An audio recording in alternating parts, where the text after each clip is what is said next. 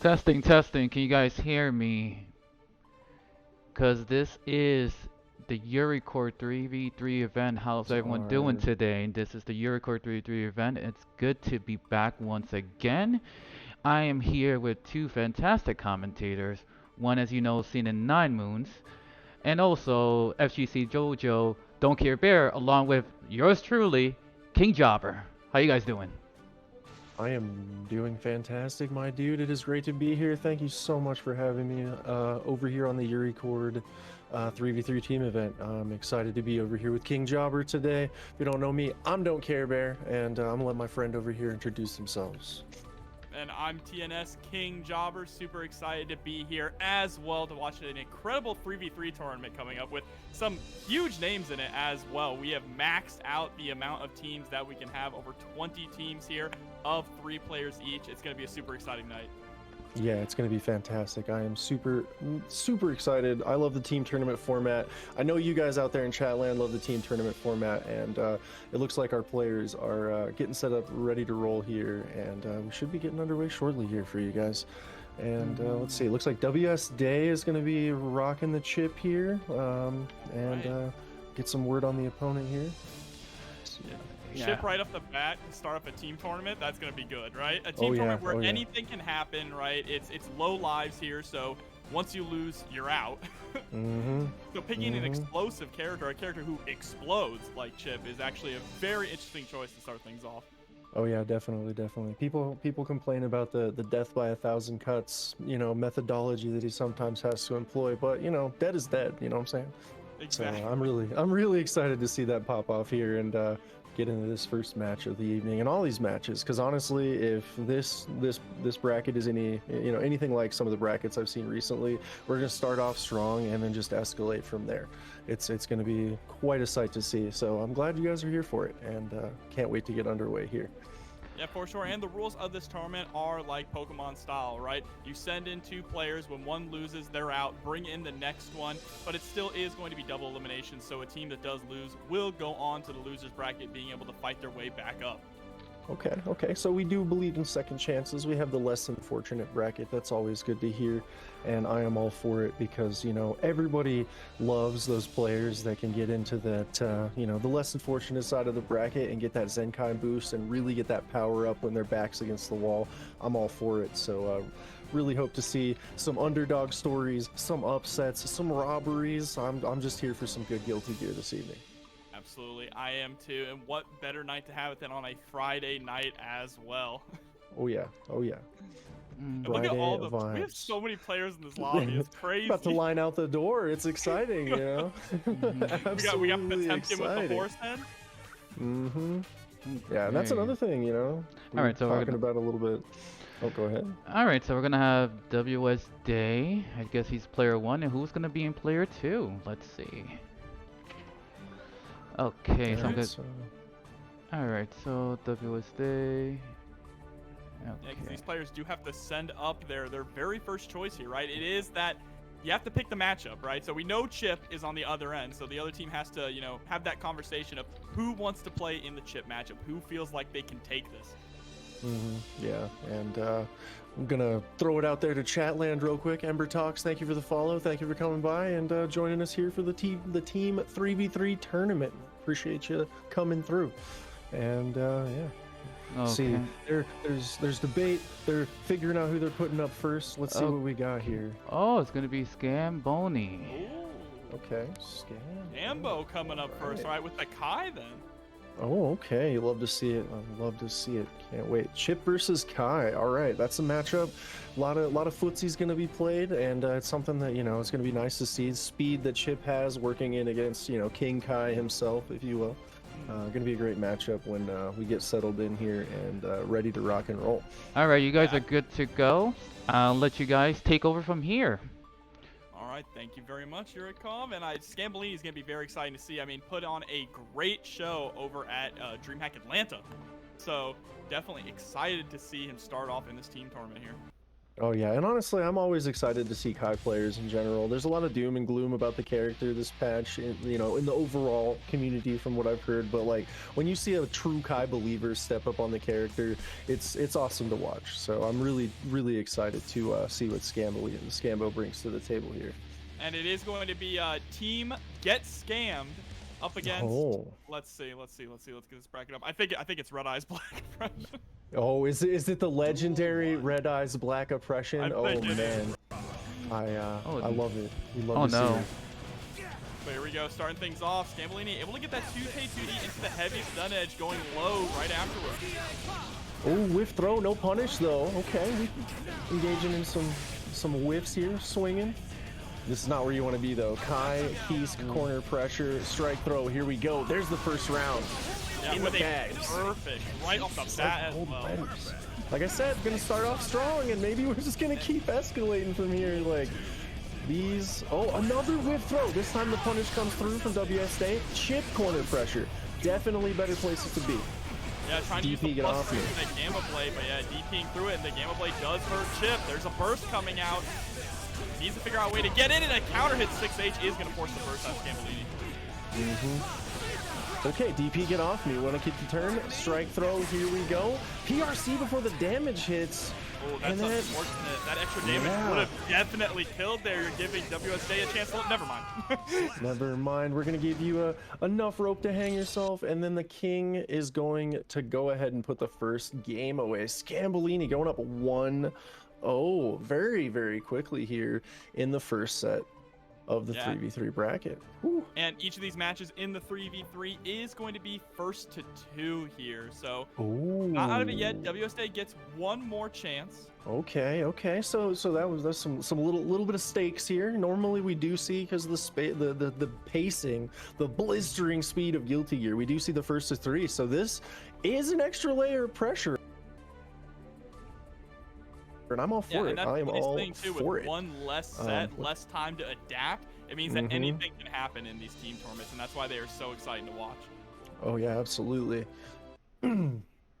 Plenty of potential for put the round in the bag, put the game in the bag, robbery situations, and I'm all for it. Cheese Shoes with the follow. Thanks for joining us here on the stream, buddy. Saw you in chat. Glad you decided to join the Yurikov community. Glad you're here, buddy. Crazy too to send out a heavy hitter like Scambolini first, right? They're like, you know what, we don't want to play tonight. Scambolini, get out there and just take it. We bring out the big guns, and WSA right back in there with the chip.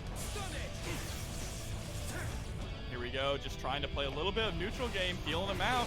Yeah, see, he wants WSA to approach, playing a more reactive playstyle here now. Definitely. Ooh, DP, get off me. Gonna try to start the strike throw in the corner. Here we go. Kai, corner pressure, BRC, overhead connects.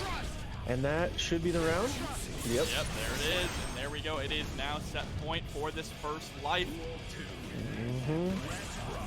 And, you know, King Kai, what a big start. No burst comes out, was baited. So, get another chance to get out of jail for free there. Catches the backdash. With the Boudreaux Arc, going to get a nice little pickup here straight into heavy stun edge. Catches the dash with the close flash as well. Oh, right into record 3 there. Ooh, big counter hit. Gonna put it away. And, you know, King Kai has the royal health plan, doesn't need it. And apparently Chip's presidential health coverage just wasn't enough here for that set. And he's gonna fall 2-0. What a way to start things off here. I'm really excited about that. Hold on. Scambolini starting off very strong here, but now they have to figure out who they're gonna send up next. Let's see who's coming up to the bat. I love the avatars in this lobby too. Oh yeah, everybody's got some seriously great avatars. Love the variety, love the character expression, if you will. And ooh, I'm seeing a Biken step up to the plate. I like this matchup a lot. It's definitely, you know, maybe a hot take, but in my humble opinion, I think it's honestly one of the closer matchups. I will risk saying 5-5 straight up. Like, it really, in my opinion, comes down to the footsies. Because, yeah, Scum Dipper exists, but, you know, I really do think that it comes down to a lot of player skill in this matchup. For sure, I'd even argue Raikkonen is honestly a little bit better than Kai, but like you said, player skill is where it really matters, and Scambolini getting the first blood. And okay, 2P to check the vibes, not gonna hit home though. We are gonna start with the far slash. Ooh, scoops into the corner pressure here.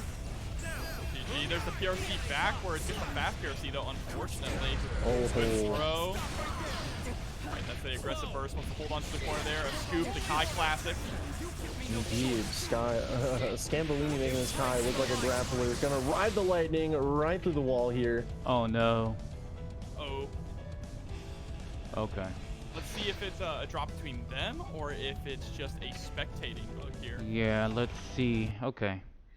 Looks like the servers have some strong hands. All right, you know, so these opponents are strong, but all right, so servers are stronger. I think it's probably because there's so many people spectating that it's glitching for us. So it's probably best that only the 2 people that play should stay on. So I'll okay. Yeah. So if you guys, only the people who are on playing should get off spectator, please. Yeah. Yeah, that's totally fair. There we you do go. have quite a stacked lobby of spectators, and you know That could probably be don't why fret, it's guys. glitching. Yeah, that's a lot of spectator load there, and you know, don't fret, guys, because you know we are live over on Twitch right now. So, Exactly. you can spectate right there, and get the good vibes we got rolling here, and get into these quality matches here. Man, I will say again, Strive competitors very strong, but you just powerless against the might of the server. You know, server has the strongest hands. You remember the loading R code? Oh my gosh, it's still not even 100%. That was the true hands. The true hands Oh was my the R goodness. code and the betas. Yep, you go to try to follow the homie, you know, so you can, you know, go post up, you know, find them or whatever, and you're sitting there for 20 minutes. Hope you didn't have something else to do that day. No, that's just when you just turn off the game and turn it right back on, right? I'm not dealing with that. Yep. I'd rather Alt block F4. Melia mix-ups than deal with that. Oh yeah, absolutely. Exactly. You know, at least that brain meltdown is for good reason and not just arbitrary networking nonsense. You know what's crazy is we talk about all the heavy hitters that we actually have in this bracket, and if you look right there on the screen, you can see we have a little bit of a celebrity as well with Nubenheimer in the bracket and sitting there on the Guilty Gear news page too. Look at that. Indeed. What man, talk about clout, am I right? Nubenheimer growing up everywhere. That feel good. That's to feel good. That has to. You get into the game that you play every day, and your name is sitting right there among names like Mochi, Zando, Obu. Yeah, Umi absolutely. Show. All right, That so is, so rules is if someone disconnects, then we give them the code. Unfortunately, Scamboni actually did. So Oh. Okay. to be fair, Okay. it's part of the rules. So he said he's gonna take Okay. that. So I respect that. Okay. Oh, So down one then. yeah. So wow. Okay. Okay. Honorable play here. This appears to be a gentle people's bracket, you know, and I'm all for it. I'm all for it, you know, because we can get into some dirt here in the FGC, but you know, I'm honestly gonna tell you, I like the honorable play like that. That's respect plus from me. Good stuff. Well, on Plus, the we still flip get to watch side- good Guilty Gear.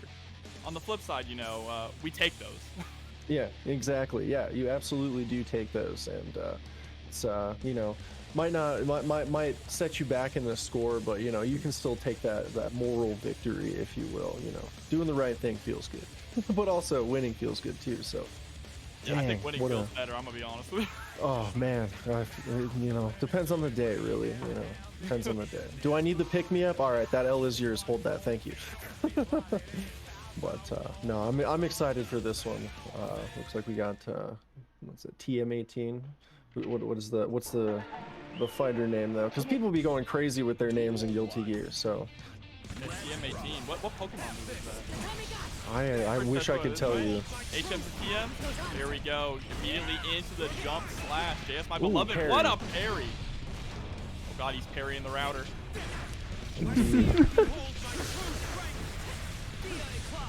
Dire Clock gonna run out of the corner. Oh.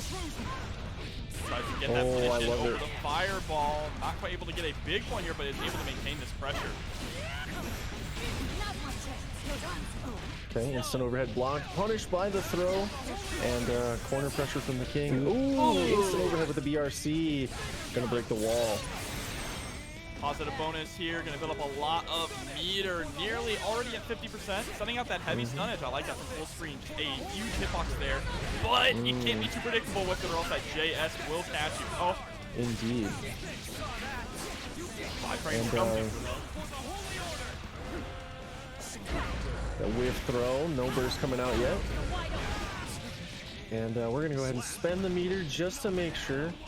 You can confirm meterlessly off of that, but I do think that was a good idea because just in the burst situation, the red RC makes it reactable, blockable. Good stuff all around. Team 18. Tried to parry the DP, didn't quite work out. Back into the blender. No, I like the press out though, not allowing Scambolini to get away with those turn steals. Really good stuff. Oh, tried to chase down and throw. Nice backdash from Scambolini, but the parry says better come correct. Damage. Scambolini narrowly able to avoid that 2H there. He's usually so good at catching backdashes, but that bar slash will. Oh no! Whoa. The punish messed up because it's a tatami mat. That's tragic. Yeah, you hate to see it. And you definitely hate to see Scum Dipper clip your toes when Kai has 50% like that. That's going to be the round. Good job keeping it burst safe at the end there as well with the heavy stun edge combo. Not setting up any pro tag hero burst today. We go for plus frames on the tatami or on the rope, and oh, we seal the corner. The spacing was there. Where you run into? No burst. Trying to go into the Foudroy arc. There's the JD just trying to put out a button, but the Scum Dipper comes through once again, forcing the burst. Oh, shooting the gun for the whip punish. The whip punish and the death. Scambolini to the back of the line now. Indeed. Oh, wow. What a first game here. 1-1 we have on the teams already.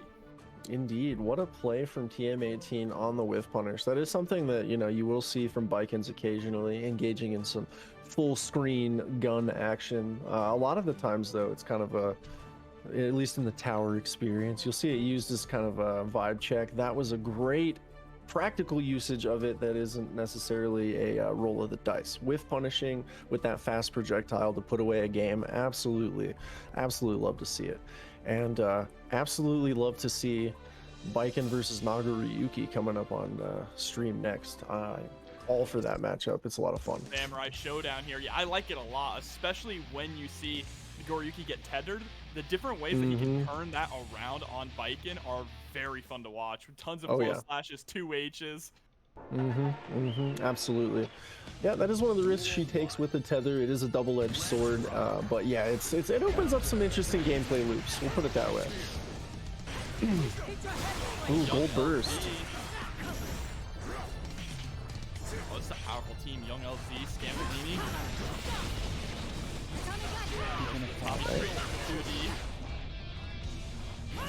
I like the pace. Yeah, I love it. We're in footsies mode. Instant blocks to follow up. Gets clipped by the 2K. Backdash. Back to neutral. Just gonna stare at each other. Yeah, I mean, Young LZ is sitting at level 3 blood, right? Doesn't want to overextend a little bit too much, but even TM18 understands that, right? So he's just waiting it out as well. Yeah, absolutely. And, you love to see patient Baiken play, absolutely, because a lot of people have the impression she's Unga Bunga aggro, but TM18 doing a really good job dispelling those rumors right now with the patience. Gets clipped by the big 5H though. Oh, and the PRC to go for the anti-air, love it. But the back beautiful job avoiding that bite. Had plenty of mirror to work with as well if they weren't able to get that punish. Absolutely. Ooh, backdash to 6K. Get the pressure started, pushing her back to the wall almost. Oh, and there we go, blood pop. This is gonna be huge. 5D fully charged. Big stuff. That's usually for a lot of characters the most damage you can get without meter, right? I believe so, yeah.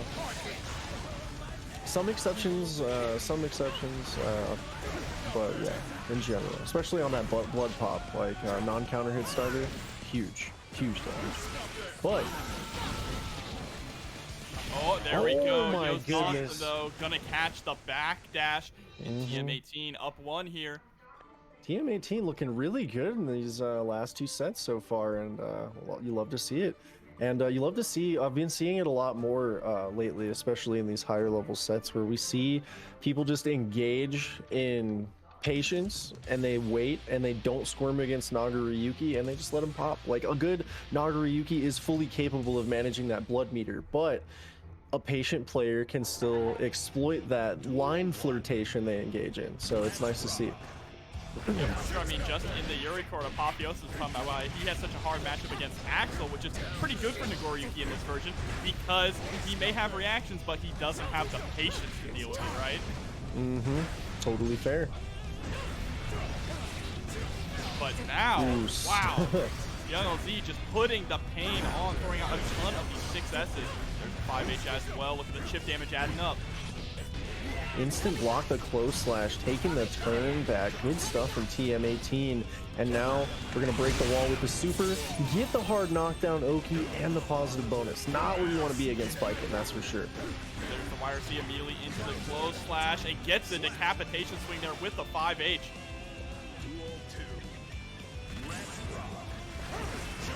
Immediately into Beyblade around start. The just block actually coming back to bite him here.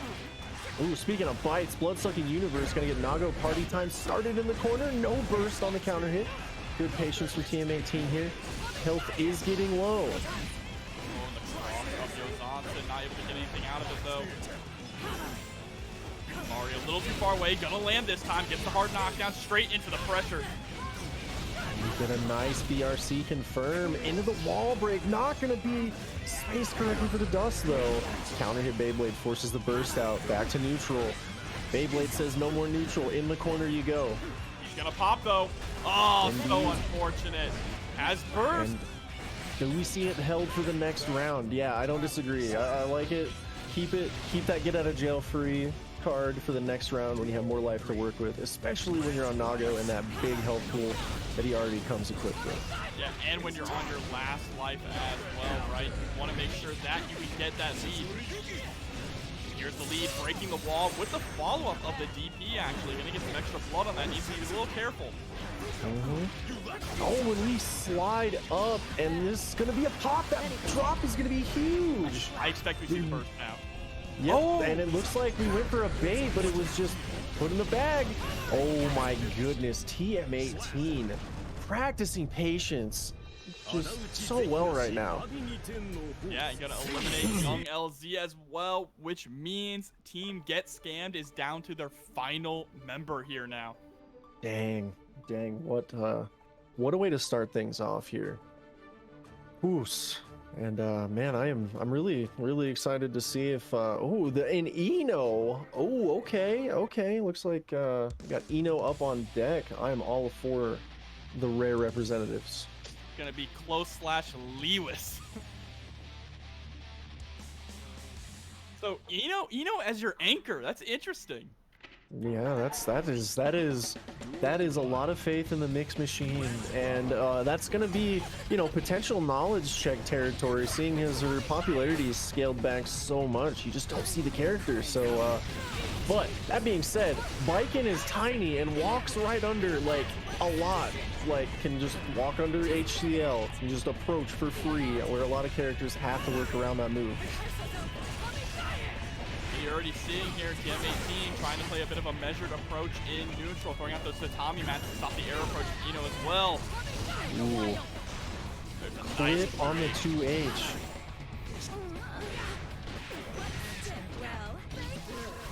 Oh, I love that, sending it out straight into the PRC, but a beautiful gold burst there. Now has a ton of meter to work with. Fading back to the Tatami match, just trying to prevent any kind of approach, but the follow-up to the Kabari. Ooh, Yosanson's not going to be in range, but no punish available. That recovery is pretty nice. Ooh, okay, we stroked the tree, but it is negative, and we just 5 PR problems away. Engage in a little abare, if you will. It's only Ooh, a bar Tatami. right? Exactly. I really do love the use of Tatami here, though, because the one thing about Ino is that instead of the only way she can really approach the ground is right there with stroke, right? Other than that, she's going to be having to dash forward, which puts her airborne. So the Tatami is a good way to just cover a lot of those obstacles.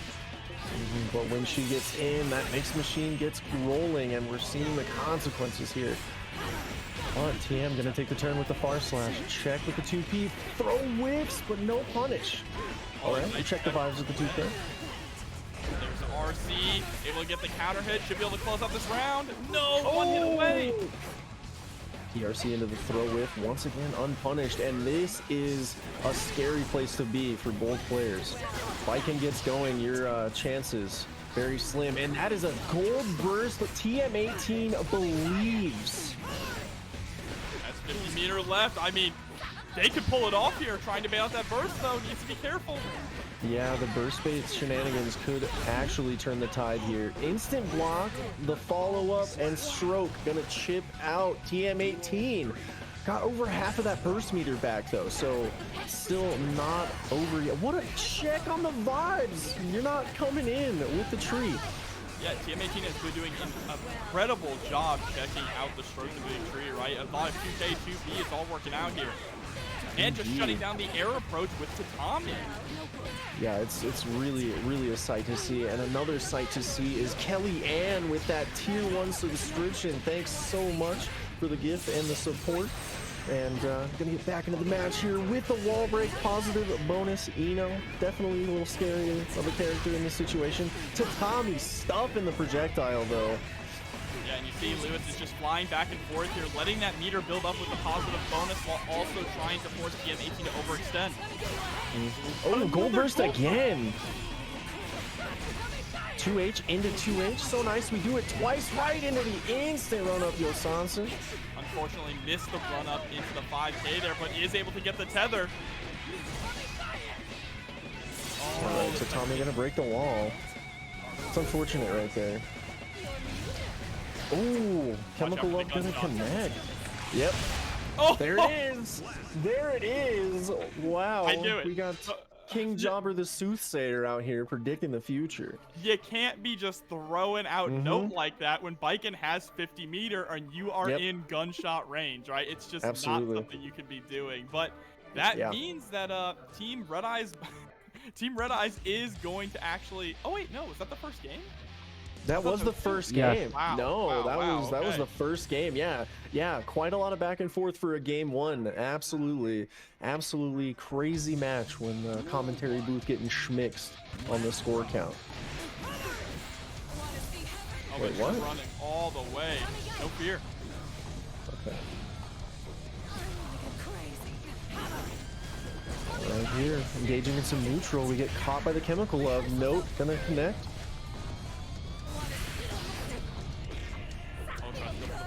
Situation there. Trade gonna be in TM18's favor. Oh, the gold burst not gonna connect for Lewis there. Again, just trying to play this game of sitting back, throwing out the Tommies, trying to force Lewis to come in. Oh, that is a big counter hit. No burst yet. TM18 gonna practice the. Hey, as I say, practice patience. We get a wake up super. Third hit connects. We're in there though. That is so unfortunate. Gets the cross up Yo Johnson here. One mix away. ERC into 2K. Burst comes out. We believe in the round. I actually respect that burst, right? Since you're so low on health, you want to make sure that you can win this. You just need one more touch to do it. Yep, but you gotta guess correctly now, and that's the throw. So I also respected the burst, but it ended up being a double-edged sword, and TM got cut that time. It died with meter too, which is really unfortunate. Oh, 2K into the run-up throw. You love to see it. Backdash, where are you going?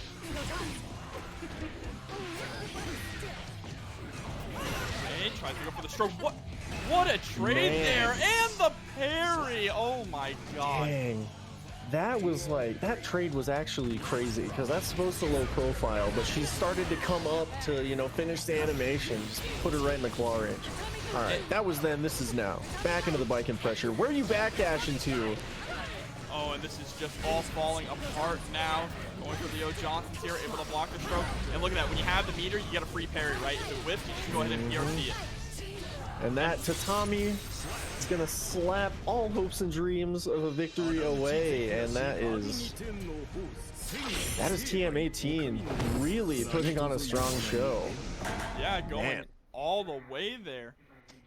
Engaging in a little bit of oppression, if you will, and shutting down all the hopes and dreams of a winner's bracket run for Team Red Eyes, if I'm not mistaken. I could be wrong. Numbers are hard, you know. And the other person remaining there was Alpha Omega. Didn't even get a chance to play the game. And that's a shame too, because I know from some personal experience that Alpha Omega has been on that grind, and that Jacko is going places. So a little bit of a shame to see, but there is still the less than fortunate bracket side, if I'm not mistaken, and that hope is still alive. Just a little less, you know. No more get out of jail free, right? Yeah, no, and it's always really interesting to see which players they leave as the anchor, right, to come in. The strategy of either putting your best player out first or leaving them for last is always important, because it's like, do you want to give the other players a chance to play, or do we just want to take it all the way, right? Yeah, absolutely. It's definitely one of those risk-reward things. You know, you hear about that a lot here, the FGC, and it doesn't stop even in a team dynamic situation, because as we saw there, you know, we saw the strong player up front, but because of the unfortunate, you know, connection, you know, pause, disconnect, loss, and then the follow-up from not having that second chance available could potentially what would have been the catalyst for losing that set and getting sent down to the less than fortunate bracket. So up next we're gonna have Team Faustian Bargain against Team Honest Zoning. Faustian Bargain has the team of it's CPU, Solar, and By Jimmy. And Honest Zoning has Florida's own Furno, Colombia's own Papu, and Mimi. Papu got top 8 at KIT with Testament, so this is going to be a good one. All right. I like how the zoning is in quotations. Honest zoning. Indeed. Man, you don't see Testament represented a whole lot in brackets, at least you know, not for the world to see, right? And gonna be honest, I'm really excited. I know I'm familiar with 2 of the 3 players on the Faustian Bargain side of things, and I'm really excited to watch them play every time. Both CPU and Jimmy, By Jimmy, if you will. They're pretty awesome, and I'm all for it. What we got here? Oh, everybody is spectating again. They didn't read the handout. I hate these people. Alright, well, we'll get through this one. If we can make it through this one, we'll kick them all off. I know. It's okay. We came here for bloodshed, not to read. It's you know, we'll get through it. JTG CPU versus Twins Furno. I'm all excited. I'm excited about this because high-level Guilty Gear is always good to watch, but also we get to watch May square off against Faust. Doctor versus Dolphin Girl. Not something you get to see a whole lot these days. No, but I feel on paper, this is actually really good for May. Up Dolphin and her air mobility is going to be a really good way of just getting around a lot of Faust options, especially the item cost. That is, and then her disjointed hitboxes against this character just has such a huge hurt box. Yeah, definitely. So far, CPU seems unfazed, and letting the Afro rock, that's something you don't see. There's the bag, and big close slash. Gonna start things off with the counter hit. Do you need assistance? Ma'am, can I help you? Call an ambulance, but not for me. Yep, I hope you have insurance. Send it to the wall. Oh, we are getting good RNG on these items also. There's the bomb, you have to watch out. Puts you into a block string. Oh, flash situation goes in favor of CPU. No burst. I like the patience. I really, really like it. You don't want to clash with 2K on Faust. No world. Yeah, indeed. Hotsugeki. Oh, we poke our problems away though. Engage in a little Abare. CPU gonna go fishing and then try to get to the tea time, but no. May shuts it down with the burst. I like that, going for the burst right above the trumpet, right, to make sure that you fall into it to get some extra backup. There we go, Tsutsugeki just trying to get some kind of offense started here, but CPU is, oh my god, is taking damage now. Oh my goodness. Oh, Yamada-san, come on out. Yep, Yamada the pink whale just gonna finish it up and put the doctor to bed there for that round. I mean, CPU has the home field advantage. He is on the foul stage. Indeed. Oh, the trumpet toss. Wow, that trumpet took forever to fall. And this time we go straight from fishing right to the golf course, breaking the wall. Faust doing heaps of damage with that one. Oh, actually not spending the RC there, keeping himself safe, giving Furno a chance to come back here. Ooh, this is definitely round in the bag shenanigans. Yep, close flash immediately into Free Willy. We got the whole aquarium out here. Oh my Put the god. round in the bag! Me and my dolphin gang are committing a robbery. I hate this character so much. Wow. May's godlike. I hate this character. This character is so good, but no one wants to recognize that anymore. Yeah, I can't disagree. Like what am I gonna say? You're wrong, and then what are you gonna do? Point to that last game and be like, "What are you talking about, Bear?" Like, this character is the reason why I can never win a major. I mean, hey, look, Grand Finals at Evo had a May, all right? Yeah, don't sleep on the character, and it's something to see. To be honest, these character specialists showing that they can in fact get it done even when the chips are down. You know. Here we go, CPU trying to play the spacing game again, but the Totsugeki is gonna come through. Furno's starting to look a lot more comfortable here, letting these Dolphins rock and making it work. Oh, but CPU answering right back. Burst gonna come out from Furno. Sending out the mini fouls. He is activated there. He's able to score the hit, actually doing his job for once. Yeah, what a confirm there, too, from CPU. Really nice stuff. Ooh, okay, that... now it's just all scrambled. Good blocks from CPU. Oh, we're gonna reach out, touch you with the toes. Very active there. Oh, round start clash. We've seen that a couple times already with the 2T clash with the 2K. The bomb confirms the bombos, if you will. All right. Actually, immaculate spacing there with the banana peel. Yeah, that was, really, really nice.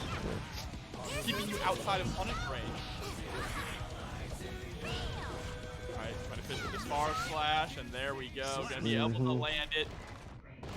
And that is CPU striking back.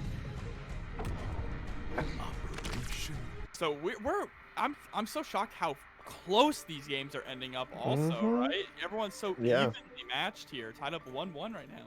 Yeah, absolutely. It's good to see. I am all for those rapid fire adaptations, and we're seeing them in spades here in this event and in this set. And that was, again, we do have the shorter set count because of the team tournament, but just being that was game 2, and we're already seeing, the back and forth and the adaptations that we're seeing. It's really a testament to the skill level we're seeing on display right now.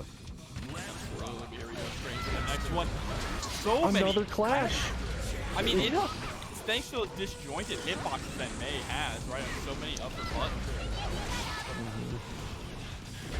Okay, 6P, get off me. 6P in the Is it no fly zone? Yeah. What I don't know what it is about bracket Faust on stream matches and their RNG buff that they get, but it is insane. Like I can't explain it, and I can't explain with words that combo. I'm sad it didn't kill, to be honest. Like, CPU deserved that one. That was hype. That was good stuff. House player though, but the J2K he's gonna be able to close it out there. Now 1 round away from knocking Furno to the back of the line here.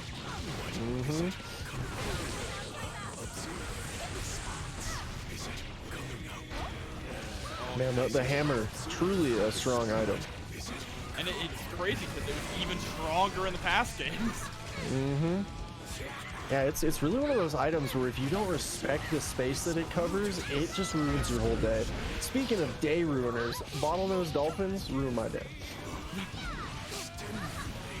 Really good with the poking game here, though. He's got mini fast and the bomb. Ooh, speaking of whiff punish. PRC into... Oh my goodness! Mini fast coming in clutch!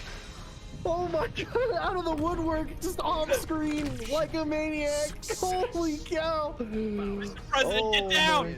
Exactly. Holy cow, CPU just chilling like a villain on defense, and here comes the mini Faust. Just locking it up and putting the set away. Wow, that was incredible. Incredible stuff. And that's honestly, that's the kind of Faust gameplay I love to see. That's what the character brings to the table, and I am all for it. Absolutely, but now we're going to see Papu come up with the Testament here. So this is another interesting matchup. Both characters that actually kind of want to sit in the same space, right? When it comes to button presses, when it comes to the special moves that they want to put out to establish their presence on the screen. Okay, 2K starting things off. Yeah, and now we're seeing CPU pull up, not trying to mess around with throwing risky items. That's the second counter hit though we're seeing on these air approaches. Okay, mini Faust. That's the reason why you can't just throw out items in neutral in this matchup, is because of the Arbiter sign. It will actually hurt you. Yeah, it is definitely juiced this patch, and you know, maybe I don't see the Faust matchup with Testament a lot, but I think that it stands to reason that maybe the bigness of Faust really hurts him a lot too, because a lot of these spaces you want to try to get in on Testament kind of tight when they get their stuff rolling and all the stuff's flying. So yeah, but it's time for CPU to get their stuff rolling here. Holds on to the corner there with the mini Faust toss. Oh, the teleport gets stuffed. Not scared of that one today. Mix, mix, mix hits home, and this is going to be the round. Do you need assistance? Can I help you? Ooh. I hope you have insurance. Oh, Tesla's got good insurance. King of Illyria insurance? That's fair, yeah, that's fair. The Royal Health Plan.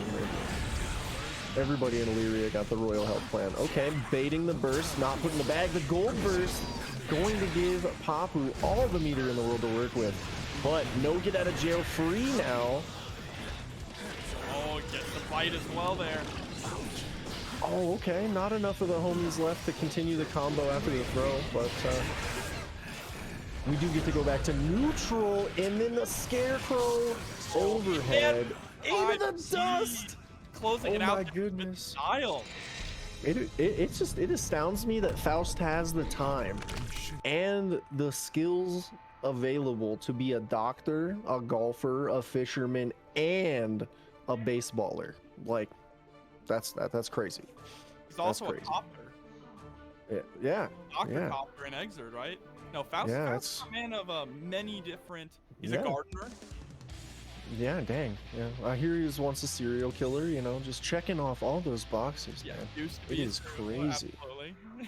Absolutely. How could we forget about that one, Dr. Baldwin? Yeah, how could you know, how could you forget about the, you know, it's just the little things. But everyone's like, you know, it's cool, bro. We forgive you. Exactly. Oh my goodness. I don't know, if a guy in a paper bag with a glowing eye and a giant scalpel asked me for forgiveness, I'd be pretty quick to forgive.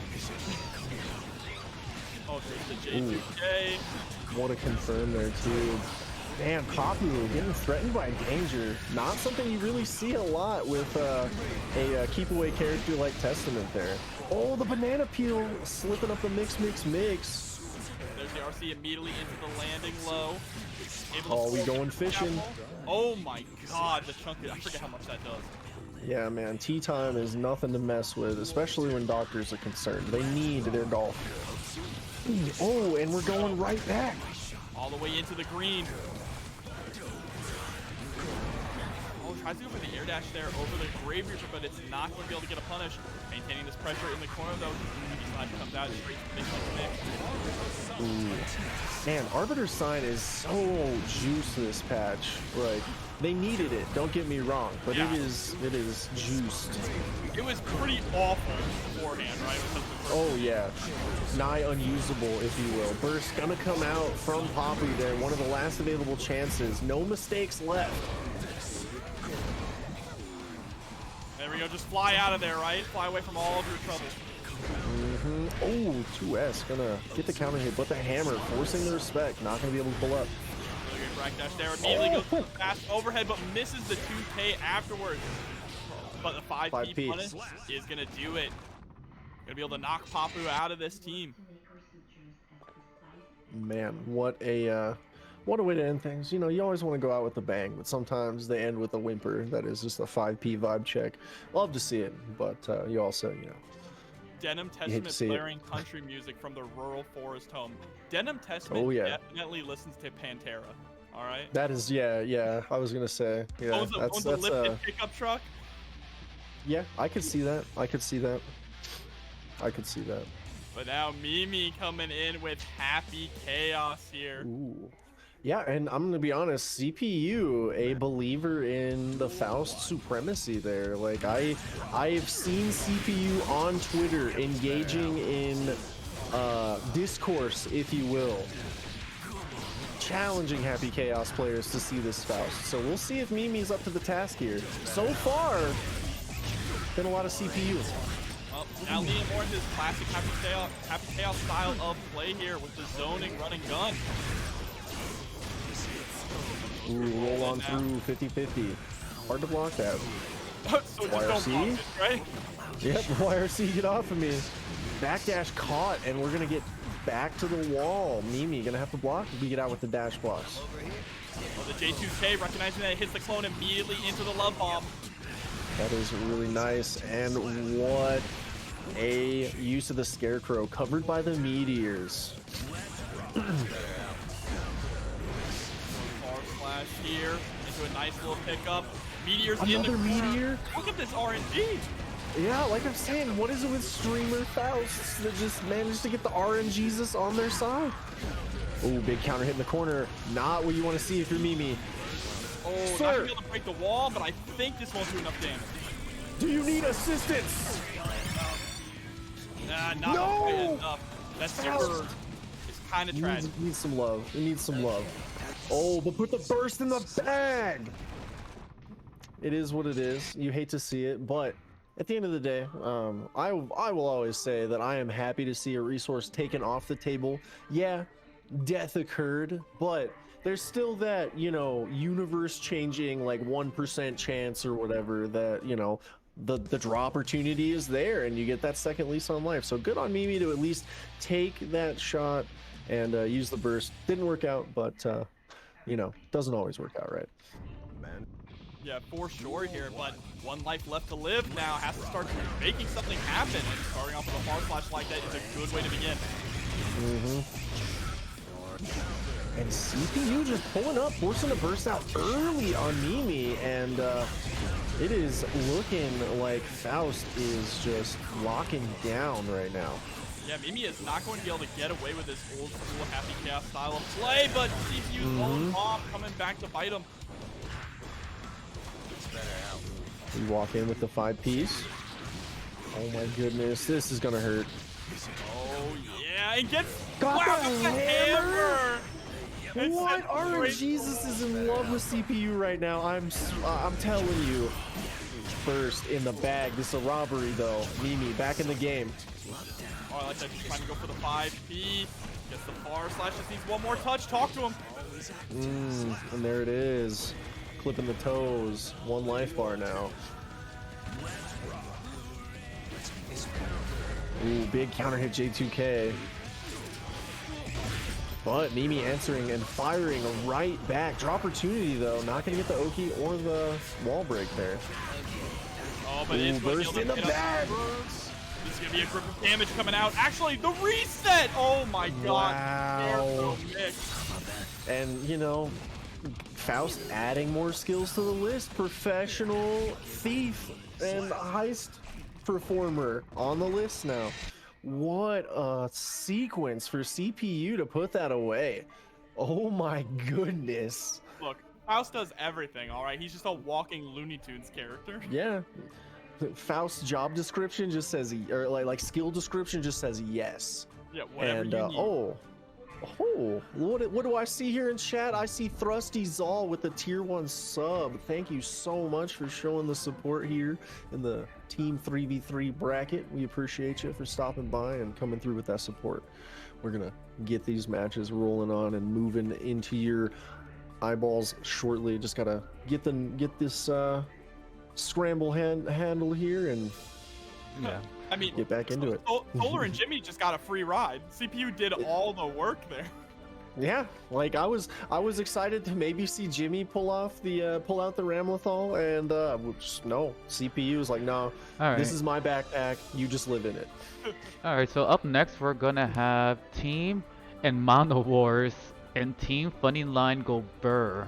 So Team Mono Wars consists of Laprise, Aqua, and J-Rain, and Funny Line consists of all chip players. Elo, Follow, Jaden, News. So this is gonna be good. I'm excited. Players. Yes. Yeah, this is all right. You know. What kind of funny line is that, huh? What kind of line are we talking about? It is the funniest of lines. You know, it's. Chip players got me thinking of something here. You know, maybe some sugar. You know, interacts with your boogers. You know.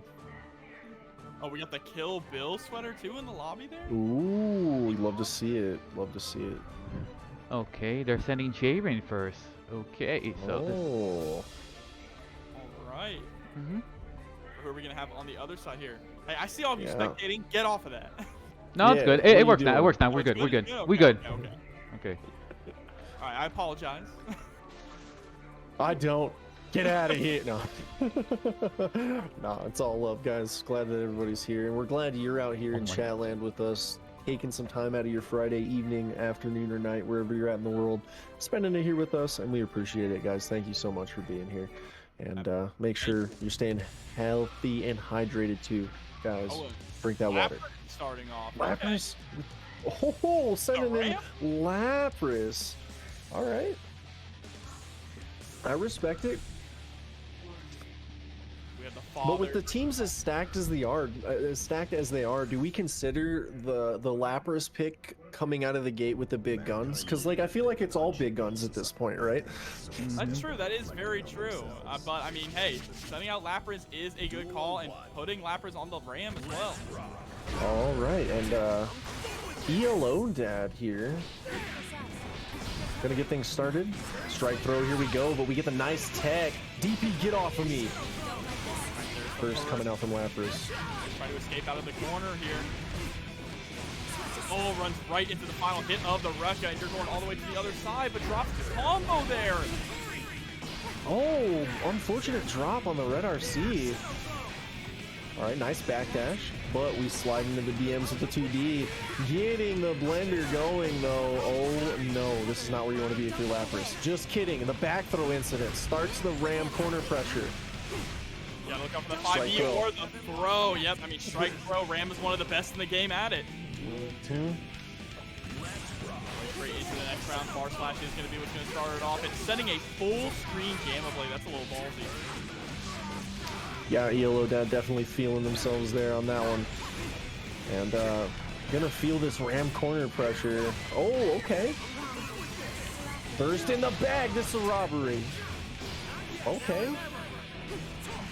Oh, big whip punish.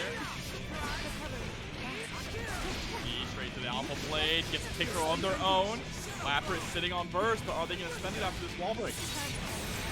Yeah, that's a tough burst situation, because on the one hand, one clean touch on ELO Dad does it, you know, puts the game away, but chip gets going, you die, and Lapras electing patience and saving that burst, because ELO Dad's not going to get it back in this round, more than likely. Oh, able to get a nice little cross up there as well.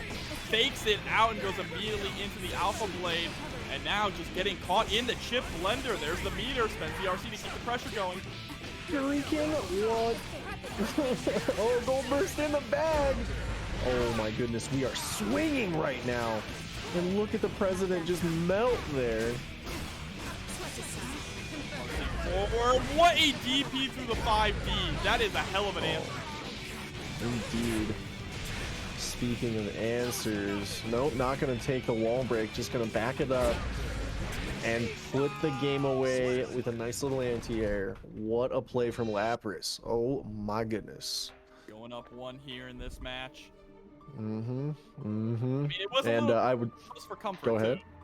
Yeah, I was just gonna say I would normally say plenty of time for adaptation because that one was close, but no, there's not. It's a 1st to 2. You gotta get on the adaptations on the fly, and it's gonna be up to ELO Dad to really pull that off.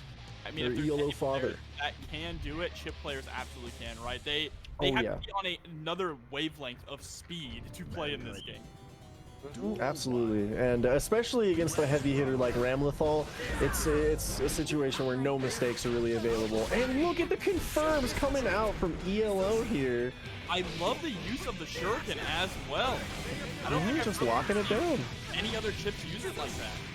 No, really. I'm gonna have to look into that because I definitely have never seen it either, and it seems to be putting in work right now. That being said. Some kind of a button after the backdash. And just like that, it is evened up with 1 combo. That is the life of a chip player. Unfortunately. Play fast, play hard. Okay, we believe in the round. Lapras selecting the burst PRC into the throw tech. ELO Dad gets clipped by the sword toss, and the belief was 100% warranted. Lapras locking the round up. That 6D preemptively trying to catch Yellow Father overextending. Stopping early on the Rekka. Being very grounded also. Yeah. Lapras hasn't jumped a single time this round. It's definitely something that I think it's working out really well because a lot of players will try to engage in air-to-air situations with Chip, and he's just very comfortable in the air. So I really like that Lapras is really forcing the ground game and making it work so effectively, almost looking like the answer to that particular matchup. It's just the ground-based footsies that Guilty Gear is known for, right? Yeah, absolutely. And then that's not to say that Ram doesn't have good air-to-air buttons, but like when you have Chip and the things that he has on the table when he's in the air, it's not just about those buttons, right? He's got the mobility, that extra jump. He can stay up there, delay his stuff to really screw up your 2 jumps and your button press on his stuff. So really good on Lapras to lock it down in the first game. Just a couple more chips to get through, no big deal. Yeah, absolutely. But hey, on the bright side here, you have already fought 1 chip, so you have plenty of time to get used to this matchup, right? And so next up is going to be JJ News.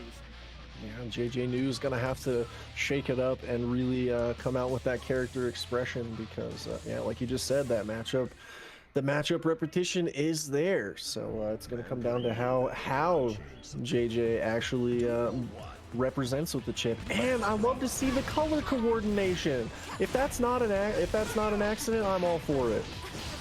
My favorite thing in the team format is teams that are just all the same characters, for sure. And 2 for 2 on the red and black. Oh, you're dead, Mr. President. Like, do not pass go. Like, just die. Far side here at round start. Nice JD to get in. Dagger pressure is going to work out here this time. Forces the burst. Oh, the throw. Get off me. Back throw incident. Okay, no DP. Alright, into the RZ. A little bit of a shimmy as well, possibly trying to bait out a DP. Going to go for the burst save corner combo. Windshield wipers going to wipe our problems away and clean the screen. Chip is dead. Lapras looking real strong, and Chip's low life reserves are definitely showing themselves right now. Look, we say a lot at TNS that a lot of matchups with Chip against some of the heavy hitters are like a fly up against a fly swatter. That's more like when a mosquito hits your windshield and you just turn on the windshield wipers, just casually wipe it off. Yeah, exactly. Just wipe our problems away, get back to our road trip, and we vibe. Like, that was, yeah. I see ELO Father out in the chat there. That killed, and yeah, not even surprised, to be honest. Ram Lethal, that it's in the name. Ram Lethal. And look, Everything goes. If you're chipped, you gotta be used to it. You gotta expect it, honestly. Yeah, to be completely honest, yeah, I can't disagree. Kind of just gotta expect to die. Living is a bonus. Able to get the jump in there into the 2K2D. RC drift upwards, goes to the empty throw. I love that. Yep, strike throw. Here we go. Got to get that mental stack. This song is fire. Up. This song is actually fire. Oh, I like it. Oh, we backdash, but you can't run away from Ram's normals. Yep. Flash straight to the 2H. Nice, and look at the corner carry on this as well. Oh, what a vibe check. Wow. Straight to the overhead. Oh, goes for multiple overhead here. Nice shimmy, gets a big 6H counter hit. Lapras actually would have died there, so he had to spend the burst, but the Uzumaki barrage is going to be able to close this one out. Yep. The gang activity gonna break the wall and put it away for the president. Brought the Secret Service agents out to get the job done, and you know, they did their job well. It's gonna be Lapras actually falling down. Is he down?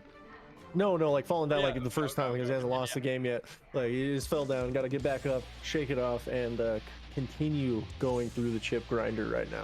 That's the one thing I want from the update. I just want you to not, like, after a game where you're not just on the ground having to wait for your character to get back up. Please. Yeah, at least let me skip the animation. Like, I already hold the L. Don't make me cry on the ground for 30 seconds. Like, come on. Come on, Daisuke. I mash because I feel like it makes me get up faster, but I honestly have no clue. No, yeah, it's just for the feels at that point. Something to do. Oh, speaking of something to do, we need to block right now, Lapras. Unfortunately, gonna get taken through the wall after just a chip. Okay, he doesn't do enough damage. Just kidding. I was gonna say after we get to see a full chip round, but Bit of shimmy here as well. Has a lot of meter to keep the pressure up. There's the YRC though. Catching the backdash. oh my goodness, what a 6P. You gotta watch out for DP. You have 50 meter here. He gets DP into RC. Getting him spacing. We get clipped. Oh, am I not gonna We get chance? and our windshield wipers once again gonna clean the screen for us here. Okay, we engage in a little movement there. We'll get the 5K off the wall bounce. Nice wall stake. Break through with the 6-8. Positive bonus here on JJ News side. Ooh. Oh, and the RC drift forward is actually going to be a side swap. Look at the damage here. Ram Lethal Valentine. Oh my goodness. Gold burst. Oh, man, Lapras definitely feeling it right now. There is time being stopped all over the place, but it's not going to matter. Lapras clapping back. Lapras just looking too good right now. It's crazy just running through these chips. Yeah, Lapras definitely looking very strong in the chip matchup, and it's honestly, it's kind of a stacked deck, right? Like, chip, we've seen it over and over again. Ram Lethal's damage output is high on the best of the cast, and now poor little chip, mosquito that he is, just flies right into that windshield and gets obliterated. And it is I'm all for it. I love to see it. Hate to see it if you're the chip players, but definitely it is Lapras's set to really lose at this point. Volteon here gonna have to really put the team on the back and carry it home if there's any hope of staying on the winner's side here. Having to go through Lapras and then two other players, that is going to be very difficult, especially when you start off losing half of your life in the first round. Yeah. Volteon bringing things back. I like that going below afterwards. K2D. counter hit 2S going to bring you to the wall, but not get the full confirm. Did he burst? No, he's chilling, blocking it out. 5D, gonna put the round away.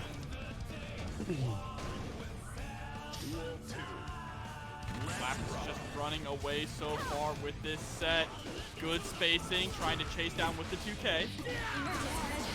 Burst coming out from Lapras there, wants to keep the momentum, but the President chip right back in there. Voltion getting the offense going. Nice backdash. Lapras is so good at understanding where to be on the screen, so good at avoiding pressure as well. And as you say that, we watch the leaf grab connect. Not something you see a lot from chip players. One of those options they keep in the back pocket. Stagger pressure here. The wire team's going to come out immediately into the 2D. And there's the round. Yeah, good stuff. Voltion really locking it up there with that great corner sequence. Another command grab. If it ain't broke, don't fix it. Oh, but I love the press. He's slapping the clone. We got reaction. And the gold burst. That has plenty of gear to work with to get something started, turn things around here. Sends it all, just keep the pressure on, and that 3-frame check.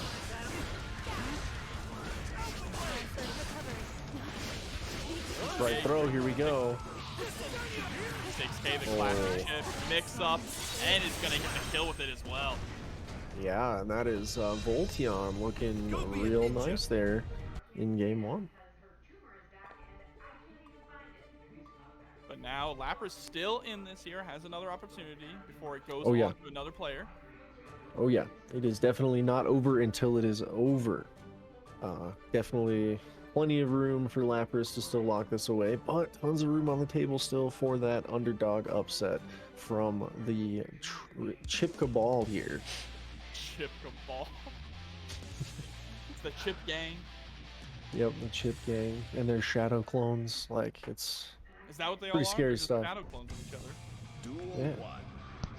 Man, that's big. Big if true. Starting off strong, Voltion forcing the burst out of Lapras. We're just gonna whiff those 2S's repeatedly. Something's gonna connect. J2K, which side did that hit on? Lapras got clipped. Dang, in the corner. Not where you want to be against Chip. No meter for Mortal Bato. You're gonna hold this for now. Good patience so far. Ooh, we get clipped low. Plus frames there, just adding them up. Finally goes into the command grab. It's actually a punish. Yeah. Rare instance of impatience, but oh my goodness. It's this oppressive pressure here. Voltion doesn't want to play any kind of footsies game, just wants to rush in and get inside Lapras' face. Yeah, rush in, make it a one-player game. Leaf grab again. If it's not broke, don't fix it. Just gonna keep grabbing you.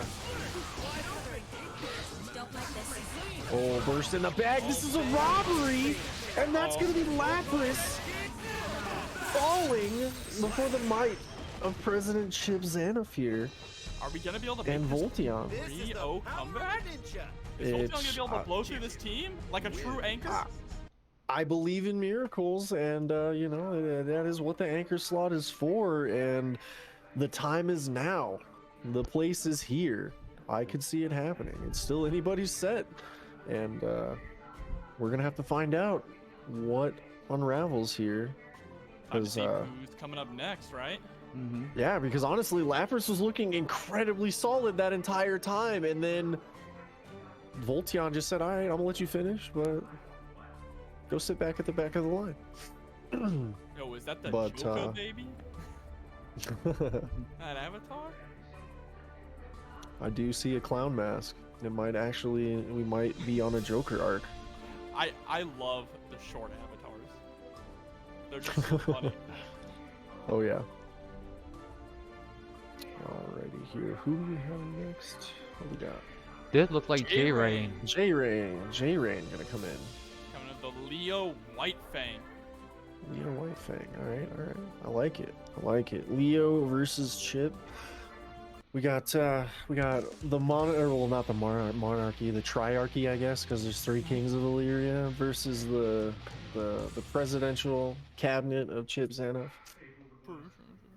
Are we even certain Chip is even actually here? Or is it all just Shadow? Oh my goodness, you're right.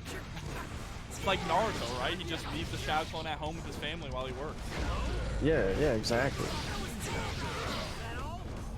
All right, and we are getting some back and forth. Voltion absolutely trying to hold on to the life bar, but King Leo really taking chunks out of it. Yeah, Voltion going with that Hero Burst as well, thinking that they can bring this back, and that is a nice starter to get it done. But you have to watch out for that DP. This definitely could be the momentum shift that Voltion needs, but now any special move is going to chip out Chip here without FD.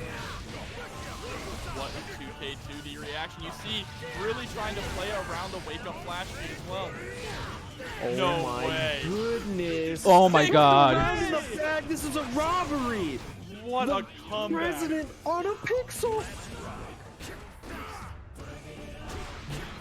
And just like that, being very patient at the start of the next round, but gets clipped. Oh my god, your health bar. Where did it go? This is the Joker arc. You want to see a magic trick? I'm gonna make your life bar disappear. Oh, we don't want the wall break. We want the throw punish. To put the 7 golden letters on screen and put the round away. Clapping right back. J-Rain looking really nice that round. Ooh, big counter hit. DP, get off of me. Has Mirror to work with here, but doesn't go for the super in the 2D. That is a great answer to the command grab. It puts you airborne, so you cannot get clipped. Yeah, that is actually really, really nice character mastery and matchup knowledge that we saw there from J-Rain there. Great stuff. Throw coming out on the cross through. Really good stuff. First has to come out as soon as it comes back. J-Rain does not want to die on that one. Oh, Cross and the instant rock. Doesn't matter though, the wall bounce is going to be able to close out that game. Dang, J-Rain with the royalty there. Wow, King Leo, man. Leo is just assembled alternatively, getting in there and getting it done. That was a really good show, really good play from both players there. But what's a president to a king, right? Exactly. I was just about to say, what is an elected official to royalty? The God-given right to rule, although I'm pretty sure the Illyrian royalty is elected. I don't know. Guilty Gear lore goes burr. Well, I mean, Chip is the president of the kingdom of Chip. The kingdom, yeah. So yeah, it's you know, maybe he just didn't want the title of king. He just didn't want that ego boost. No, he's an elected official. They elected him. The name of the country is the kingdom of Chip. Yeah, let's. DP doesn't hit home. Yep. Swinging at shadow clones that weren't there. DP, get off me! Oh, that was a nice cross through. Not gonna get thrown this time. He definitely needed to be able to steal the corner. Daisuke's vision, ladies and gentlemen. Oh, and the PRC is gonna get the confirm off of it thanks to the 5K. Beautiful stuff. Wow. That was great stuff from J-Rain there, and now Voltion definitely on the back foot. What a throw! We have no respect. Oki, no, you gotta come correct to get that. Oh, burst in the bag. But the DD, the jump wasn't safe enough, and J-Rain is so close to eliminating this team. Oh, the 5P whiffs. Protect. Oh my goodness. What a stuff. Look at all that That meter. was good. Yeah, that is a lot of meter. Good block. PRC right back into the blender. DP, get off of me. First coming out. Voltion, one chance left at life here. Cannot guess wrong. Cannot get clipped. No mistakes allowed. And there it is. The backdash getting smoked by the fireball. That's the commentator's curse. I know, I'm sorry. That's on me. You can blame the bear, everybody. Blame the bear for the backdash getting clipped by the fireball. My bad. But there it is. Another team sent down to losers. And now we're gonna have CP, the team of Frosty and Bargain, which is CPU Solar. Well, CPU took over everything. We didn't get the chance to see his team, but now He's gonna go up against Nubenheimer, Climatize, and Puffin. This is Nubenheimer's team. They're up next. Ooh, okay. Okay, all okay. right. Do we see Nubenheimer right out of the gate, or do we see some representatives from, you know, the rest of the team? Because we're gonna see CPU already on the podium, no doubt about that. I wonder who the challengers put up on the table first, because CPU's no slouch. That is a steep hill to climb, mountainous, if you will, and I would not want to be in that position. But I'll place my bet that Nubenheimer will be the anchor, right? Nubenheimer seems like a nice guy who wants to give his teammates a chance to play. Yeah. CPU just wants the glory, doesn't care. Team in the backpack, let's get it going.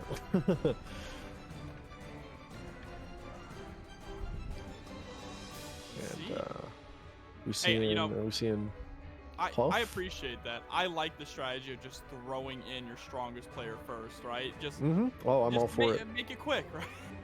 Yeah, absolutely. Yeah, we have unfortunately seen that it can be somewhat of a double-edged sword here in these team brackets, but when it works, it works. Like we saw CPU just put the team on their back, hold things down and lock it up with a nice little sweep. But we've also seen the unfortunate incident with Lapras, where Lapras was looking really strong, but then the whole team kind of folded as soon as that strong representative got put down, unfortunately.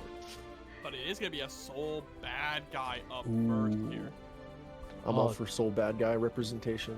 Do you know they nerfed this character? I heard they nerfed him, but every time he hits me, it does not feel like it.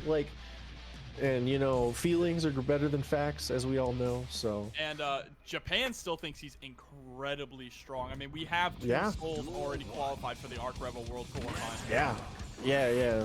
And that's on this. That is bonkers too. Like they think Saul bad guy is still super strong, and they're sleeping on the chaos. They're playing a different game. Speaking of playing a different game, Acclimatize, really great recognition on the mini Faust there, and just blocked it out despite the counter hit. But good RNG once again on CPU's part. Look at all these items, another bomb. CPU must be like in good with Dice Day or something. Like, CPU just got the RNG on lock. Oh my goodness! The hammer actually stuffed out the bandit bringer. Incredible luck there. Yeah. We creep under the Fafnir and then just kick you in the face. Oh my goodness. Oh, and the 2P catches him running straight into it. Yo, CPU, you want to go to the casino with me? Right. CPU definitely need to be buying some lotto tickets, hitting the slot machine, something with this RNG right now. Oh, and an interesting trade there. Actually will be a little bit in CPU's favor, but Climatize still rushing straight in. Classic Soul gameplay here. Where did the Doctor's life bar go? That's Souls now. Yeah. Oh, and becomes low. Okay. Forces the burst out.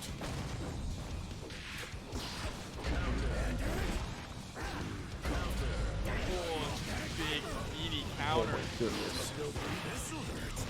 Wild throw. Wild and throw. Just like that. Just like that, CPU. What a bore. Gonna fall in game one. What an unfortunate game one for CPU, but a great game for Climatize. Started off definitely looking CPU like CPU had the momentum, but Climatize climbed into the driver's seat and did not let go. Can they maintain though? That's the real question, because they still got to win at least one more over CPU to put them on the bench. We do have a Matcherino, you guys. Exclamation point Matcherino. We're at $126.25. Let's raise it up, guys. We have so many codes. Okay, we got them codes to claim. Okay, the chivalry begins. I'll use that code right now. Exactly. Put our money where our mouths are. Oh, great spacing though from CPU. Unfortunately, whiffs a big normal there, and Climatize chasing him down. Wow. Get What a night. Okay, strike throw. Here we go. PRC into the 5K. After breaking the wall. Positive bonus. No hard knockdown, Oki. Just gonna get the meter. Wow. Up around, now threatening to eliminate Lapras here. Excuse me, eliminate CPU. I saw Faust. Oh my goodness. What a confirm. And Climatize really looking strong right now. Strike throw. Here we go. Breaking the wall there with the Fafnir. And the counter hit 6H. Baits out the burst. That's all she wrote. Yep, that was really, really nicely done. And, you know, I said it earlier. I'll say it again. I will say it 1,000 times. I'm glad the burst at least came out because now CPU can at least take that set in stride and not have that nasty what if hanging over their head for the rest of the bracket run, right? So definitely love to see that at least every resource that was on the table was used. Still have to hold the L, but I am all for not leaving resources on the table. We got to finish our food here, ladies and gentlemen. But now Solar is going to come in with the Axel matchup here against Soul. Is Climatize going to be able to keep the ball rolling here, keep the momentum? Because honestly, I feel like this is probably an even better matchup for Soul at this point. Yeah, maybe, indeed. This could be a snowball situation for Climatize and their team right now. Ooh, 2 counter hits back to back, force the burst off of Solar early on. Good spacing there, just sitting just outside of 5P range, is able to get the IAD on the very first Renson. That doesn't spell good news for Solar. Oh my goodness, the throw whip into the PRC gets caught and pushed back to full screen, but we're right back in there. Oh, gets called the delayed snail. Burst is baited. There's the Axel Bomber. Oh, getting really aggressive there with the IJP. Wow. And what a nice 2S for the counter hit. Unfortunately, didn't get the full confirm, and it is still anybody's game. Next clean hit's gonna do it. What a risk. Oh. But it doesn't matter. We get smoked. Climatize definitely can't feel good about that one. You know, it was such a low-risk option as well with the 2K. Got blown up for it. Oh, DP, get off me. Gonna get punished. No one was home there. That bar slash. Climatize just trying to inch his way in, but gets flipped by the counter hit 2S. Nice backdash on the command throw. Climatize, though they are awake and aware, still gonna get put down in that game 1 there. And Solar looking really strong despite the potentially more favorable matchup with the Sol and Axel there. So love to see it. We saw that Climatize was able to actually backdash the command grab attempt towards the end, but didn't go for the classic ground Viper follow-up. And the reason for that was they didn't have the meter, right? Solar had 50 meter. So if Climatize went for ground Viper, Solar could just react with an RC, right, and punish him. It wasn't worth it, but still, unfortunately, wasn't able to take the round there. Yep.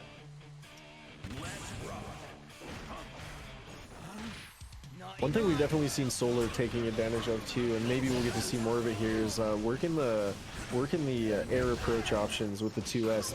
We're gonna shut that one down though.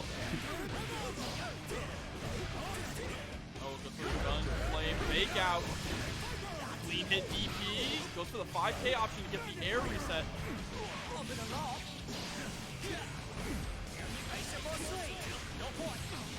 Oh, I respect the option to try and go for the 5K there on the Rainwater, but Rainwater is just a little too far away for that. Alright, payback JS. Once again, just trying to score that one hit. Beautiful air trap. Wow, I thought Climatize was playing Sol bad guy. I swear I just saw Kai Keist run full screen and throw. What just happened? Oh, and there's another throw. Look at the JH there, possibly a safe jump of Solar off of the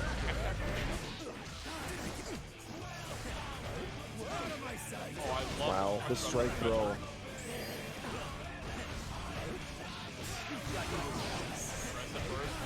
Solar locked out in the corner here.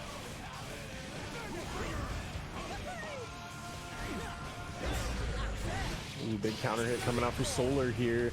Gonna get the full screen pressure going. Climatize has to work back in. Ooh, big trade. gonna be in Solar's favor though, pushing him mid-screen, but I love the use of the PRC just to slow things down and inch your way in. Renson gonna connect there. 100 meters sitting on Solar's side, any hit could do it potentially. And the threat of holding on to the meter there gives him a taste of This is a no-fly zone. Yep. What a play. Nice air throw from Solar there coming out. All right. Choosing in violence on the round start. No burst to save Solar from that counter hit damage, but the nice backdash on the throw. Answering right back. Big turn. Oh, burst in the bag. Explosion. Oh my god, just a full screen ground Viper Night Rage Vortex. Wow. Wild throw. And now the health bars are even. Solar has burst available. There it goes. Get back to neutral. There it is. Lock it up with the throw. I like it there. I actually really like that because the RC was there. Could have kept the throw safe if it whiffed. Really not taking a huge risk in that situation. And Solar puts the game away really, really nicely. Great stuff. Great stuff. Oh, and now they're sending in Nubenheimer here. Sending the Nubenheimer on the Nagoriyuki. Ooh, on the man. second character, the middle position? Okay. Not gonna play anchor today, and you love to see it, honestly. I wonder what the strategy is for that. Maybe it could just be to, you know, shake up the mental, really try to set Solar off on the back foot, because that's one of those interesting things about these team tournaments, right? Is you can shake up your team order to, you know, potentially make somebody uncomfortable. That being said, Solar seeming cool, calm, and collected with that first little 5P counter hit there. Nubenheimer is in there though. Get those plus frames, and now Axel is back in his home up against the wall. There's a huge mortal counter. Had to burst there. That's level 3 blood. Gonna make the approach a little more methodical on Nubenheimer's side, but definitely not gonna be impossible. It is gonna be if those air stuffs just keep coming in. Got enough blood back to Fukio, and now it begins. Corner pressure. Jump in JH immediately into the 2S. Challenge there with the 5K. Actually a punish. Oh, you have to look out for the blood rage. Look how close that is. Nubenheimer is so good at managing his blood. Yeah, definitely. And even in that situation where Solar got a good punish off, Nubenheimer is still not taking the overextension with the blood. Really, really love to see that in the character mastery. And the 2S gonna clip the toes with that level 3. Such a dangerous button.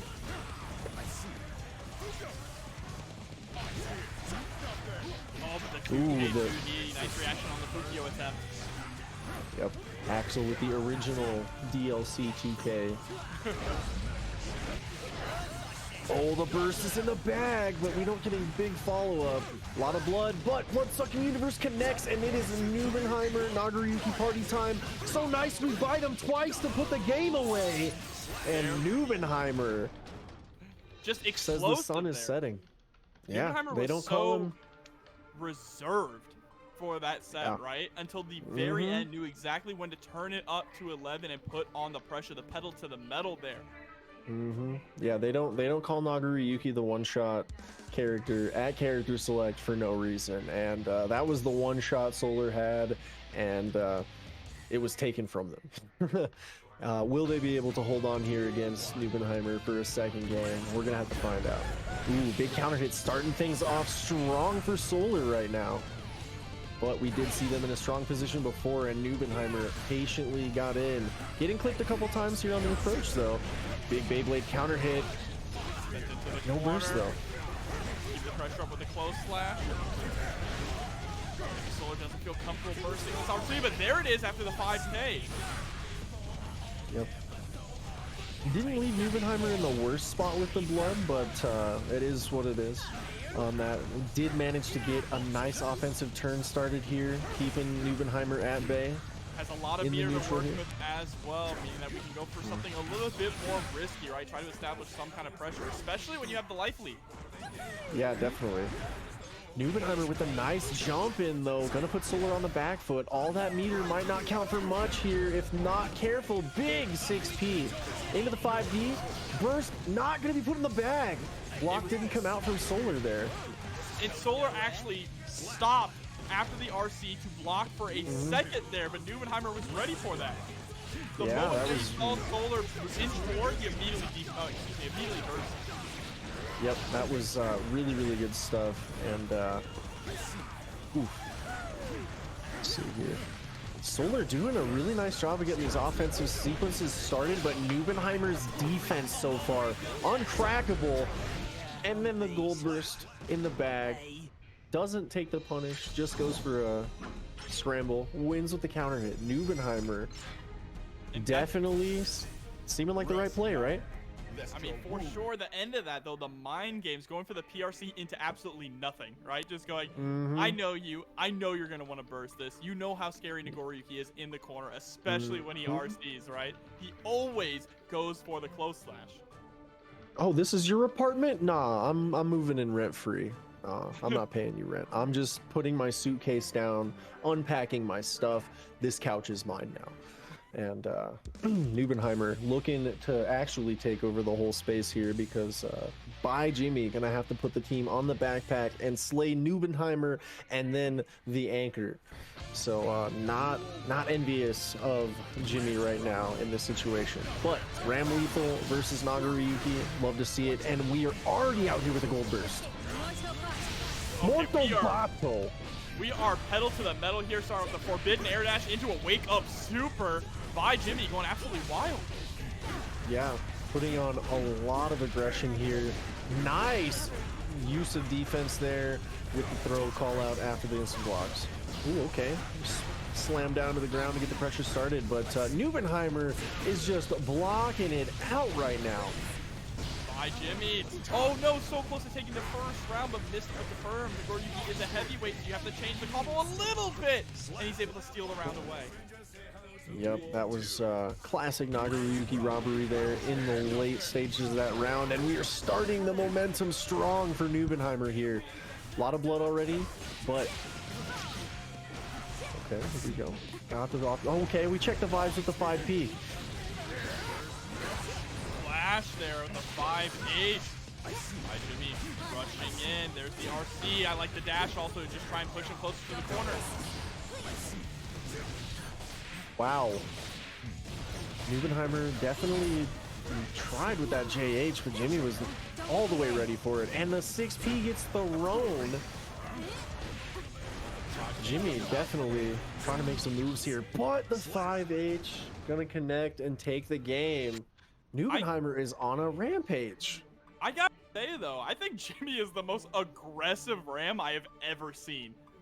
Oh yeah, Jimmy is definitely that Ramlethal player that grabs the aggression knob, cranks it to 11, and then breaks it off. I can't disagree with you there.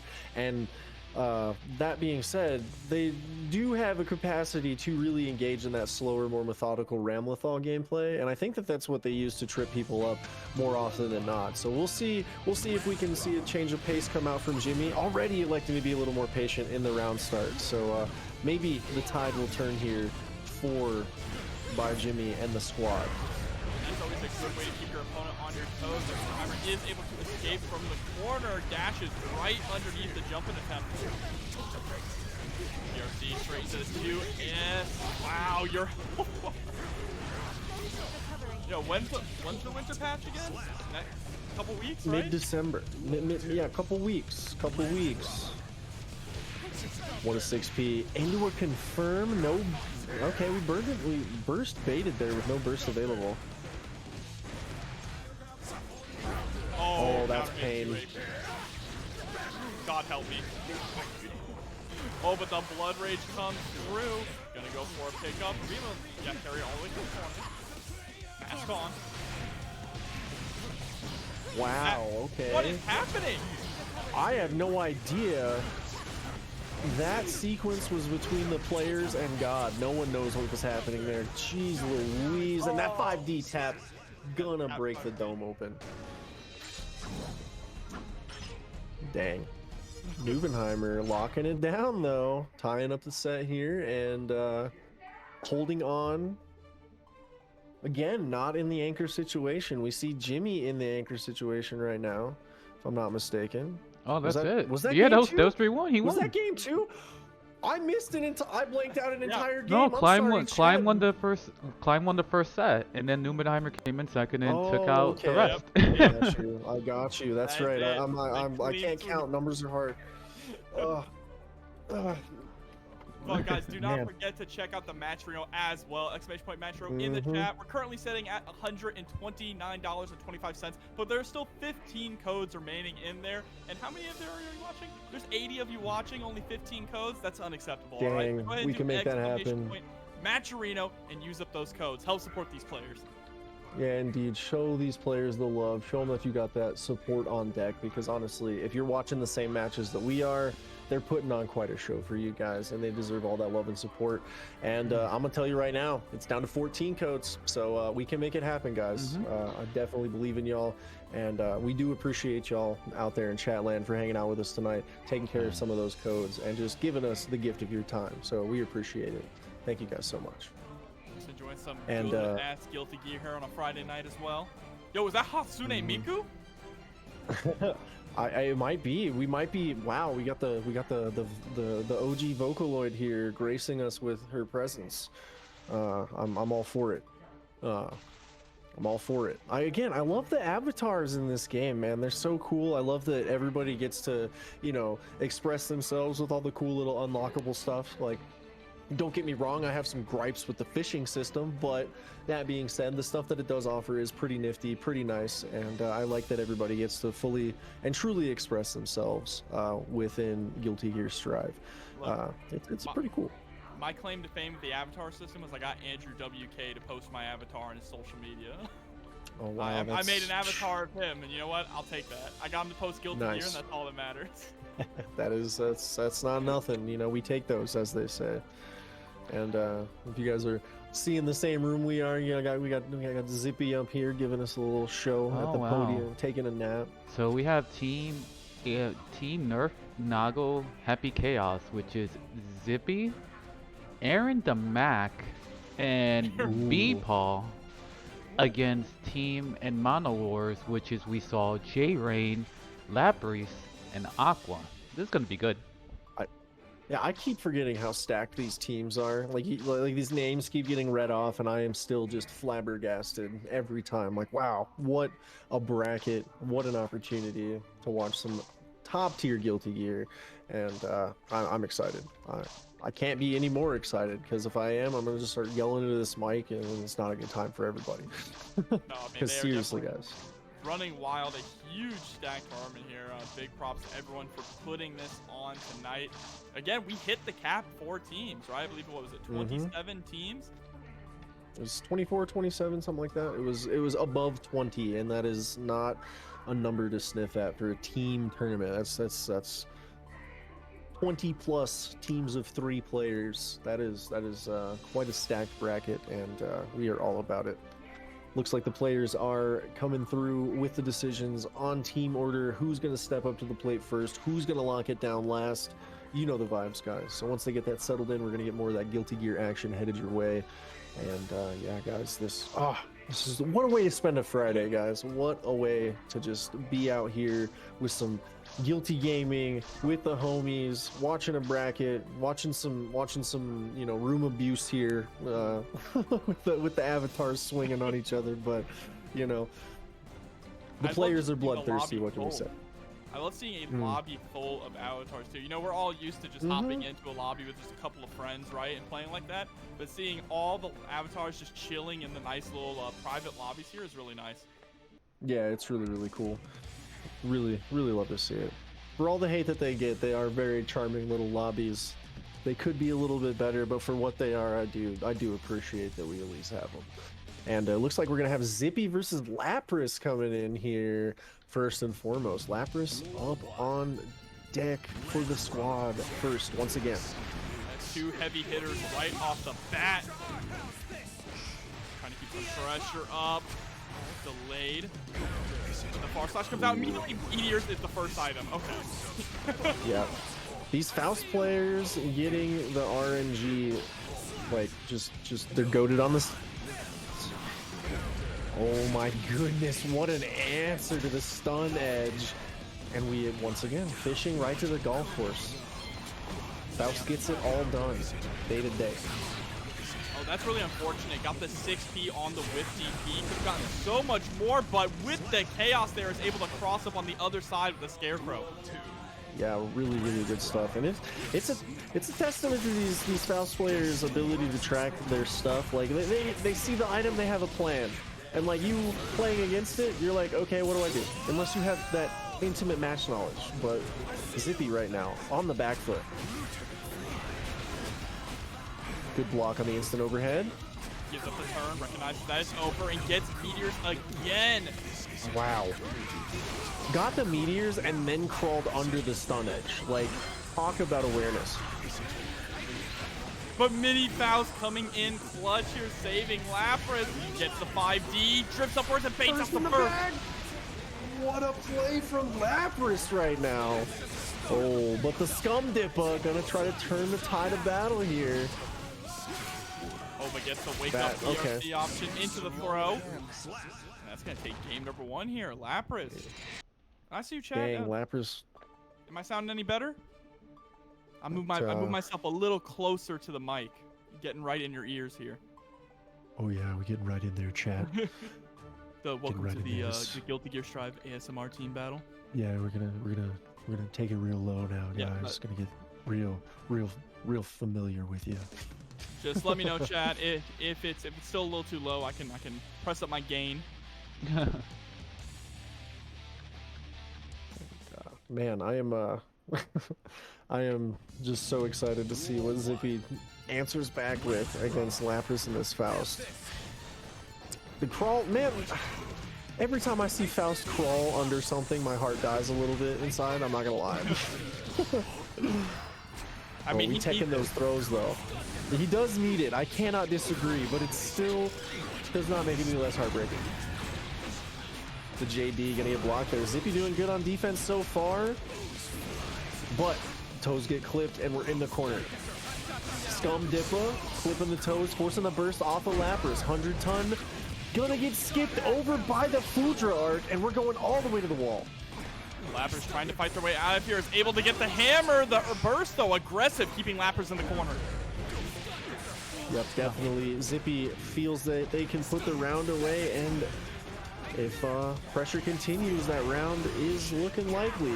But being said, Lapras tried to fight back, but the king just exercised that royal privilege. That's the king of neutral there. And just ducking right underneath the stun edge. Has to be careful. Oh, the Bombo combo is going to blow up Lapras as well. Yep, you hate to see it. Okay, backdash into a counter hit trade there. Ooh, okay. We show him the pins. We're going to get a safe jump here as well. And the confirm. Oh, no. Oh, no. That was really unfortunate opportunity for Lapras there. Zippy getting a second lease on life. That being said, Lapras gonna get burst back here any minute. There it is. There it is. Immediately spends it also. Just wants to close this out, but the counter hit DPs in shock stage. Oh my goodness. Oh my goodness, we believe. So aggressive. He has the homies the trumpet. Oh my goodness, but the bag toss gonna put it away, and now that hero burst not looking so heroic on Zippy's side. Gonna have to not make mistakes. Oh, my goodness, strike throw. Yeah, I love it and I hate it. Able to avoid Mini Faust there, taking it through the wall, not even a factor. Indeed. Fall under the people's elbow. Scum Dipper there to check the vibes, though. Get the corner pressure going. No, the spacing not there for Zippy. Lapras taking full advantage. Do we see the... Yep, there's the bag toss. Get rid of that afro. Beautiful catch on the backdash there with the close slash. Should be able to break the wall. Just confirm. There it is. The Mix will do it. Indeed. Scum Dipper connecting. The pressure started. No, backdash from Lapras. Gonna take the turn back. Nice blocks from Zippy, though. Oh, and Zippy going to be able to get the throw punish here immediately into the burst safe route. I love it. Closing it out there. That was great awareness there. Just made it as safe as can be. And that is the exact opposite one of those situations. Like even if the burst comes out, that is a true checkmate. There's no ifs, ands, or buts about it. You're gonna get clipped by that stun edge and you're gonna die. That was incredibly good stuff there. Just truly the truest of checkmate situations for Zippy there. Really good stuff.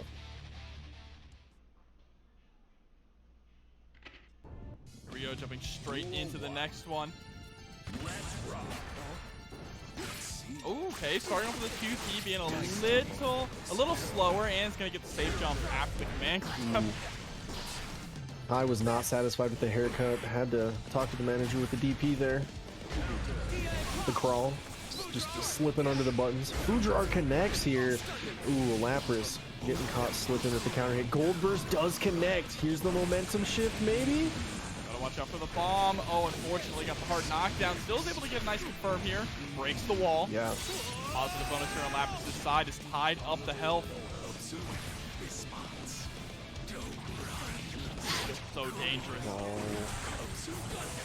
And the Scum Dipper sliding under. You're not the only one with a low profile that's belligerent, Faust. 5 frames. Hey, it's good 5 to be frames. It's good to be the king. Now you got me trying to think of History of the World Part 1 reference.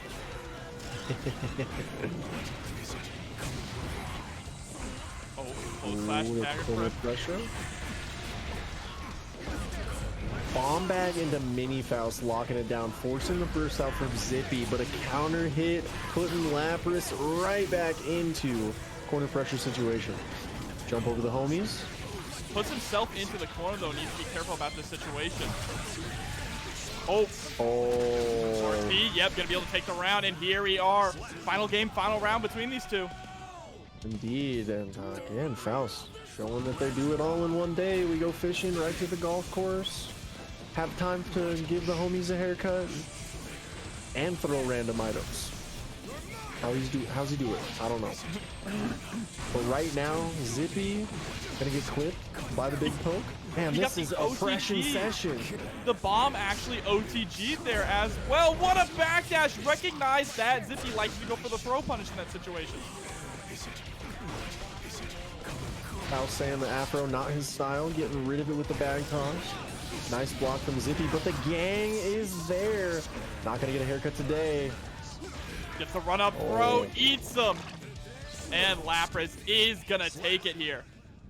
I'm not gonna lie, I wish that if that throw killed, I wish that they didn't get thrown back on the ground. I wish he just ate them like Android 21 style. Just straight up eats them and the round ends. Like yeah, Boo does that too, right? When he hits you with the level 3.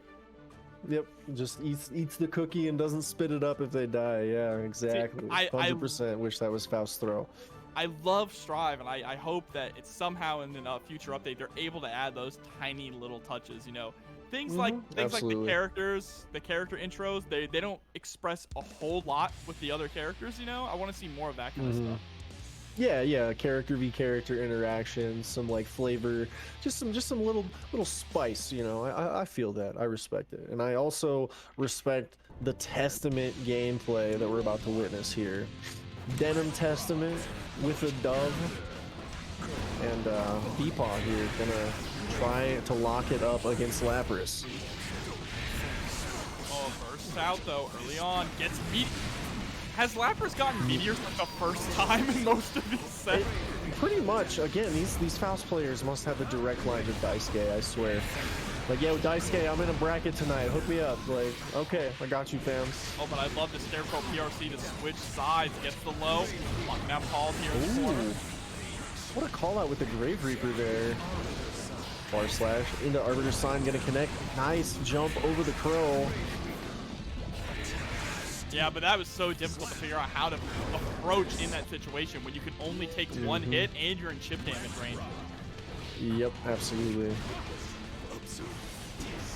We jump over the big poke. Going for a lot Not of gonna avoid it that upward, time. a lot of upward angle it's- Grave Reapers trying to predict a jumping. Yeah. Ooh, Arbiter Sign gonna bite the toes. Yeah, and there it is. Connecting clean into the Succubus Super here. We take those. Guaranteed Stain State on the hard knockdown to not where you want to be if you're Lapras. There's the PRC. Lapras now trying to establish some more pressure. Chasing falls into the corner, but the burst whiffs. Wow, Beepaw with the beautiful Arbiter Sign call out on the burst. Like, wow. Like, I think this is like the second or third time I've seen Beepaw play in a bracket, and it just seems like they really truly have the Testament tech. It is kind of crazy to see. Like, you don't get to see the character a lot, but then you watch like Beepaw really make this character shine, and that was a really nice little textbook example. Beautiful play there with the Arbiter Sign to go ahead and munch away the last life bar on the burst, and we're going into game 2. Let's see if Pauls can keep this momentum up, doing a really good job outranging Faust and locking him down with a lot of that, just a mix up between the Grave Reaper, the Arbiter Sign, sending out the Unholy Diver. Oh, the 100-ton. Gonna get the bounce there. Oh, teleports to actually avoid Mini Faust, but the homie set him off. Yeah. A beautiful IAG, but Abris is a little too far away to actually get anything out of it. Yeah. And now we see Beepaw really locking down and putting up a wall of please approach me. Finally, we see Lapras get in. Big poke gonna connect. The burst gonna break the fishing line. Right in there with the JD. And now Lapras showing massive signs of life here. 5D gonna connect into the corner combo. And is able to poke up around. Wow. Yep, what a turnaround there for Lapras, and we are absolutely schmoovin' right now. Big counter hit comes out for Beepaw though. We're full screen against Testament, not where you want to be. The Meteor got stuffed and didn't come out, but the 100-ton, no such problems there. Oh, gets the counter hit close slash, though. This could be huge for Lapras. Chasing down again. Far slash into the heavy slash. Look at the damage. He's going to get the bomb, possibly? No.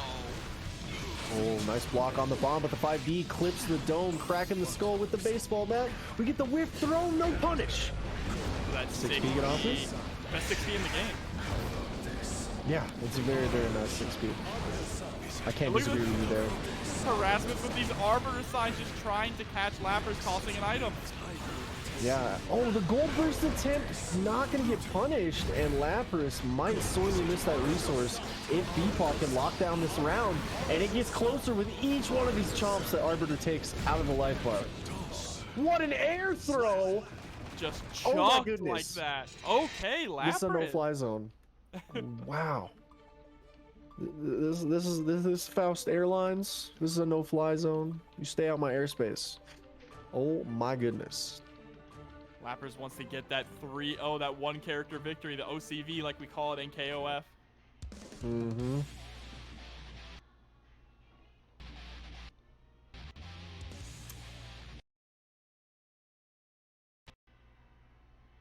Playing this so incredibly well. It's just Lapras has that clutch factor, right? The clutch factor and the Yeah. RNG is just on his side tonight. Yeah, I can't disagree. It's definitely there, and not enough could be said about this RNG. Like, how do they do it? Ooh, burst coming out immediately on the counter hit 6H, but Beepaw's right back in there with another counter hit. Okay, we burst out of trouble there.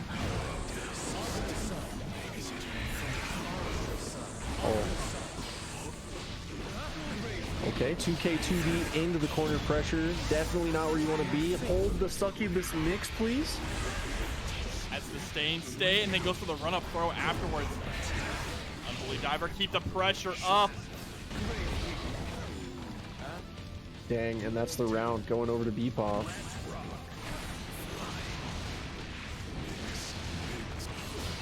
But Lapras showing no signs of slowing down. All the signs of life are there. Meteor gets tossed, but not going to come through there because of the wall break. Bag toss clashes with the Grave Reaper, but it's not quite enough. Oh, that teleport could have been bad for BPOS. Gets the trade though. PRC gets Lapras in there, and this poke again, and that's the round. Wow, Lapras. Woo.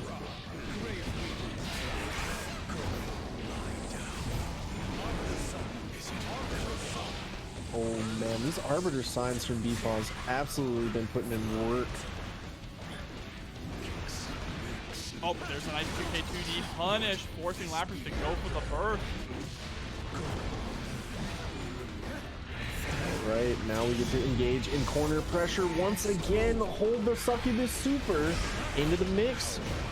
Nice blocks from Lapras, but the corner pressure continues. No, we get out. What a confirm coming out, and look at that life bar evaporate. Yeah, Testament definitely does not have a lot of life. Gonna have to keep this pressure up though to avoid being sent out. The bomb. Super jumps to escape, but what a catch with the unholy diver. These diagonal reapers have been so insane. Like you called it out earlier, just saying like fishing for that air attempt, like the jump in attempt, and we've seen it 2 or 3 times now where that diagonal reaper has just been right there when Lapras wants to come in, and it has paid dividends. Ah, good stuff all around. And now it's time to send in the next player here to go up against BPOS. Wow. Yeah, because that's all there was for Lapras there. BPOS shutting it down, and again we might be in another one of these situations where we see the strong player in Lapras going up first. Now it's on the rest of the team to hold down and lock down the mid and anchor. So let's look, Lapras. See if that gets held down. Lapras, don't cry. You're a mod. You can just shoot him. You beat me. Shot. Yeah, exactly. Oh, you won in the bracket. Hold this blicky. Nah. Sit in timeout. Yeah, just time him out for 10 seconds. They'll make you feel better. Indeed. Oh, okay. We got Leo Whitefang. Are we doing for a character spot here? Okay, I'm all for it. I'm gonna be honest. Like Leo, kind of cool character. Sin? Oh no, we see a Sin. I'm all for that too. Like I'm all this. for the new guy, new kid on the block, little representation. I'm all for it. Big Sin enjoyer here. Yeah, cool character. If yeah, This if I wasn't already is set. This is Aqua coming up. Aqua. Oh, Aqua. Okay, Aqua on the Sin. Gotcha. Mankind.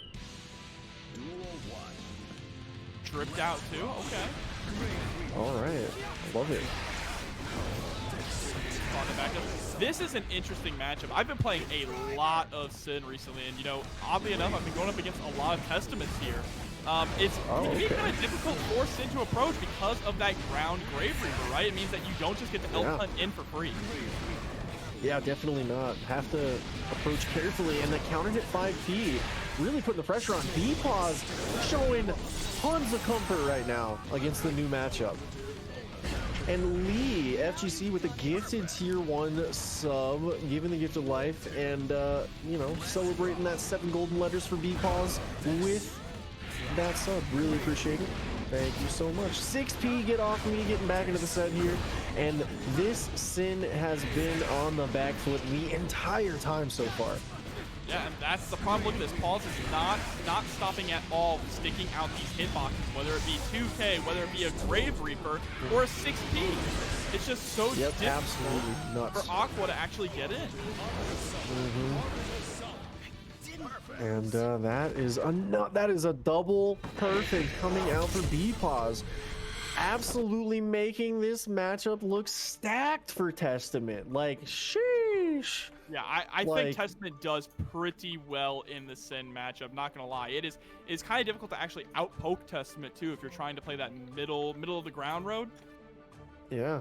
It does say that was it does say Sin is a rushdown character, but people like Kizzy have been saying that they don't feel like he's really hard rushdown. He's more of like a middle of the ground footsies character.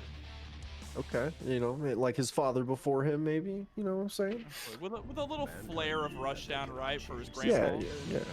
Yeah. And you know, the Saul teachings. You know, Saul gave him that little bit of rushdown. You know. And right now, oh, B-Pause finally, you know, being shown that Testament can bleed here.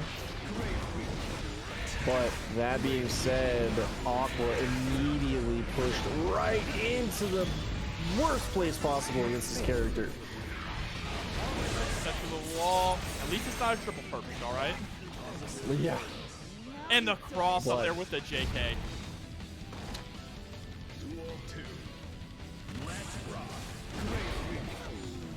Aqua here just cannot get any kind of offense started at all. Yeah, definitely. First chance, but immediately back throw incidented and into the pressure blender here. See, trying to go for these elk hunts, but these Grave Reapers stay out far too long for that to be possible. Yeah, and this is looking really, really rough for Sin right now. Oh, Arbiter no. Sign gonna clip the dome. DP, get off of me. Finally, some pressure starting to get established, but there's a nice punish. Make it count. First coming out from B-Paw, but Aqua had them push to the corner. Gonna get the counter hit here. Ride the lightning. Do we got these? We do got these. Not gonna use the follow-up though. Yeah, the follow-up would have absolutely killed, but the run-up throw is gonna do the trick. Strike throw. Here we go. There at round start, gonna get punched. Yeah, trying to jump it on that 6P is so difficult here in this matchup. Oh yeah, definitely. The Sin's also not exactly a small boy. He can't really, you know, sneak past a lot of these hitboxes like some of the other characters can. He's a big growing boy, and he is getting clipped. Yeah, but see, the moment here that he's actually able to catch Paws not pressing and gets in for free with Elk Hunt, it all turns around. Exactly. Yeah, what a turnaround indeed. But B-Paws showing the succubi once again. Oh, and goes Earth safe as well. Wants to hold on to the corner positioning. I love that. And that's it. Yeah, that is Aqua falling to the Testament. On to the next one. Yeah, man, B-Paws is putting on a show right now and pulling out all the stops. I am honestly just flabbergasted by the Testament display that we're seeing, because in the last couple of games, B-Paws has been making him look like a very, very scary character to face off against. Yeah, but now it's time to How is the Leo gonna J-Rain. do? Yeah, J-Rain on the Leo, gonna try to hold it down. 2 games left potentially. Gotta hold the whole team on your back right now. B-Paws sitting in a more comfortable position.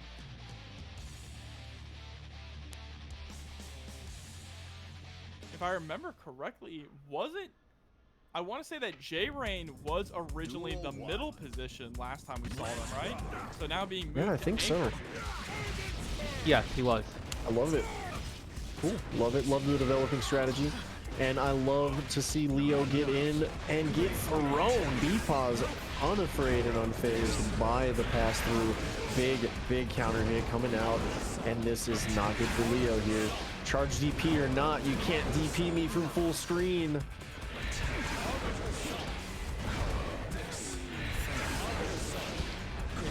Harassing with just an onslaught of Grave Reapers and Arbiter Signs, and no one has really been able to figure out how to get around it so far. Absolutely, and it is terrifying. It is a very scary wall of stuff on the screen there that you just don't really see a lot. And B-Paw doing an incredibly good job of mixing and varying that up enough to keep every player guessing and on the back foot. Truly love to see it. No punish on the 6P whip there.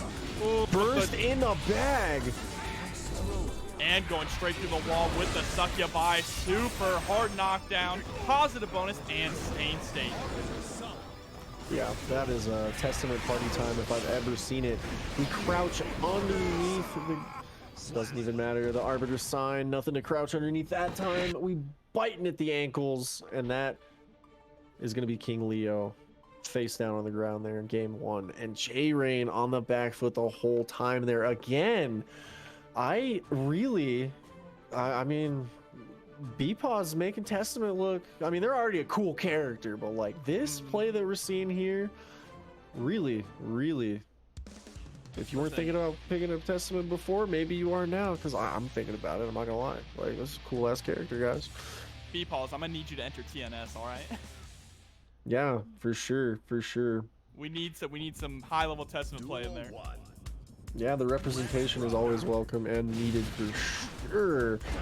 Because, you know, if the FGC Twitter sphere would have its way, they'd have you believe it's only Nagariyuki and Happy Chaos out here in these streets. But getting back into the game here, it's Leo Whitefang in these streets. Yeah, exactly. J-Rain exactly showing the Leo Whitefang strength and game plan. 5D. Royal 5D gonna put it away. Oh, nearly gets the win punish there with the 5K, but it's once again sent full screen. And these are the matchups that Leo actually kind of struggles with, are characters who can zone really well and control that spacing. Yeah, for sure. And even in his case where he normally tries to lean on his multi-hitting fireball, Testament's Grave Reapers to just keep up with it, and in a lot of cases outpace it, right? So got to be really careful trying to apply it there. J-Rain doing a great job getting in, but the pressure cannot be sustained. 2K2D from pause, gonna lock it up and push back to full screen once again. And the use of that PRC there in neutral by both characters here just to keep themselves safe and be a little bit more aggressive is beautiful. Tosses over to the other side. Great block here, but the backdash is gonna get caught. Are we gonna see a burst? There it is. Nice patience from D-Paw. One touch left in the life bar, but it's not over till it's over. Oh! Berserker Slash. Oh my god. Gonna correct me. Just kidding. Coming in clutch there for J-Rain. Leo. Okay, so I pull up. Okay, you weren't ready for me to pull up. Next game. And that's the first, if I'm not mistaken, that's the first game B-Pause is gonna drop here in this set.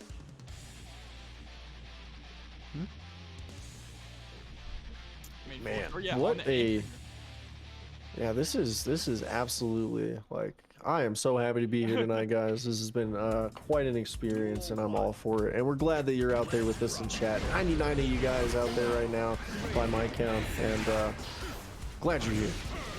DP, get off of me! Crosses to the other side. Also, Axe Kick is gonna get those plus frames.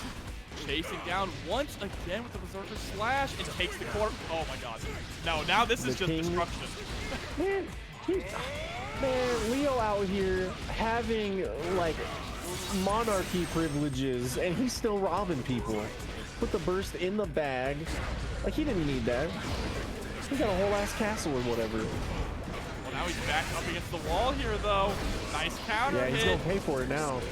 Oh, but that 60 baited.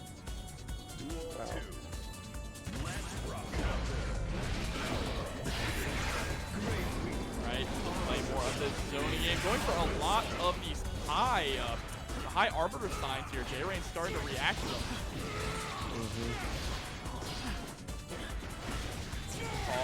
Oh my goodness, he needed that. He has so many ways just to cross you into the corner. It's so crazy. He needed every single one of them. Berserker Barrage. Has to be the king. There it is. Time to bring in the anchor. Anchor Wars now. Oh my goodness.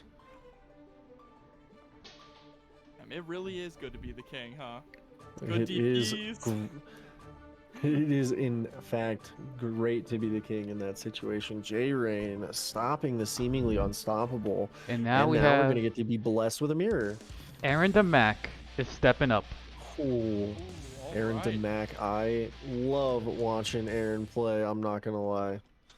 The return of the Mac here. Get him. What it is.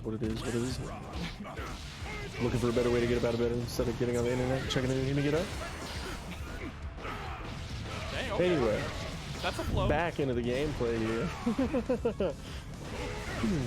I love the Leo mirror match. Just gorillas swinging at gorillas, and I'm all for it. Look at the strike throw here. We have no respect for the Oki. We are swinging. Gonna be able to break the wall here with the pizza cutter. Not going to kill, but is going to get that hard knockdown and a positive bonus. I feel like this is the most disrespectful mirror match in the entire game. Yeah, and we saw a little bit right there. The RC stare at him for a second, headbutt. Like, Clash there at round start, the same brain cell, but it is going to be J-Rain who wins out. Indeed. Aaron to Max striking right back though. DP get off me. Berserker Slash to steal the corner to get the machine rolling. Where you going? No one's home. Last ride power bomb comes out, crosses over into the corner, straight into the super. Nice. Beautiful stuff from Aaron to Mac there. Locking that burst up, making that last drag of life just critical. And J-Rain going down there. Oos. Oos. That was really nice. That super, it didn't kill, but it locked up the burst in a clutch situation where like now didn't get to use it. And if you had used it, it was still probably going to be one of those checkmate situations that we see all the time here. Brilliant play from Aaron DeMac there. And now one chance left for J-Rain here, trying to hold it down on the anchor slot. And what a brutal anchor mirror match it has been so far. Absolutely, absolutely. And there's only one game in, which is crazy. Here we Normally go. you get that kind of action, you're in a game 5 situation, you know. J-Rain just starting off burst coming out immediately. Right off the bat, nice 6P. Gets caught though, back dashing with that DP. Cross to the other side. There's a wake up throw. Oh no. Alright, yeah. Had to burn there in that situation. You didn't want to get set through the wall and take a huge chunk of your health bar. Oh my goodness, counter hit 2D. Gonna be huge here for Aaron DeMac. For those of you playing the home game, trying to keep up, Aaron DeMac is in the blue Leo, getting bodied in the wall right now, and J-Rain is rocking the red. There's a sent through the wall, already has 50 meter. BRC misses with the JD, but it doesn't matter. Got caught hanging in the air. Indeed. There's the dash up 2K to start things off. Baits out the DP. DP. Oh no, but was home. punish. That's so disappointing. Gets the throw punish.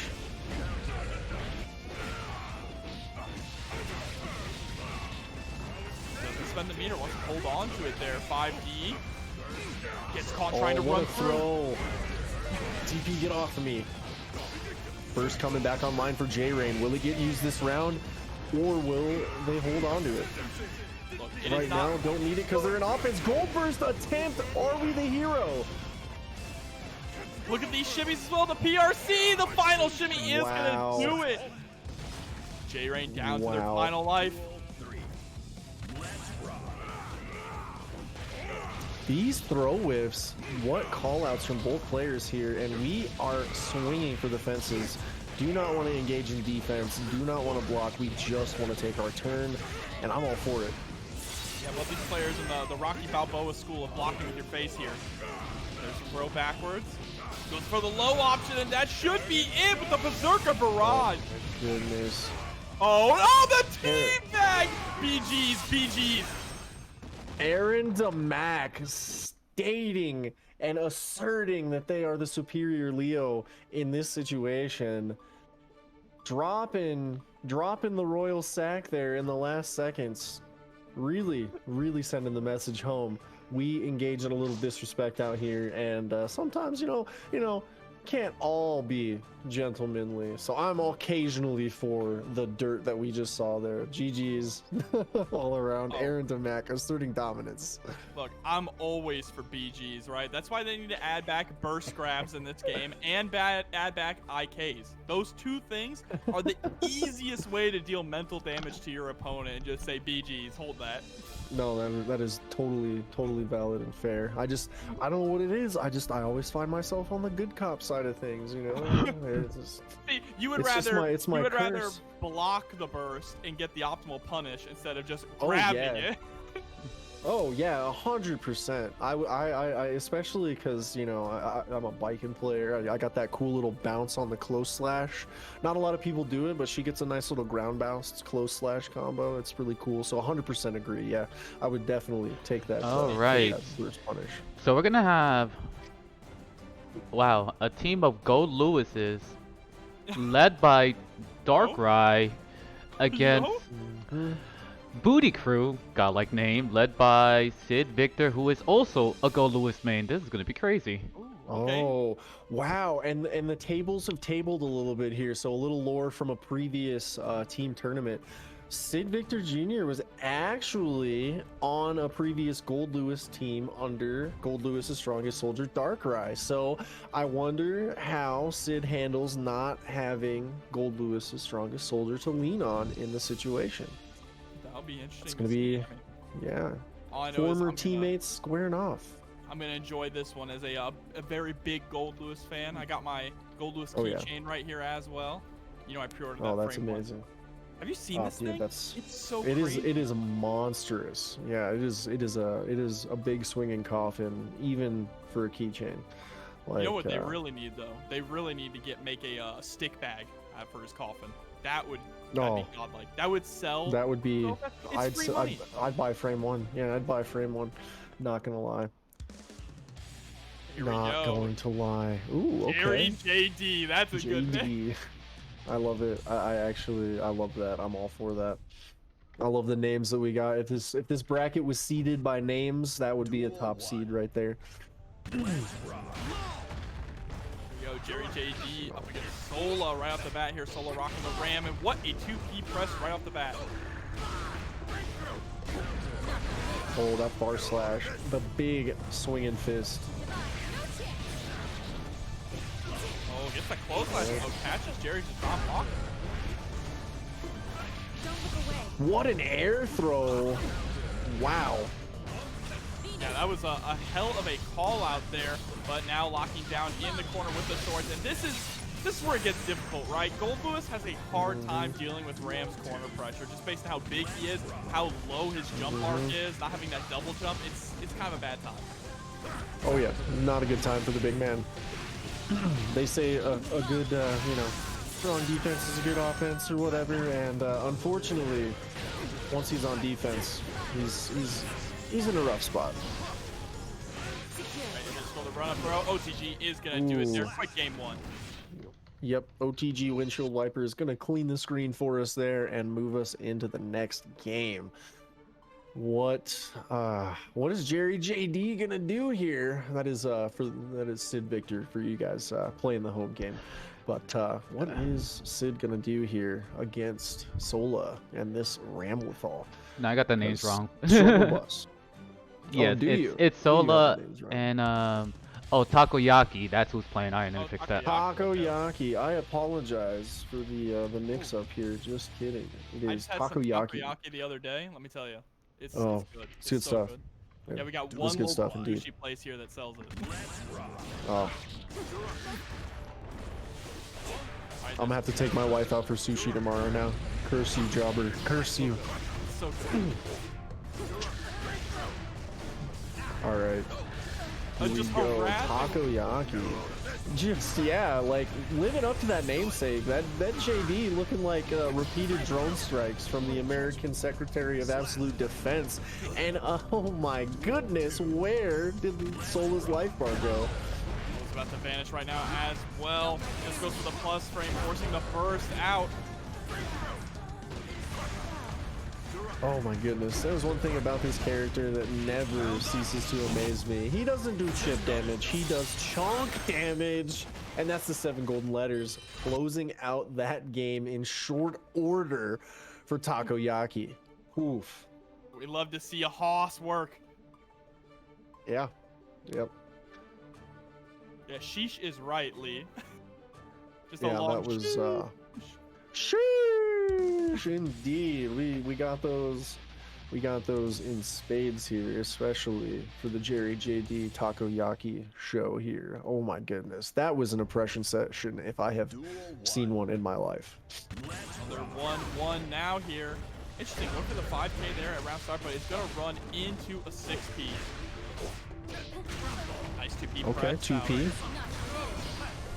Burst comes out very quickly from Sola, but the corner still very near. Oh my god! What a confirm! Oh wow! Takoyaki about to put Ramapal in the coffin. Oh my goodness! I brought you a coffin. Get in. He's gonna whip the Behemoth Typhoon this time. Gets tossed for his troubles. Nice overhead mix. Oh, what a call out with the 2P. Better come correct on the pressure. Don't come at me at all. Oh no, Miss Behemoth there with the 2H. What a gold burst. That throw is so brutal. It's one of my favorite throw animations in the game, I'm not gonna lie. Like how they give Kai's throw, and then they give Gold Lewis that just banger headbutt sequence. Well, look, one is a king, all right? He's elegant. The other is a hoss, a mountain of a man. Okay. You got me right there. You got me right there. Also, one's French and the other's American. Mr. President. Yeah. Hello? Wrong number. Man, and before we could finish the quip there, it looks like the Secretary of Absolute Defense, Takoyaki, and the Gold Lewis gonna put Sola away and move into the next matchup here. And remember, we do have see a up Gold on Lewis deck. on Pork the other Laser. team, but we're gonna bring in Ooh, Pork Laser, up and coming biking player. Pork Laser, been on the move lately. Been making their way through some brackets. I think they're definitely somebody to be watching out for if you're track and biking players for sure, or just good up and coming players in general. Keep an eye on Pork, guys. And that's one of my Seriously. favorite things about Strive in general, to be honest with you, is just seeing all the new players, the new blood in Guilty Gear. All right, Pork electing to try to be patient there. Whiffing the H. Kabari, getting clipped by the coffin, forced to burst early here. And Takoyaki swinging. Same side here, wasn't able to get the confirm, but still has good positioning, but a nice JS forces the burst. Oh no, you can't I'd tatami use the that. tatami. Yeah, definitely can't tatami that. You can't do anything to that. DRC gets counter hit. Second wall Into with the the super. So we get the hard knockdown OD situation and biking with the positive bonus. Not where you want to be if you're Takoyaki here. Maybe a full confirm. Doesn't RC, but it's killed still there. able to stick around. Yeah. Could have killed there. Didn't want to put it away. Didn't want to take the risk. And, you know, if it ain't broke, don't fix it. Counter hit bar slash round start from the biking. Pork gonna get the throw mix going. Okay, go for the low. 6H immediately into the drone. Landed in the drone there, There's but a the parry. beautiful parry. Okay, Joe Johnson not going to lead to the kill. That 2P pressed out. And the air throw. Oh, what an air throw. Gets hit by the drone, and this is... we're in robbery territory. Pork makes one mistake on the pressure, and Gold Lewis takes the round. Oh no. Not going to kill here, but that's a hard knockdown, meaning that... Oh, Takoyaki First coming out for Pork. And the tatami's going to And the chip. Yep.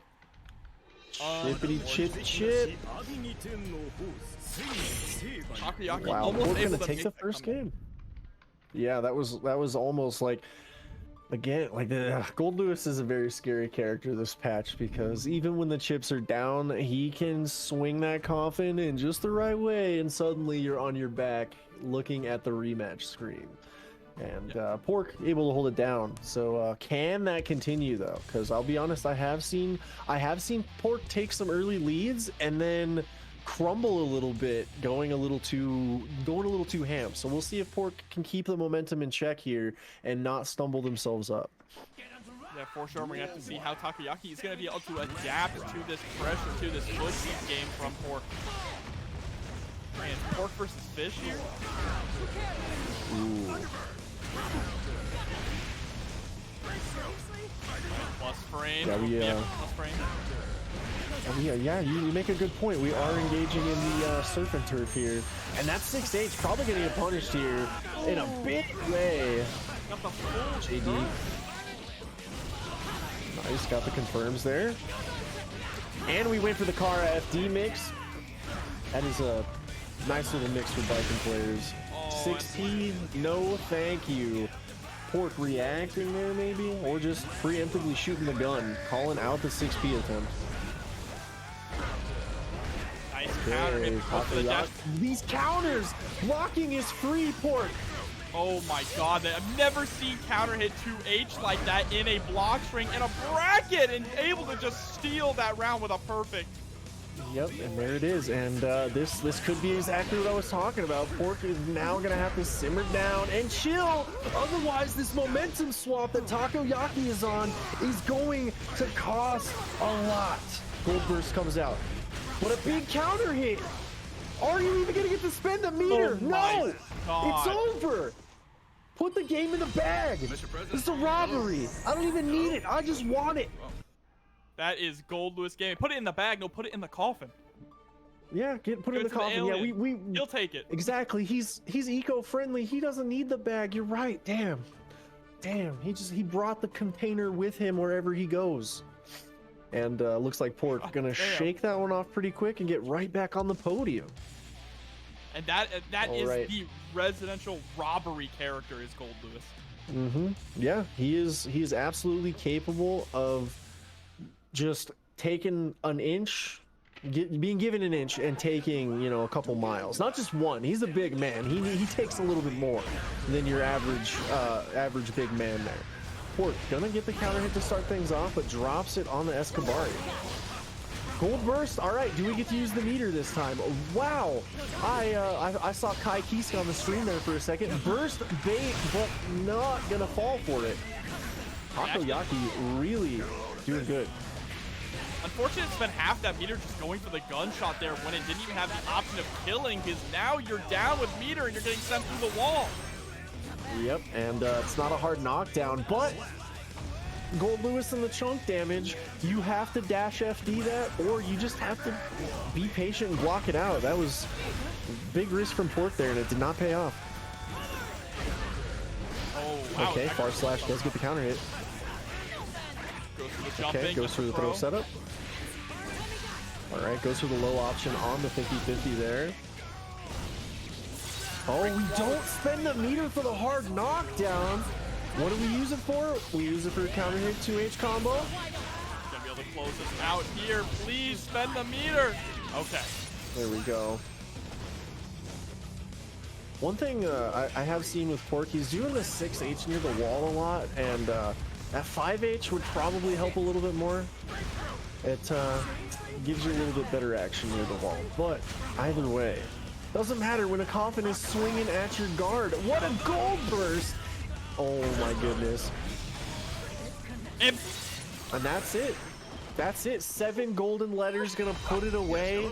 If I'm not mistaken, I saw the parry start up, but 6 active frames gonna get smoked occasionally. Here's the thing about the super is depending on how many times he churns it, it has different startup, right? Which means it is very difficult to get the parry timing anyway. Yep, 100% agree. And Pork found out the hard way, unfortunately. And that is going to be the Biken falling to the Secretary of Absolute Defense. But it is not over yet, because now we're going to be treated to Takoyaki versus Sid Victor in the Gold Lewis Gaming mirror matchup. Exciting stuff, everybody. Golden Age Texas wrestling here. Oh, yeah. Let's rock. Go for the 5D there at round start. Interesting option. Now Takoyaki back up against the wall, wakes up with a Gold Burst, and runs up into the super. Okay, we spend all the meter, keeping it safe, and then getting that pressure going. Ball on the drone, into the charge, does Takoyaki with a big play there. Sid still thinks that he can take it, though. Let the burst rip, and they're actually going to trade. Counter hit. Oh, that's a big counter hit. The headbutt. RC is available. Oh, why are you trying to press the Oki? Go forth and hold down the Oki. Drone locking up the round through Sid Victor there. Nice far slash call out on the slow Typhoon there. And Sid is cooking this round so far. Oh, we're gonna see some churn action. The glass is broke, you're dead. 7 golden letters for Sid there. Rocking the gold Lewis. Oh my goodness. What a mirror matchup. I don't get to see it enough, honestly. No, like, it is always a joy. This is the best mirror match in the entire game. I know we just said Leo might be, but no, this one is. Okay, well, to be honest, you know, with my lack of exposure on the mirror for Gold Lewis, I could definitely have my opinion changed, because this is pretty explosive, not gonna lie. I'm all for it. All right, but who's gonna be the victor here? Who is gonna actually pull out the adaptations that are needed to come out as the true Secretary of Absolute Defense? And you still got Dark waiting in the shadows. Yeah, that's something to be said too. 6P, stop the mashery. Plus frames there. 6H comes out to prevent the jump out. Again with the 6H. I love the use of it. Oh my goodness, this pressure. Keeping the big man at bay. Okay. Drone comes out. Oh man, Sid Victor just got the foot in the door that they might. Okay, never mind. We whipped the throw. That was a great wake-up PRC super also to get those invincibility frames. But gets clipped by the overhead. Here it is. Down with the system. Man. Look, sometimes you just get bonked. They both brought their own coffins, all right? So.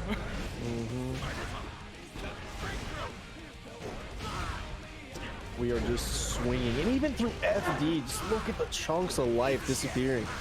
Oh, put the burst in the bag, big man. Drone Oki, YRCs. Wow. Thanks for the meter.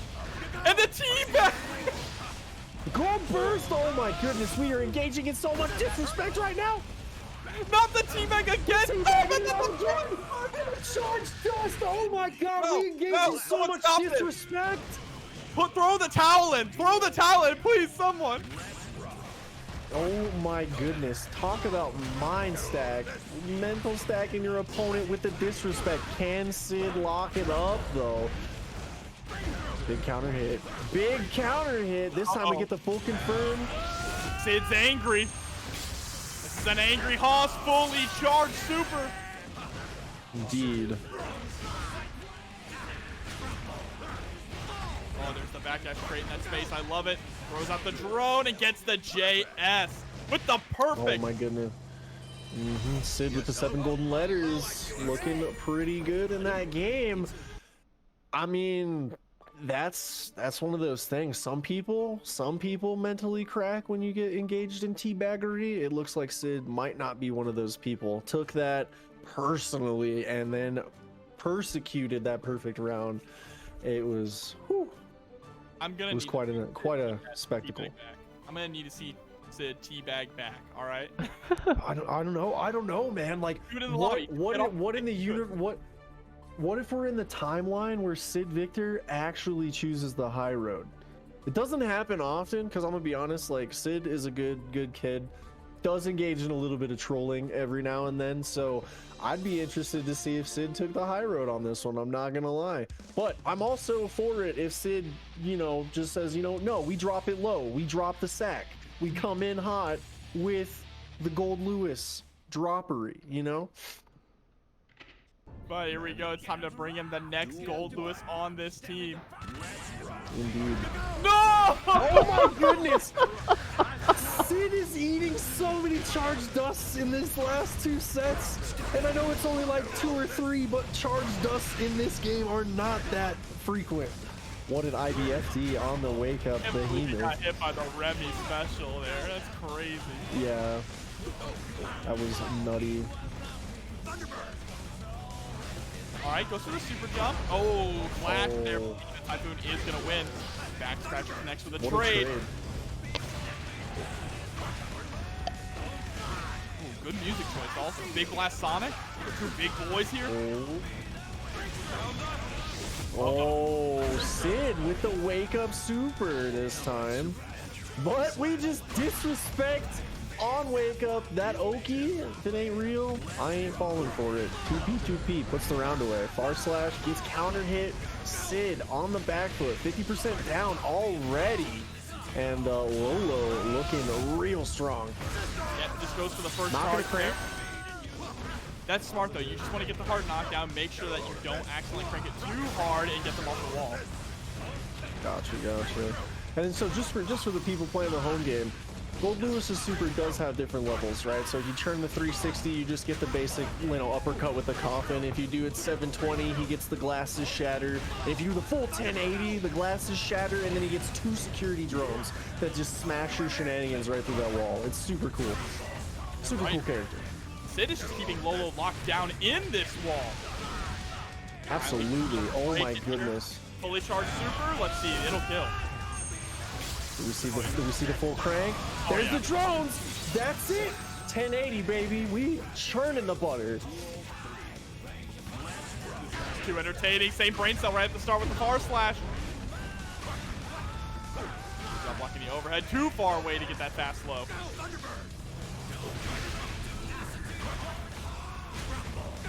And look at this. We are swinging the coffins. Just letting the 6-8-4 Burst in the bag. Oh my goodness. Oh, he goes for the reset here with the drone. Okay, falling JD starts the pressure, but Lolo gonna be forced into the corner again. Blocking the drone, but the trade is going to be in Lolo's favor, swapping sides. Lolo's sitting at 100. No! Oh my god. Oh my god! Flash situation! Someone clip that, please. Okay, Someone clip that. I'm Oh sorry, my but Lolo god. is assembled alternatively. I don't even care. That was probably some of the hypest Guilty Gear I have seen in months. That one interaction, oh my god. Go from a clash to right into a 360 super just to put the round away? Like what? Big brain. Galaxy brain even. I'm all for it. I'm all for it. Nerf this character. Please don't nerf this character, I beg you. He needs everything he got. He needs it all. Please, he really does. Oh, just goes for the big swing there right around start. Sid bursting on the rip there.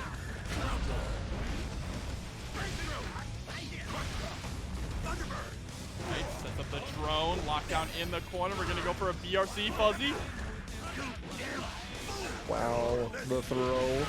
Strike throw, here we go, and Sid gonna get blasted through the wall with the 7 golden letters on the side of Lolo. Big signs of life here. Big swing coffin, round start again. Every time Sin gets absolutely blown up, he gets absolutely blown up, he just destroys his opponent in the next round. Yeah, it's that like Zenkai boost. Gets bodied and then just bodies back. But this time, Lolo really swinging that coffin effectively. Oh, JD. Oh, looking out for that wake-up super. Fall onto the drone. Burst is available for Sid, but not very... Okay, great opportunity to use it there. Let's say not many of them, but he found the right one.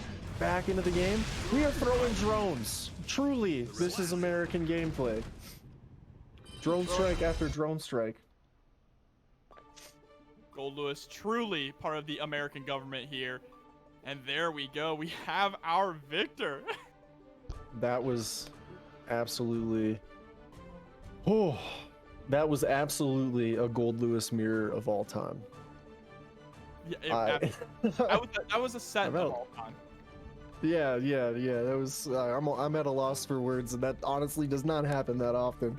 What a set of play that we just got to see there. Both back-to-back Gold Lewis mirrors popping off. Damn. All right. Let's see. Who do we and have? we did get the clip. Yes. Alright, so we actually got our top 8 winners. So we're going to get started with top 8 winners. So the first top 8 is going to be Team Nerf Happy Chaos Naga, which is Zippy, which is the team of Zippy, BE Paul, and Aaron DeMac against Kirby Star Alleys, which is Dende, Happy Chaos, Trevor's 2, and Memocarp, the Viking player. This is going to be good. Ooh, okay. Oh, okay. Yeah, these teams are cracked. Oh my goodness. Okay, I love it. I'm all for it. And I'm gonna be honest. I hope we get to see all the players in this one because there's some names. There's some names on these teams, guys. So. And the winner of the set also, and the winner of the set we just saw, Darkrai, goes up against Team Nubenheimer after this. Oh, dang. So yeah, finally getting to that top 8 stuff, and we are just going to keep this going and tear it off the rails more than likely. Because like, geez, everything before this was pre-top 8, and almost all of the games and sets we saw this evening could very easily, in a lot of other brackets, be top 8 gameplay straight up. Like, it is absolutely incredible what we're getting to see here tonight, guys, and we're glad that you all are spending some time with us this evening and, you know, sharing it with us. So thank you guys for being out there in chat. Thank you for showing support. If you want to show these players a little bit more love, well, we do have a couple Matcherino codes left, if I'm not mistaken. And if you really want to give the gift of love, there is also direct contribution and sponsor codes or sponsor quests that you can take care of, but no pressure. And again, you know, show the players some love, but make sure that you take care of yourself first if that is the avenue that you want to take. So big thanks to all of you being out there tonight, and it's been a great time so far, and we're going to keep trucking through this top 8 momentarily. Yep, even more Guilty Gear to come, and it's been, like you said, it's been absolutely insane so far tonight, and it's great to be able to get a tournament like this before we get that nice big patch, right? The big patch, of course, coming up mid-December, so not too much longer. We're going to see how it's going to shake up the game. And I'm glad everyone is able to tune in tonight. And, you know, I'm also excited tomorrow to watch some of that Arc Revo Japan. Oh yeah, definitely. I'm excited for it's a good weekend for Guilty Gear. We got, you know, Arc Revo Japan. There's the 9 Moons bracket coming up tomorrow. If I'm not mistaken, it's the monthly with starting out at a $300 pot bonus, something like that. So there's a lot of good Guilty Gear. Right off the bat, Aaron the Mac and Memokar. This is gonna be good. Okay. Yeah, I like this matchup a lot. I like it a lot. Leo versus Biken. We get to engage in some neutral, like ground-based neutral that Guilty Gear is known for. Let's go. Jumping right into it.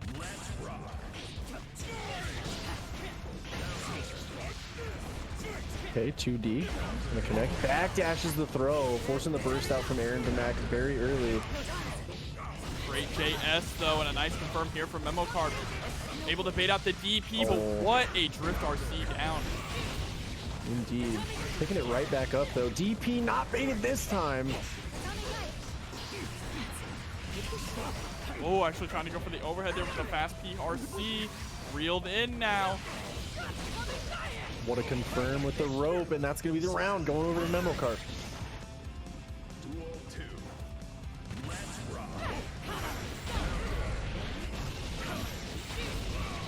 Big pick into the car FD mix.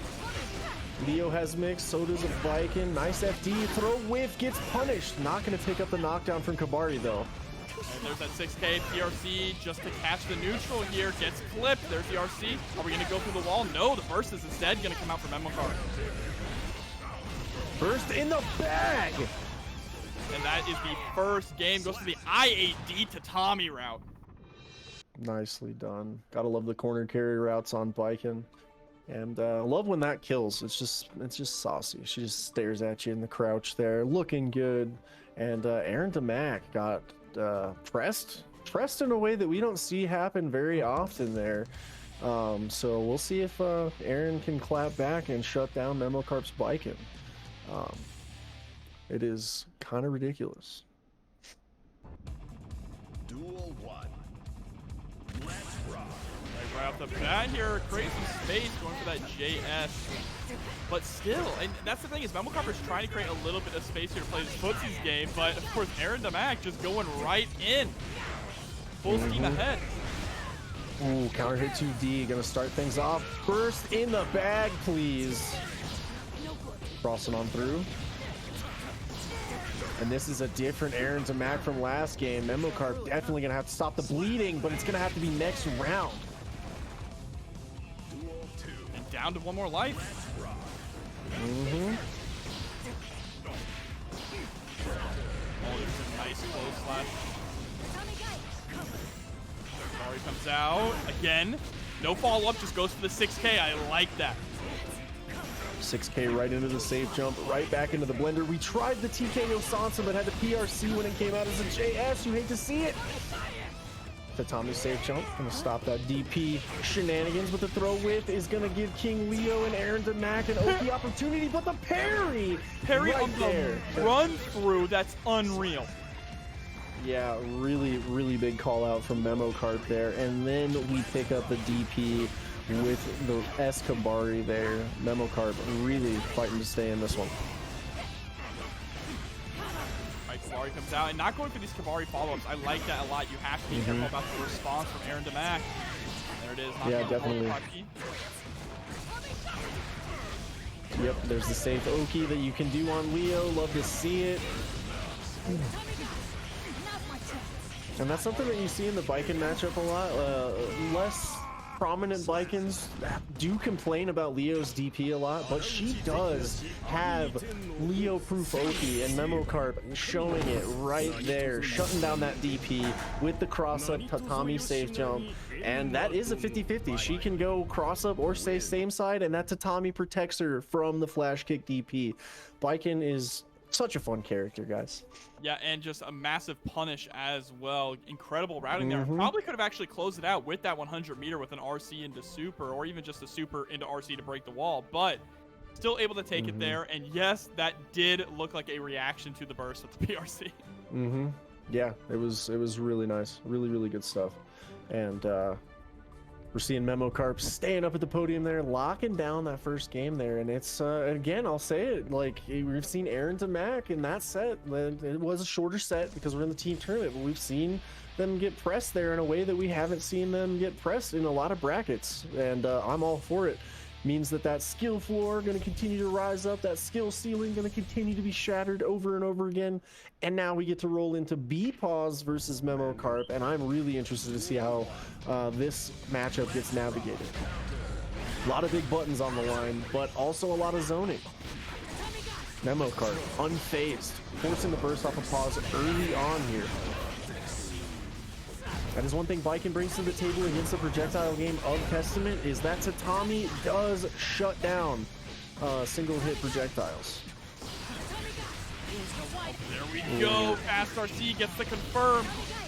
And this could be very difficult here for Testament, right? It's just that, like you said, being able to neutralize those projectiles with the Tatami mat, but also just the mix-up factor. Testament doesn't have really good defensive tools.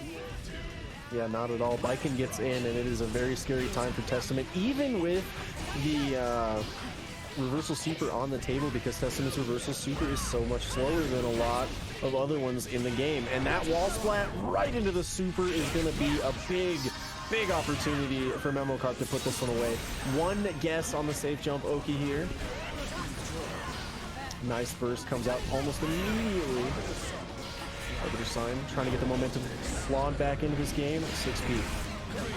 Oh, but the gunshot gonna go straight through it all. Yep. Baiken does not have to care about your zoning if you're not careful. When she's got that 50 meter, all it takes is that single simple reaction, and that projectile, with how fast it is and its level of priority, we saw it firsthand right there, blows through everything and takes the game. B-Pause on the back foot, one chance left, 2 life bars left potentially for B-Pause to lock it down for the team. And again, Memo Carp is pressing people in ways that we've honestly not really seen this bracket.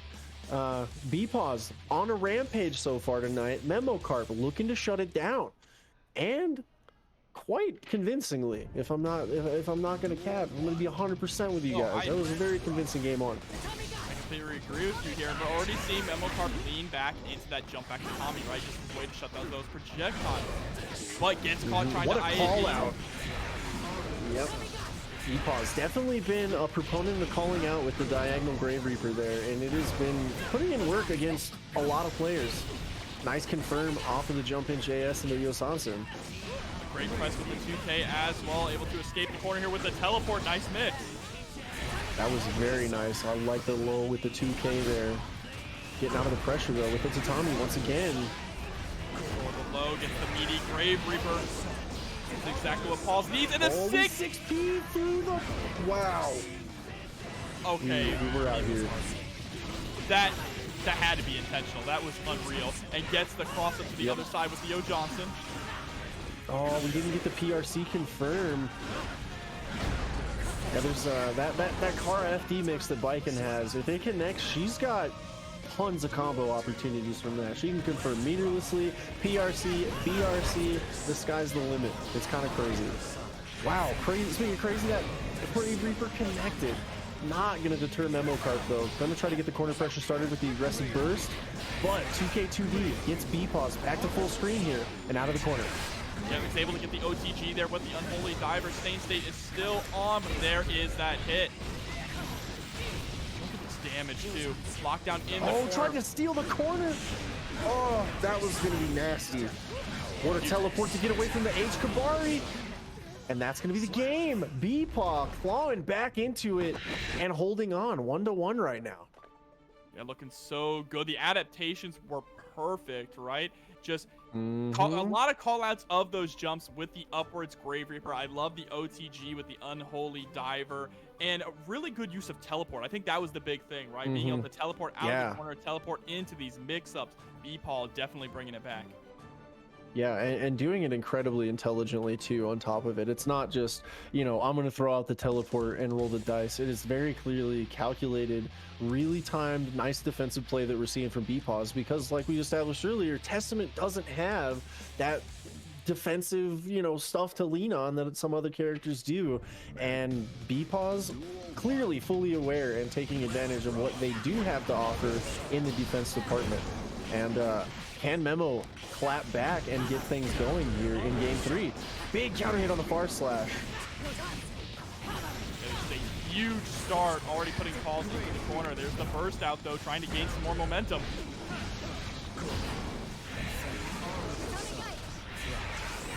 The Unholy Diver, PRC, try to go for the 6B. I respect the option. Ooh, IADJS connects, but the counter hit combo gets dropped right back into the mix. 2D into the super, gonna chunk the life bar into an OT situation. Keep it simple, keep it safe, but the 2K2D forces the burst off of Memo Carp. Instant overhead with the Yosansen, locking it up. I like the Kabari round start. Yes, it does have a little bit longer startup, but with the way that she moves and the disjointed offers, it catches a lot of RPS options on the round start.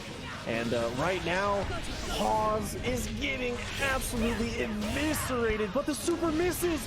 Call it commentator's curse, call it a drop opportunity. Either way, Pause gets back in the game with that. Yeah, but unfortunately, that punish was much to be desired. Got the 6H, but was too far away from the upwards Grave Reaper. Left a lot of damage on the table here, but it's back into the zoning game now. Yep, and now the life pools aren't even. Memo Card works in with the, oh my goodness, the 2S forces the burst out. And one hit left, gonna put Pause away with the counter hit JH. And Memo Card is cooking right now. Yeah, running absolutely wild with it. Just needs to get rid of one more member of this team for his team to move on. Yeah, Memo looking very, very strong, holding it down. Team very much in the backpack right now, and I'm all for it. I'm all about it. I'm all about the teamwork, making the dream work, guys. And sometimes, you know, it's okay to just sit back and, you know, it's a group project, you know. Let Memo Carp do all the work, guys. No big deal, right? That being said, Zippy might have something to say with this Kai. Yeah, and this is an interesting matchup as well. Stun Dippers, of course, we talk about Stun Dipper all the time. 5 frames, incredible, you know, incredible special when you have meter on deck. It's going to be a big part of this matchup, especially if Memo Carp is just throwing out a lot of Kabaris. Yeah, I will say in the Biken matchup, Kai can get away with murder with Stun Dipper, even without the 50 meter to buffer it, right? Because a lot of the Bikens, they throw out that H Kabari and just get slid right into the DMs by that Scum Dipper. Will we see it here? Who knows? So far, Memo Carp doing a good job, keeping the offensive pressure going. Ooh, Tatami gets smoked by the stun edge though.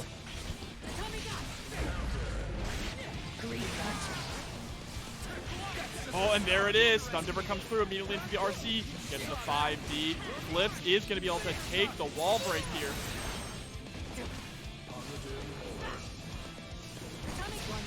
Okay. Oh, what a trade. And that is Zippy leaning on the life reserves there with the Kai.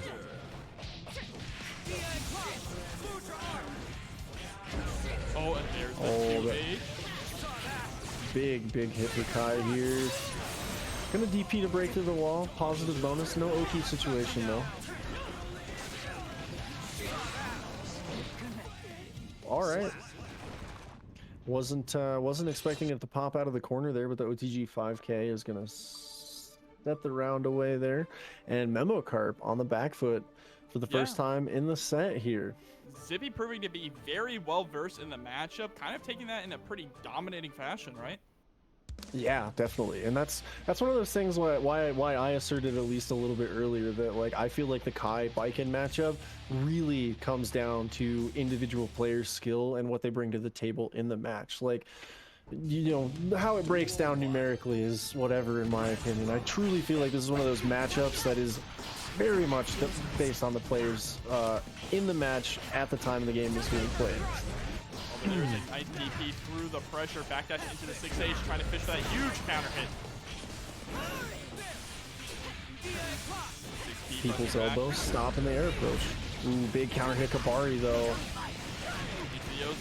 Gonna get a nice staircase. I love that combo so much. 5D will break the wall. That's a positive bonus here for Memocarp with a substantial life lead. Staggered pressure into the dragon. Install ready or not. Okay, we engage in a little Abare. Both sides of the field like to just press buttons. Look at the chip damage too. Oh my god, the chunking on that. But there's an answer with the super to the Fudra arc. Yep, Kai is not allowed to Fudra arc on Baiken. Like on reaction, she can super, she can parry, she can just make his day awful. Yeah, absolutely. It is a very risky option, even in Dragon install. And there's an aggressive burst straight to the 5K. Thrust gonna break the wall. Yeah, I like what Zippy's been doing on the wall break situation, keeping the bar available for the post wall break to force the Scum Dipper mental stack. Big car FD mix with the counter hit. Stay same side. Ooh, stagger pressure there with just the close sash. And tiny bit of shimmy also. Oh, and the Scum Dipper! No super! Look at them toes. Electing to just go for the Oki. BRC gets blocked, and Memocarp with the defensive wall there. Back to the corner. Back to the midstream, but Scum Dipper gonna slide in to the DMs. No meter needed. Put the round away for Zippy. Zippy's trying to put this game away as well. Memocarp smartly holding onto the burst for this next round. There is a nice 5D press. Memocarp is so good at just where they place those 5Ds to stop any kind of approach. Yeah, definitely. DP, get off of me, though, says Zippy. Burst in the bag. Hey, it's the first big combo I was talking about, guys. Love this combo. The Kabari BRC, gotta look out for the fuzzy. Instead, uses the opportunity to get the rope on.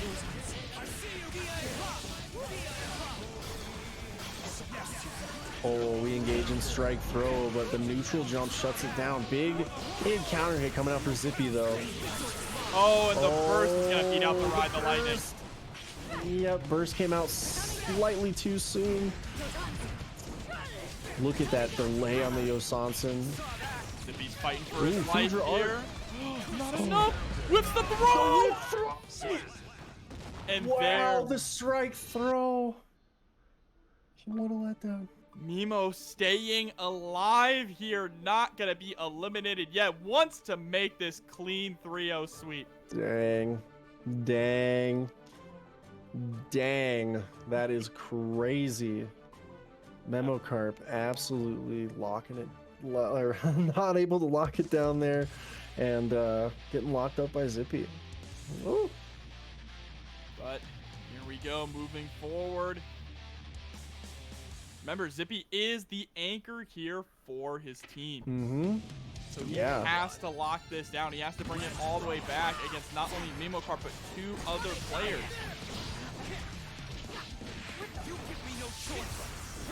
Stun edge goes for the JD route. Ooh, big counter hit, forces the burst, put it in the bag. What a confirm. Wow. Heavy stun edge comes out, uses the JP as a frame kill. Goes to the 6K to get those plus frames as well. But Mimokart so patient, just trying to find the right opportunity to get out. Ooh, high keys, corner bombo gets bursted. Not gonna take any more of that damage. We believe in the round. These FD breaks looking real nice on both sides of the field, but the danger penalty keeps threatening Zippy there.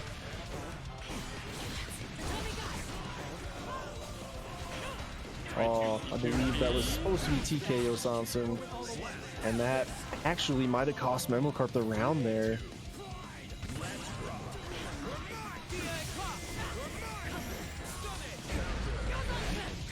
Big counter hit.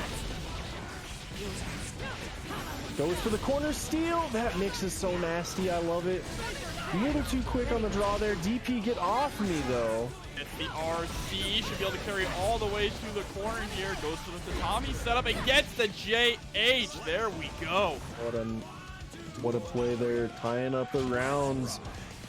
And answering right back. Not going to go into the Osansun. Just going to engage in a little strike throw. Here we go. Nice block on the left right by Zippy there.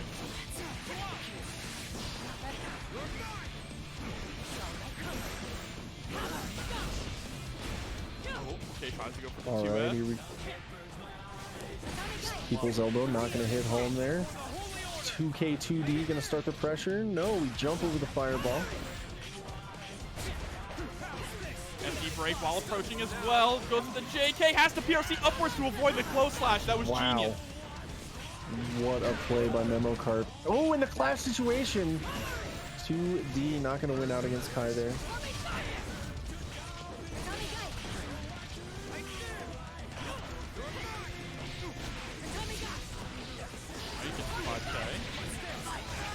The RC. No burst yet. 6H, one chance left for Zippy to guess correctly. But one chance might be all Zippy needs. Burst comes out for Mimokart here. And there's the 2S. Catches the knees there. And a 3-0. Wow. Mimokart. That's impressive. That Wow. was that was some crazy stuff there. Really good stuff. Took out a hell of a team too. Oh yeah. Yeah, absolutely. Went on a tear there. That was definitely no slouch of a team. And way to hold it down. Good stuff, Mimokart. Good stuff. If I'm not mistaken, oh, it's a booty crew. A booty crew. All right then. So up really, next. really nicely done. Up next is probably going to be one of the matches that I want to see the most. Team Nubenheimer against Team Darkrai. That's going to be good. Ooh. Ooh, that Yeah. is going to be very nice. That is going to be very nice. Team Triple Gold Lewis. Triple Gold Lewis, like, that is, look. That's a lot of swinging coffin, you know. Look, it's a team tournament, so it's a little bit more relaxed, a little bit more fun. So I'm just gonna say, I want Team Triple Gold Lewis to go all the way. I mean, I can't disagree. It's. I mean, yeah, that's fair. You know, for engaging in bias, you know, I'd like to see the homie Mimokart prosper because I'm always for bike and W's. But I can't disagree that it would be also pretty awesome to see a Gold Lewis Grand Finals. You know, but that's just me.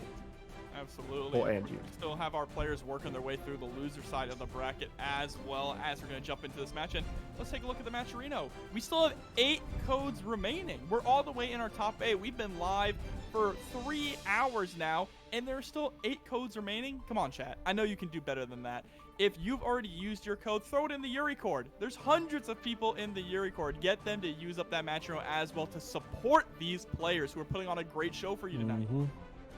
Yeah, absolutely. Give these players the gift of love and show that support with a couple seconds of your time, a couple of clicks. That's seriously as easy as it is. I believe in the 8 of you that have not claimed those codes yet, and it seriously could not be any easier. Like, I literally claimed a code mid-match of commentary. I believe that you could claim a code mid-match of being entertained by these great players, or right now in this downtime that we're experiencing. Perfect opportunity to show them that love, guys. It is that easy, and there are also sponsor quests available to add extra money into the pot. Things like just following Matcherino on Twitter adds 15 cents.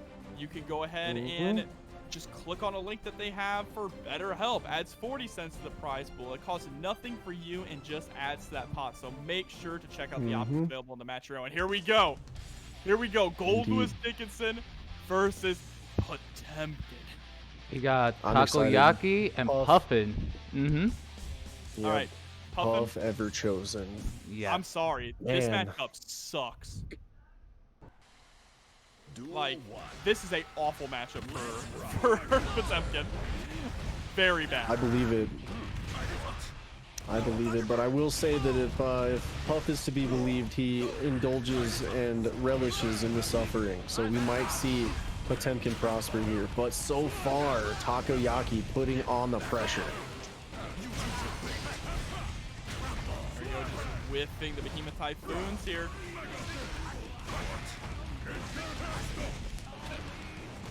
Great backdash there on the 2 Good backdash. And you see, he's going for a lot of the air grabs there, right? Oh, Potemkin Buster, there it is. Wow. But that's what a trying PRC to be into the Buster. a preemptive call out for JD because JD is so good in this matchup. Slide head. Says on the Aegis Reflector. Oh, with the Potemkin Buster. Oh, but goes for the empty jump into the throw, give him the headbutt. And stomps on him. Sometimes you just gotta send the message. Ooh, we start 6P into Heat Knuckle. Okay, we try to flick our problems away.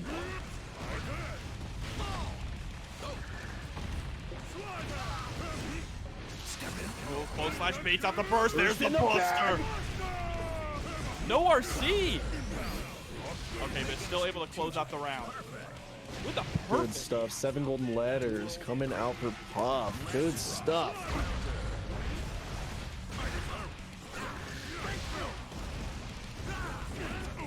Oh, What a but there it- backdash into a pot buster! Man, Puff is assembled alternatively right now.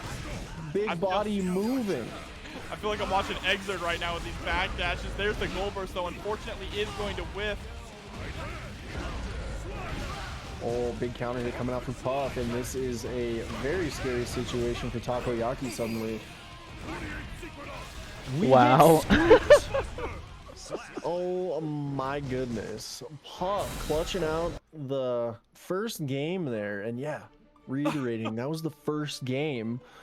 And you know, I don't know, that didn't look like a terrible matchup for Potemkin, but like maybe Puff is just that guy. It could be. I promise you it is. Puff is just built different. Okay, Puff has got the alternative assembly. I see. I believe it. You know, for the level, I'll be honest. Puff hangs out a lot in the 9 Moons Discord, and for the level of confidence I see on display, Puff is backing it up pretty well there. Not phased by the bad matchup. It seems like Mega Fist to start things off, forcing the gold burst out immediately from Takoyaki. Nice 6H into the Skyfish. PRC tries to go for the fuzzy with the JK. Dash into the pot buster. Oh my goodness. Yeah, every good Potemkin player needs to have these back dashes on lock. Nice cancel immediately into the Aegis Reflector.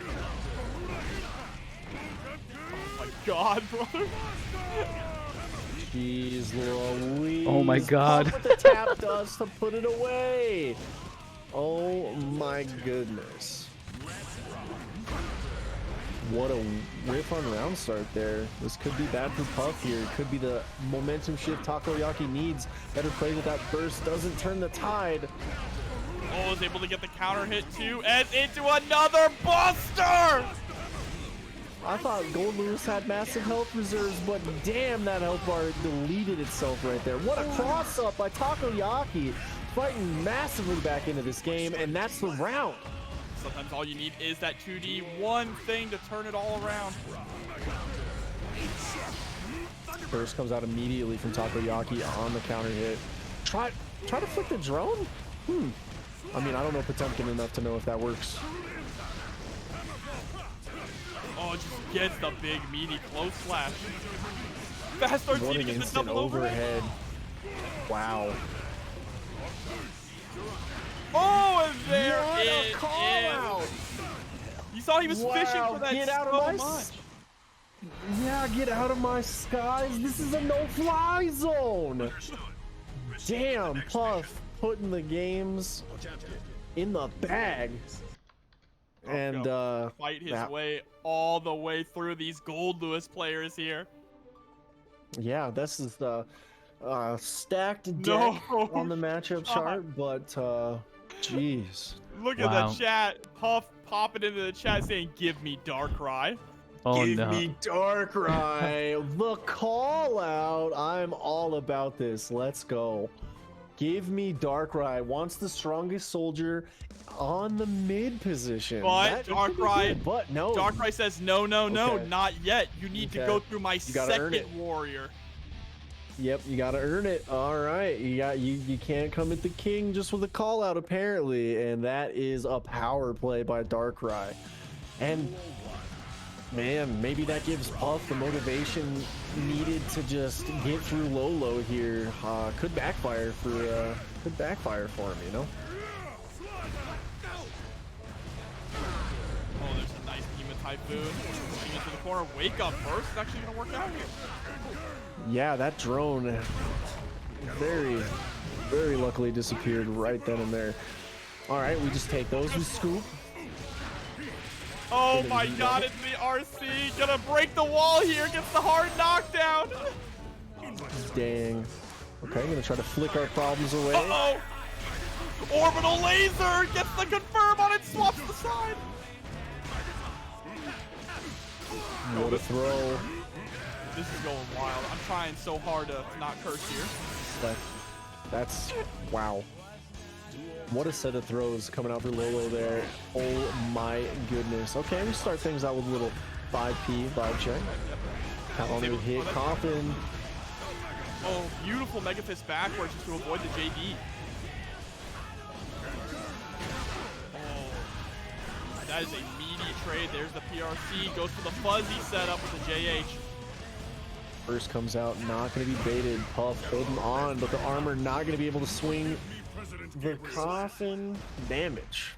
Going to get bodied by the big boy swinging the Coffin. The Lolo locking it down for the Gold Lewis gang here. And Puffin gonna have to hold on here. Now I'm definitely seeing the cracks in that armor. I'm seeing the rough stuff in the matchup that you're talking about.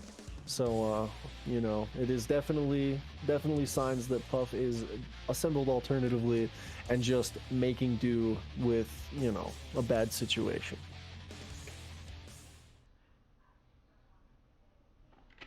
All right, time to jump into it. Let's see, is Puff going to be able to earn the chance to face Darkrai here, or is Lolo going to crush those streams?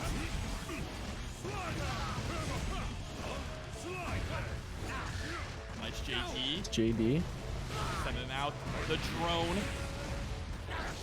Oh no, catches the backdash there with the close slash. Tons of damage. Goose.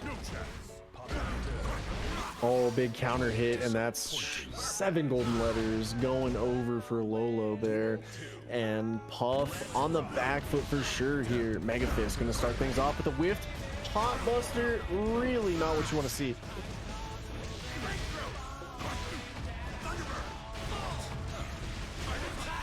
Right, PRC forward, just trying to get this pressure, and Chip adds up with a throw. is gonna do it there. And Wow. unfortunately, Puff will not get to face Darkrai. Dang. Darkrai says, And that is not tonight. Yeah, that is an unfortunate downside of the call out there. We made the call out, and unfortunately we got called out in return, and Lolo holding it down, locking it up, and gatekeeping. Gatekeeping is the word I'm looking for here, because you got to get through Lolo to get to Darkrai, and we were not up to the task in this instance here. Darkrai sitting on his throne there, his shadowy throne, Oh, just yeah. sending Lolo out in front, the vanguard here. And One oh my Gold life. that fell, but one more soldier remains guarding the castle. Indeed. And now it's going to be on Climatize here to hold it down. 5H counter hit, starting things off strong for the bad guy.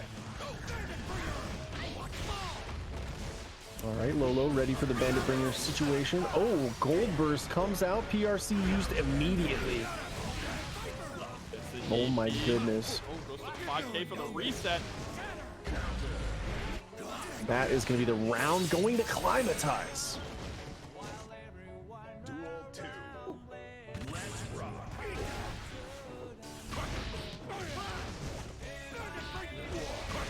Oh, what a 2P. DP, get off me.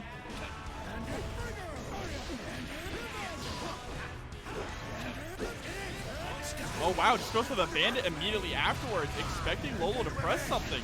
And the classic DP after bringer. Indeed. Bath here. Gonna keep the pressure going. 2P, what a check by Lolo. These 2Ps have been really nice. Great to see, to be honest. And this is gonna be damage. Oh, whiff throw. Back throw incident. It begins with the IBFDs. Throws the spacing out the door. And that is gonna be Lolo taking the round. Oh, DP straight through the Behemoth Typhoon attempt. Oh, no cross-ups for you. We got 3 frames. Strike throw, here we go. Fafnir. Gonna be able to break the wall with the Bandit Revolver. Climatize looking That so makes it good so right nasty. now. Yep, indeed. RC. Oh, interesting. Looked like they tried to go low there, but maybe missed the button press. Yeah. Ooh, Gunflame clash with one hit of the drone. 2D gonna sweep the leg, and this is gonna be damage for the big man. Wall splat should put it away. Making a point here. Climatize. 1 5 life. codes left in the Matcherino, by the way, guys. 5 of those left. I know 5 of y'all. Jerry, I know you're out there and you haven't claimed a code. And it's only a couple seconds of your time, homie. You got this. I love how this voice chat is like literally Tango Lewis's all together. The voice chat in the That is Discord? definitely. Yeah, Tango Lewis's. that You is- love to see it. Oh my god. Yeah, definitely. And one of the only places you're gonna see that is in the Yurikord Discord server. So yeah, definitely a good place to be if you're a Gold Lewis gamer right now. Alright, nice JD. First comes out. Also, as a Gold Lewis player myself, I hate this matchup too. I just hate Soul. I believe it. Oh, but look at this, just manhandling Soul, able to take the round. I brought you a coffin. Time to get in. It's just the SpongeBob picture. We got the coffin open for the Squidward. Okay, now get in. Ooh. We are checking the vibes though. Fafnir into the corner pressure. JD gonna check the vibes right back though. Lolo holding it down. A nice jump back JD to beat out the far slash. Alright, patience here on defense. Just trying to find the right opportunity, and there it is. 6H is going to catch the backdash from Climatize. But also just avoiding that drone altogether. Walks himself all the way to the other corner. Oh, burst comes out. Not gonna hold that anymore, but the counter hit. Oh, and the All fake right. out on the cross up. Well done, Lolo. Really holding it down right now. Gatekeeping everybody from Darkrai on this team so far. And if I'm not mistaken, we're going to see Climatize take one more chance to get through the Gatekeeper here and move on to Darkrai. Otherwise, the Gold Lewis gang going to just sit pretty here on the winner's side and move on. I mean, Gold Lewis is too powerful here. They have 10 Gold Lewis players in the voice chat hyping them up. Yeah. When you have that much energy? Just lending that energy. We should break up the conglomerate there. They're too powerful. The Gold Lewis monopoly, the Gold Lewis cabal. Exactly. Well, but the 5K is going to whip, just immediately goes for the 2P, keeping that pressure on. Oh, no, that was an unfortunate situation, but a nice backdash on Wake Up. All right, here we go. Ooh, the drone with a nice pickup. Lolo's moving right now. Forces the burst out of Climatize. Anti-air 5K. Gonna lock it down. 6P, get off of me. And again, these 2Ps that we're seeing from Lolo are absolutely crazy. Really nicely placed. Absolutely perfect Abare. Oh, and just harassing with the path here. Tries to go for the run-up throw, but the backdash incident. Yep, the big boy backdash with those extra frames looking strong. Strike throw, here we go. With the backdash again! Goes for the empty jump, tries to go for the overhead here, but the YRC is going to work out. Nice fade back JD. Drone is back up. Big counter hit burst is available. Does Lolo believe in the round? We're going to hold on to the burst for now. Oh, but answers back to the 2K. What a play. Life bars are tied up. What a whiff on the throw, and this could be what Lolo needs to get going. Burst is coming back for Climatize, though. Oh, wow, I love the fade back there with the behemoth. Nice JP, gonna catch him into the drone. Gonna break the wall with this too, but the burst comes out. Nice. Oh, gold burst. I like the idea. I wonder if it was just a slightly poor timing there. Oh, okay, we get a nice little trade.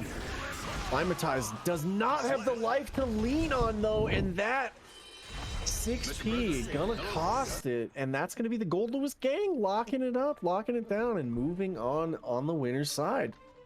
Hell yeah, Gold Lewis still running strong here. Like I said, they got that energy. They have the whole Gold Lewis crew of the Yurikord backing them up. With that kind of momentum, it's gonna be hard to beat them.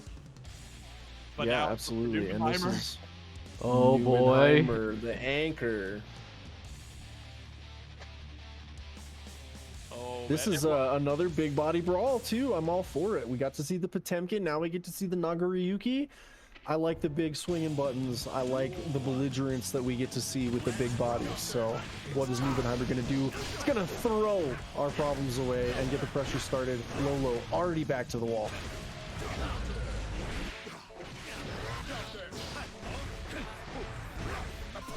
I take the PRC backwards. Immediately, Nubenheimer just eating Lolo alive with the perfect. The masked killer is on the screen. Dang, what a round. Blink and you miss it, but that is Nagoriyuki in a nutshell for you. Yeah, maybe Friday, Nubenheimer, but it ain't the 13th yet.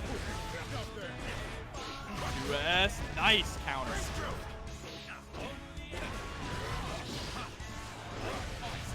Comes out, the beautiful 2P press.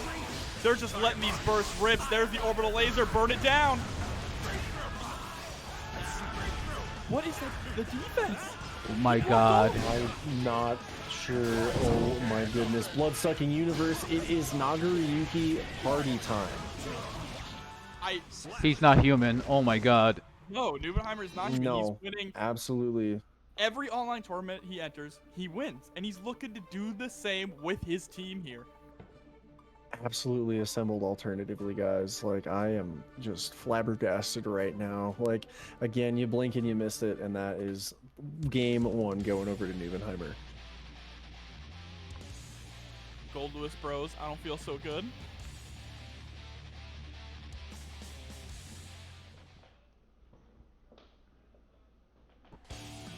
Duel 1. Let's rock. Alright. Again, just the harassment here. Stagger pressure come out from Neubenheimer. Trying to force that with Behemoth Typhoon with that Fukio backwards. And look at these 2 H's. We'll just catch Gold Lewis standing.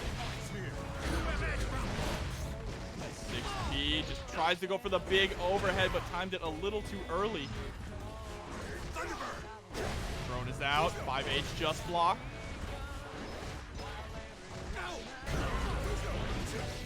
Wow.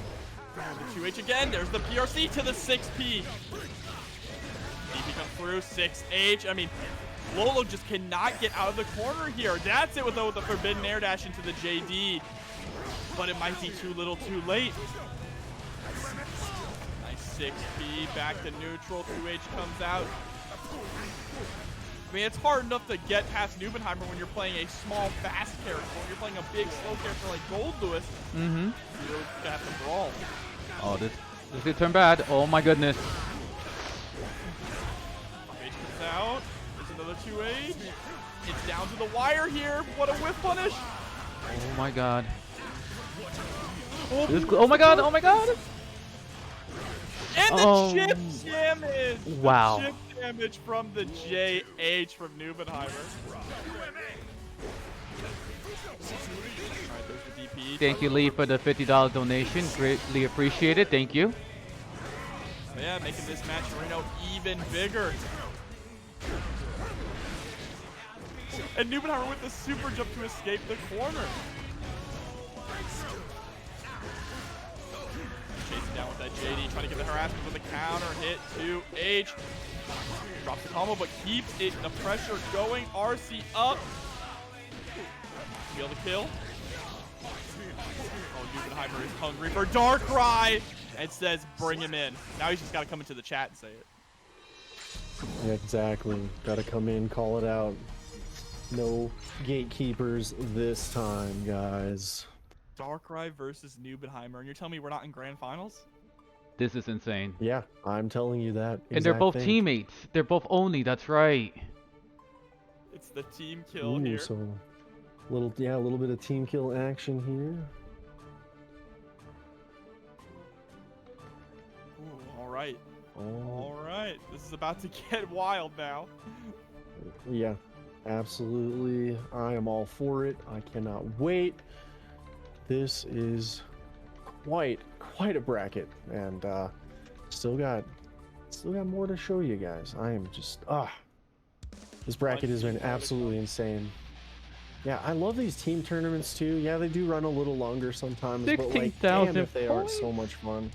That's a lot of points. Yeah. Oh my gosh. Darkrai is the Gold Lewis King, rising off of his throne here, picking up What with the song? The Gold man. Lewis team. Would have been better if we White House. There it is. He chased down the big boy backdash.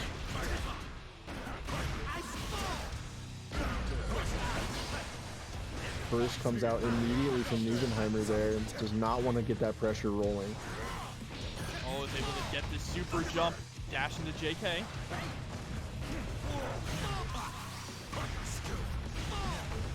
Okay, he's swinging the big coffin, but the back throw incident gonna get stuff started for Neubenheimer here. 2H gonna whiff, not gonna whiff that time. Close slash connects, burst has to be used there.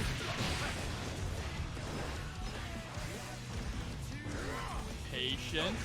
There's the JD, but the RC is gonna come through, and Neubenheimer is gonna take the first round.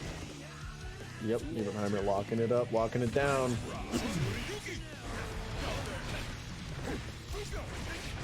Big money match here. There's that 2H to stop the jump attempt. Nice blood-sucking universe. Morbid time. Nago party time. Big backdash. Oh my goodness. Darkrai calling that out perfectly and putting in big Damahe. Gonna get that hard knockdown with the positive bonus. Nubenheimer still sitting on burst and a lot of meter here. Catches the backdash. Oh, what a catch. Oh, the backdash again. Just delaying That's it gonna hurt. slightly. Indeed. You gonna learn today, Darkrai. Stop backdashing the Vampire Samurai. And dang, Nubenheimer taking first blood there. Looking so incredibly clean already.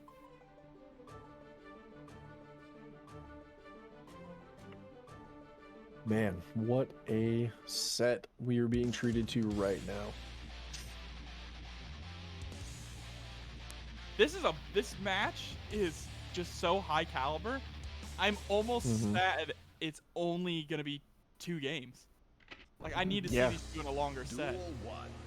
Yeah, exactly. We need that first to 10, you know, first to 10 action for sure. Nubenheimer taking chunks off of Gold Lewis's life bar. Ooh, 2H connects. Not what you want to see for the big man. Gonna keep the bar. Just gonna take the positive bonus. Oh my goodness. 2H PRC 2S. You love to see it. And that is the round. Blink and you missed it, guys. Oh, gets the plus frames with the clone straight into the bite. Shimmy backwards, just trying to bait Darkrai into overextending. Lets the Beyblade rip. I just can't find a chance to press here. And all of that, still no pops. Nubenheimer managed to get just the right amount of hits to lock it down and still keep Darkrai at bay. Back to the wall, not completely in the corner, but look at that risk. Darkrai finally able to strike back. Oh, Pop no. gonna come out and shove Darkrai to the corner. Pulls out the gun, though. Pain. Yeah. No! Wow. The pickup baits on the first! You gotta be kidding me. Nubenheimer is cracked. What? It's Nubenheimer? cracked! What are we witnessing right now? What? There's black magic here. That was inhuman. Wow. I cannot believe damn. the way that ended. Getting the DP and the jump to bait out the burst, like, I've never seen that before. I have never seen that interaction before. Jeez Louise, that was insanity. Absolutely love to see it. And, it's, you know, always goes to show that there is just still stuff to learn at every level in this game. And, damn if Nubenheimer isn't putting on a class right now. Yeah. That was... Whew. Absolutely insane. Down to the wire, the last 2 players there. Alright, so we're gonna actually have Team Darkrai play again against Team of... Okay. Making team names is hard. That's the name. Which is Alright. Petrify, Making Nine team names. Moons, Own Rat, and Meat. Okay, this is gonna be good. Rat, okay. Oh, yeah. Mhm. Nine Milia, moons let's rat. go! Let's go, Milia. This matchup sucks Rat. though. Rat is the... Well, Rat might Rat also Milia. bust out the Nago. That's right. Yeah, but Rat does have a. I'm not gonna downplay Nubenheimer's skill, but Rat also does have a pretty nice Naga Ryuki. I mean, it's definitely something that I've seen Rat pull out in some of the less favorable matchups. But we're gonna not see Rat yet. We're gonna see Meat step up with the May against the Gold Lewis. Okay. And Takoyaki gonna have to try to avoid becoming fish food here. With a name like Meat, how are you not playing Sin? Right. That is true. Right. So off-brand. Yeah. Mankind. Yeah. Maybe it's for the mental stack, you know? You mind game your opponent with the name, they can't keep up. Oh, okay. Right. Going for the 5K at round start. Meat is going to get the early advantage. Keeping that pressure up with the Dolphins and that big 6H. He's just standing there menacingly, swinging that anchor around. Takoyaki just getting it handed to them by the anchor right now. Ooh, the draw opportunity into the American reset there.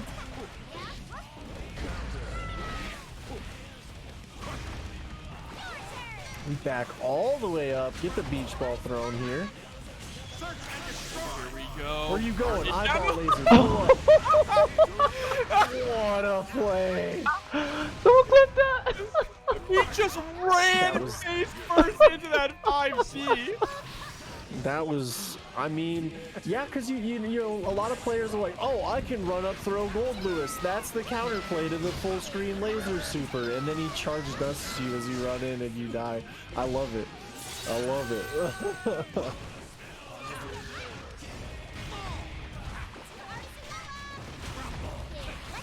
Oh, but there's, wow, what a miss past RC. Yeah, Takoyaki forced to use that burst very quickly there to avoid the death. And now we're swinging the coffin in the corners. Throw gets punished, and this could be it. Yeah, I didn't want to say definitively because commentators curse go burr, so I'm gonna wait. I'm gonna wait till May finishes the plate, and then we'll confirm it.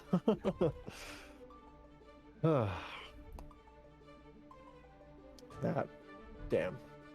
And that was again, we're seeing a lot of these in this top 8 where players that have been absolutely tearing stuff up, getting put on the back foot in situations pretty early on in their sets. But we're gonna keep jumping straight into it. Both of these characters just wielding massive blunt objects. Indeed, blunt force trauma is on the menu today. Oh, and there's that 5K. Okay. So that's what they were going for before, right? 5K just to stuff up the 5K per minute. And this is a big round start for Takoyaki.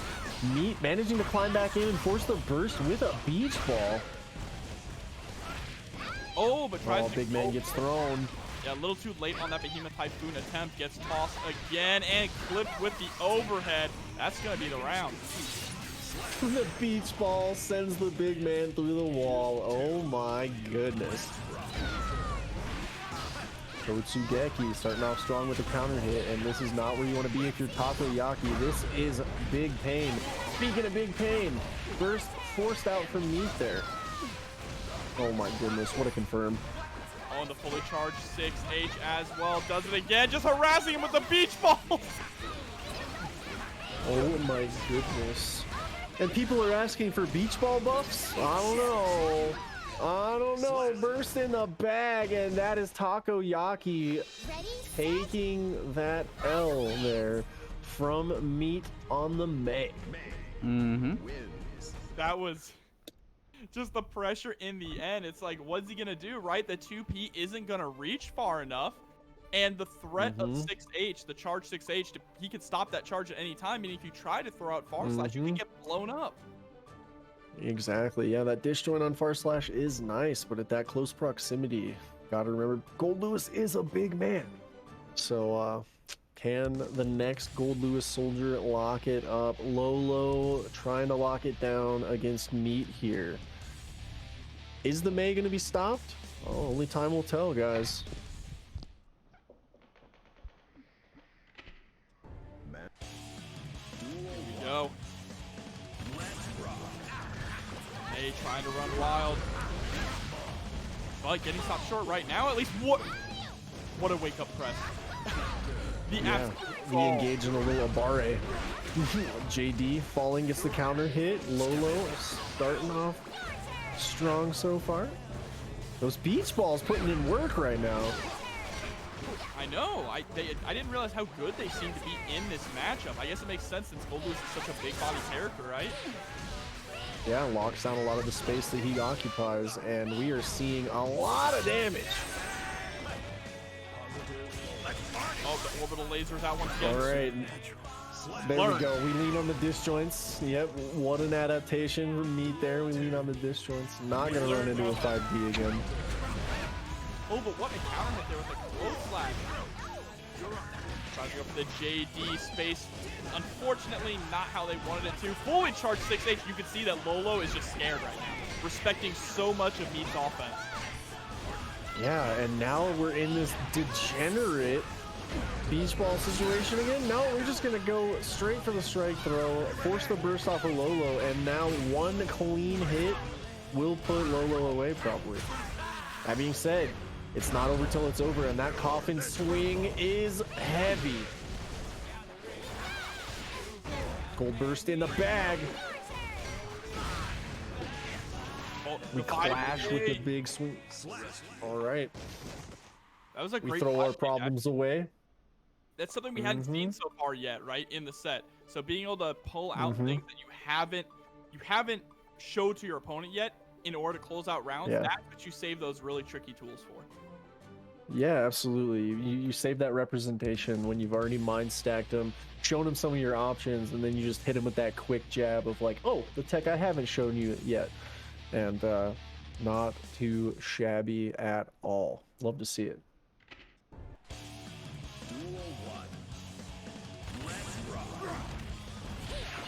Okay, 5K round start again.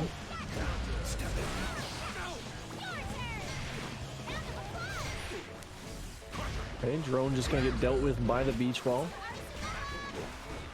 Yeah, what is Gold Lewis to do against the beach ball onslaught? Can't jump in, can't run forward, has to just kind of hold it. And oh my goodness, speaking of hold it, we're back in the corner beach ball situation. 7 golden letters for Meat there on the round.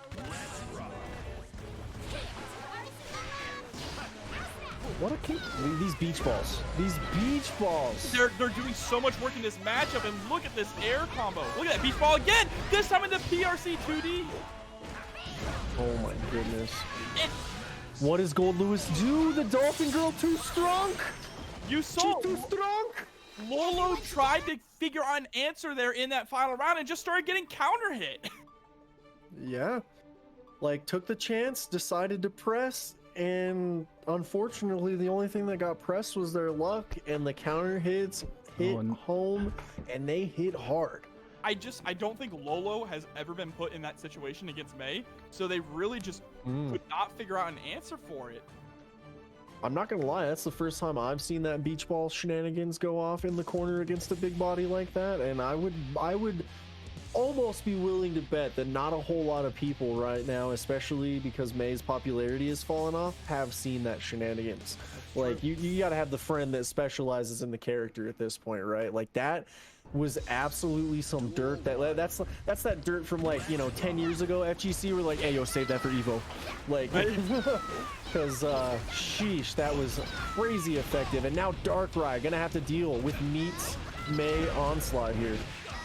And if Meat can make a full 3-0 run through the Gold Lewis team, that would be absolutely insane. Yeah, definitely. And so far, we are seeing Darkrai getting pressed. What patience there. Is Darkrai going to be able to find an answer to this beach ball harassment?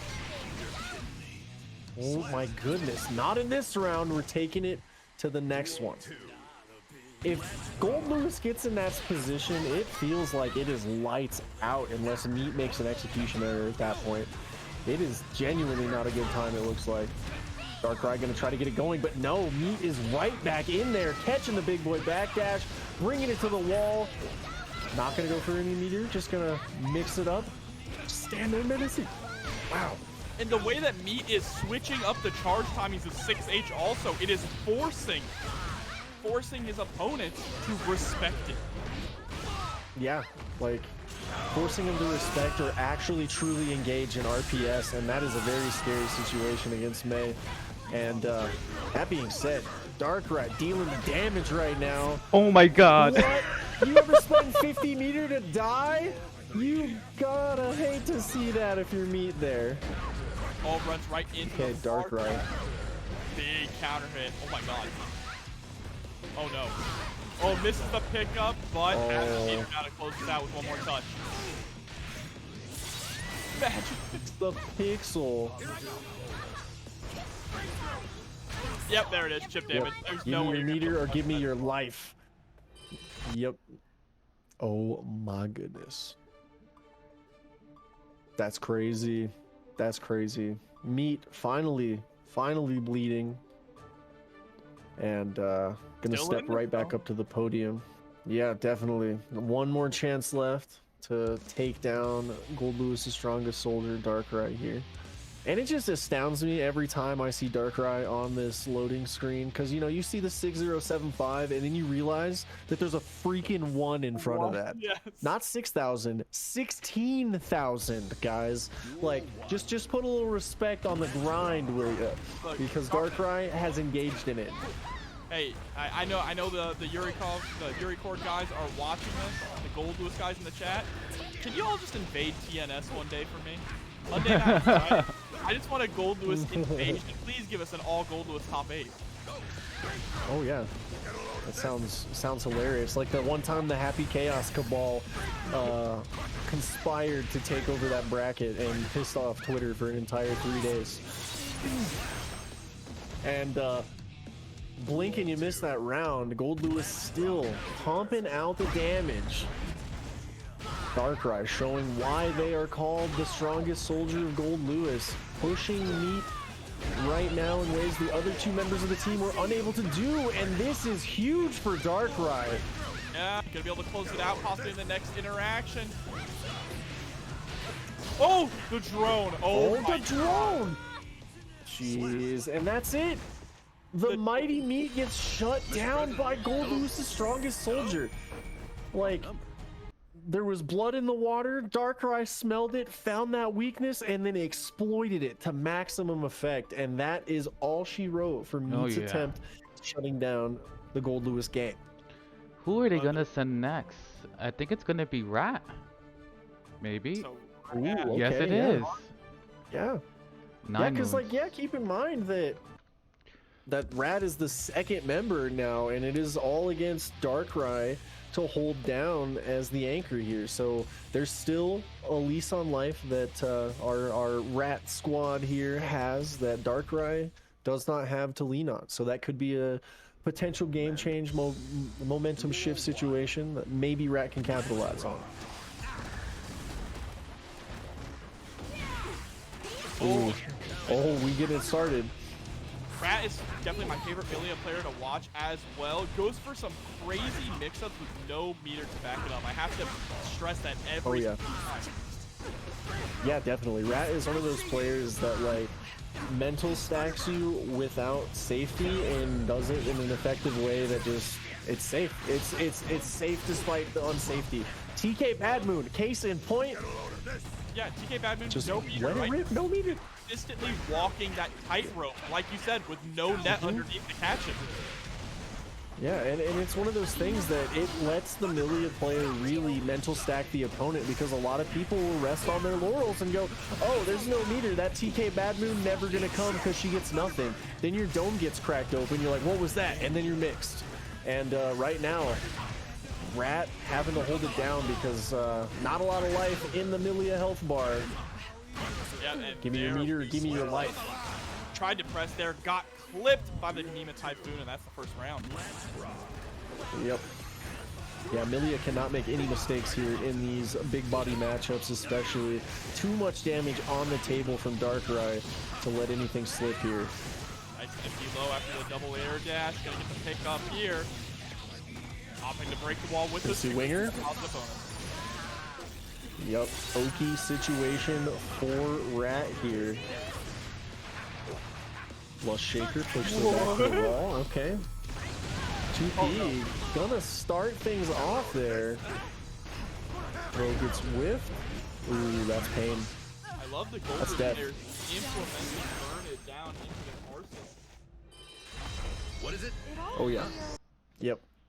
Love to see the entire tool chest utilized. Every tool in the box has its purpose, and it is nice to see these players really truly define those utilizations and put them into effect in practice. I'm all for it. I love to see it, and I really like. It's cool because like, yeah, I had a glance that Super's like, oh, what do you do with this? And then, you know, you're seeing it right there. We've seen the crazy run fully face first into my charged dust. You've seen the 2P action. The Gold Lewis gets a lot off of that, and it's kind of crazy. there's a nice 2K2D. Just goes to the big raw overhead, fast overhead this time, and look at that health bar. 90 seconds on the clock, and this round's almost over. It is over. 88 seconds. 87 hadn't even finished showing up yet. And Darkrai puts the life bar away. Again, Milia cannot make mistakes. That was 11 seconds that round. That's crazy. Yeah.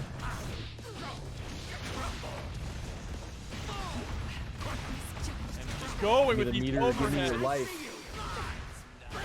Oh, man, this is... Oh, you both love and hate to see it. Like, imagine dying because you're just blocking. Like, damn. That's a Gold Lewis special. Give me all that meter with the Skyfish. Indeed. Able to score a mix up here. Okay, Rat is still in this. Just barely, though. Oh, my goodness. Block much of anything. Oh, Plus Shaker. Okay, we burn it down. 2P right there to stop the advance. And that's going to be Rat.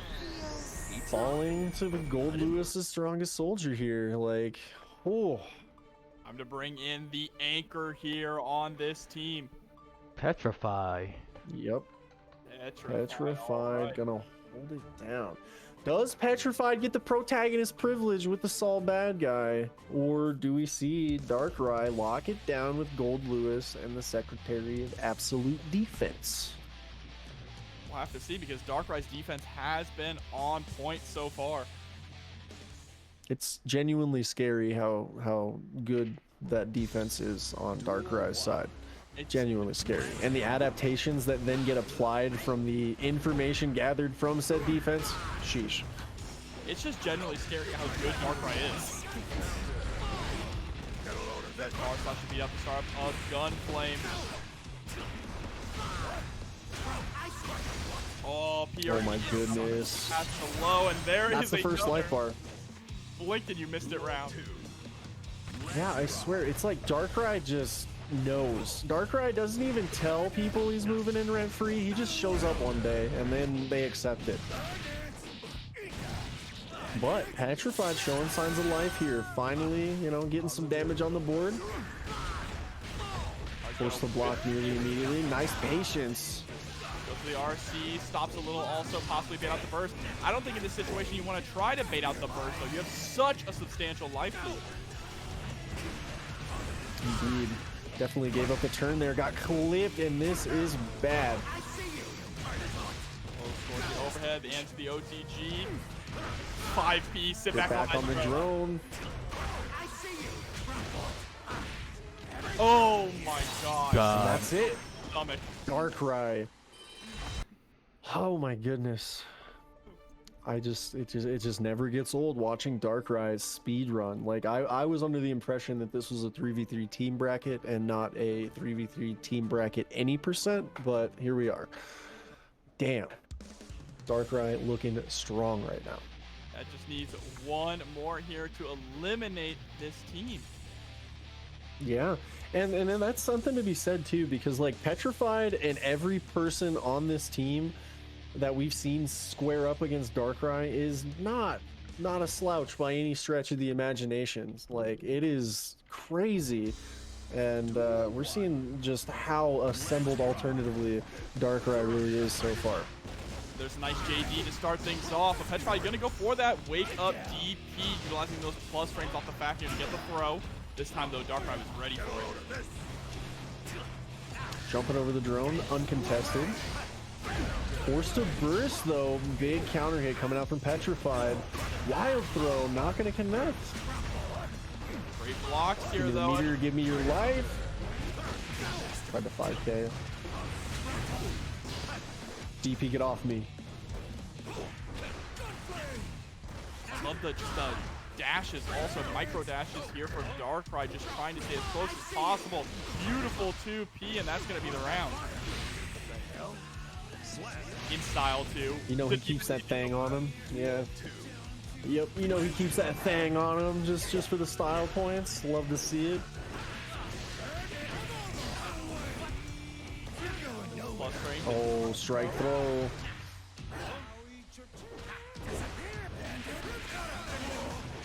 WRC. looking for a clean hit. DP for 5H.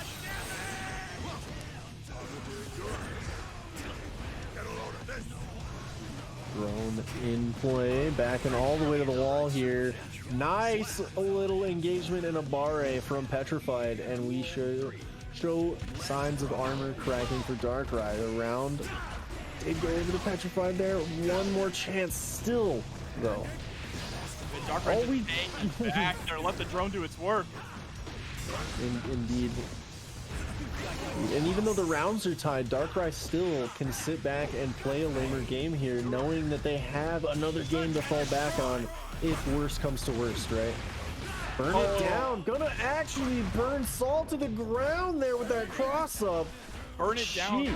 It's just so good at covering what kind of approach you're going to go for. And there is a nice 6P.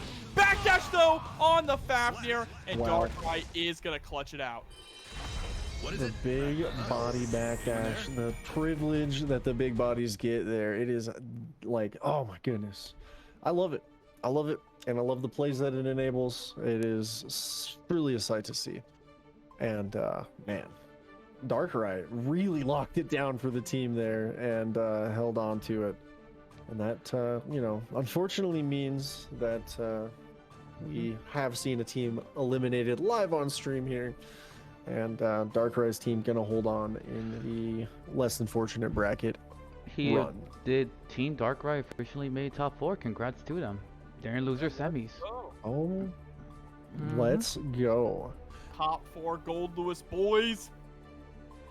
Yeah, and the Gold Lewis Grand Final dream is still alive for those of you who are in favor of that outcome. And I'm all for it still. I'm all for whatever outcome we get, because at the end of the night, I still get to watch a bunch of good-ass Guilty Gear and hang out with all of you amazing people. Absolutely. And I can't be more appreciative. Well, let's see. Yurikov, who are we going to have up next here? Well, we're going to have, let's see right now. Alright then, so we're going to have a team of... Let's see, Team Nerf Nago HC, which is Aaron Damag Zippy and I think it's BE Paws. And we're just waiting on the...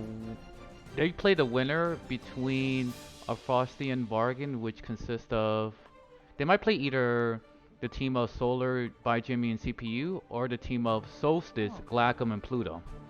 So we're just waiting on them. Ooh, okay. It's, right. I don't think we've seen the Solstice squad on stream this evening yet, so it'd be a definite treat to see that. But obviously, you know, brackets do be breaking down how they do, so it's on them to actually get here. Yeah, and it has been a bloodbath tonight.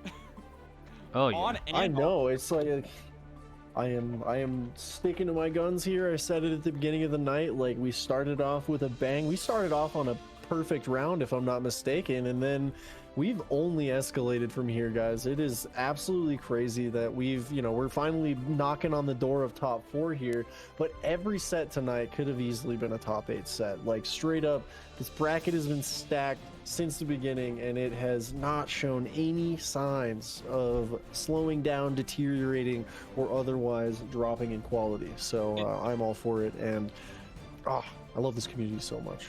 Mm-hmm. And to review the bracket also, actually, Team Solstice lost to Team Petrified in winners round 2. So they went from losers round 1 and have clawed their way all the way up to where they are at the moment, going up against the Faustian Bargain.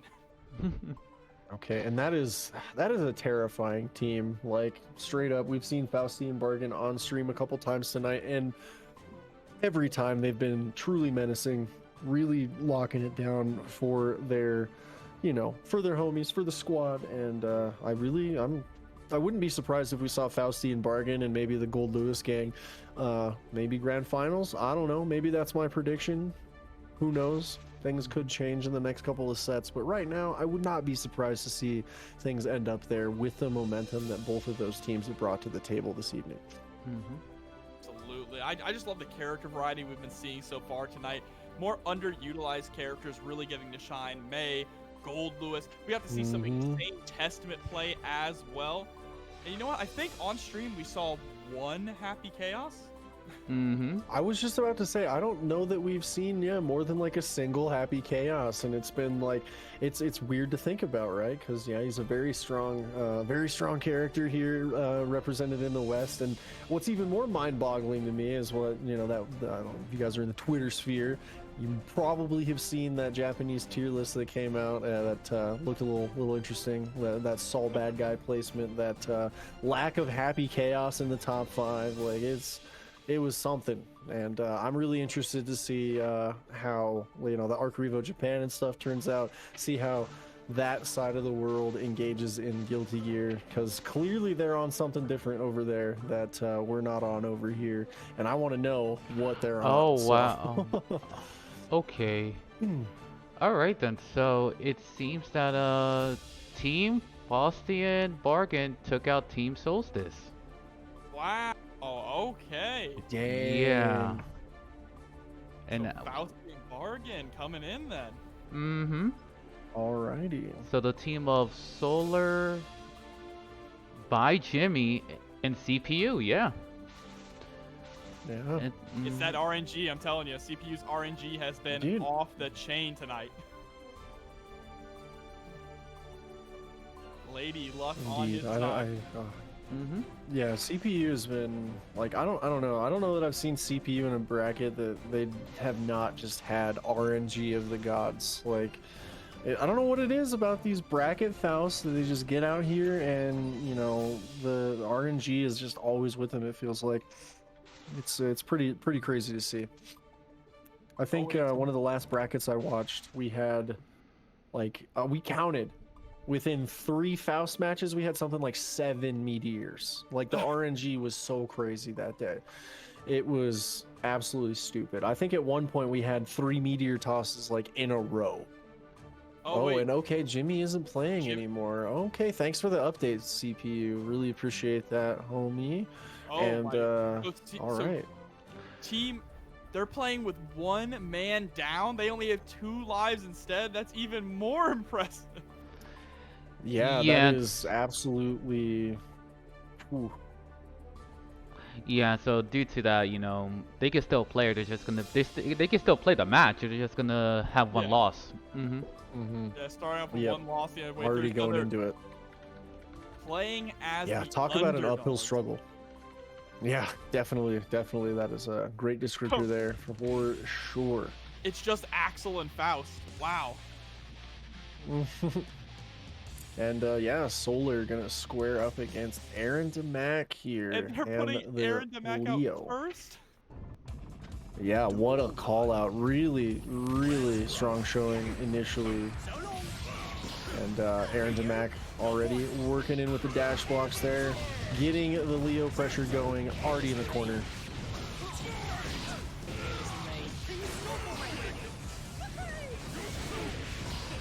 Fireball gonna catch out the poke attempt, and we are 2K 2D'ing our problems away here.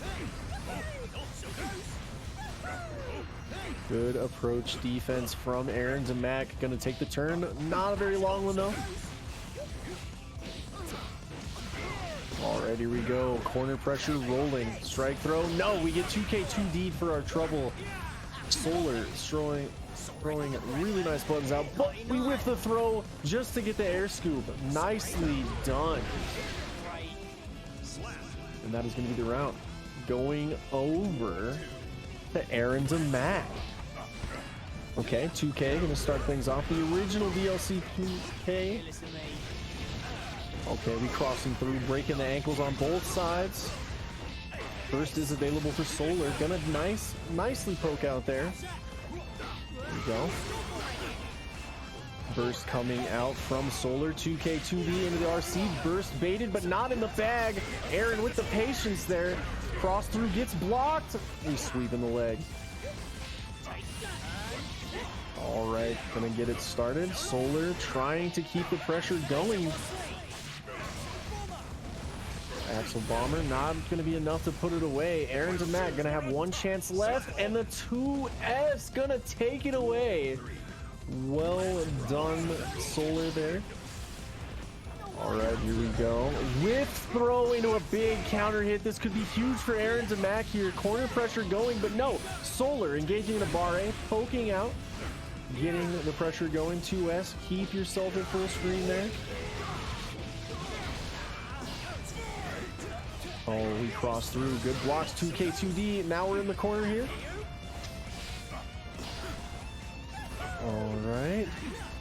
Going for the 5H there. JS straight into the snail. Oh, goodness.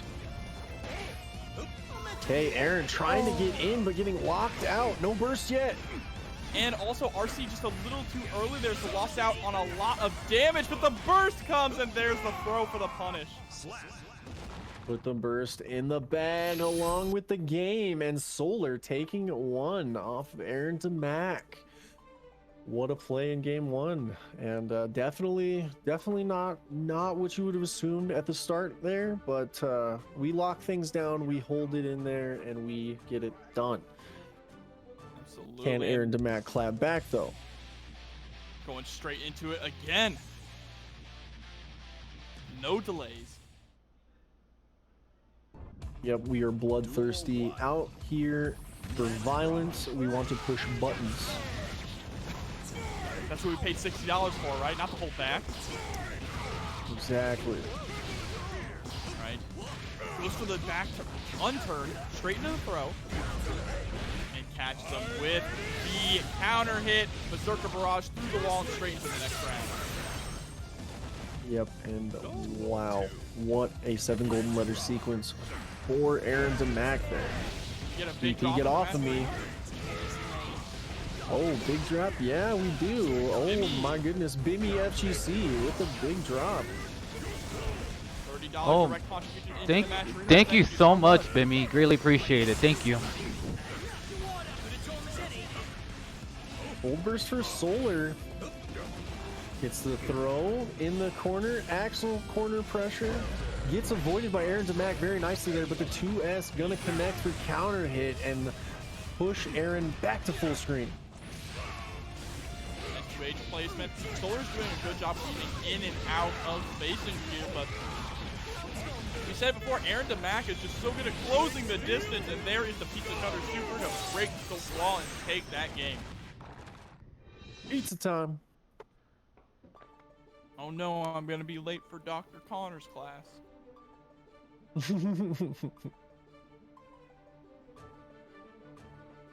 Let's see, time to jump straight back into it again. One apiece.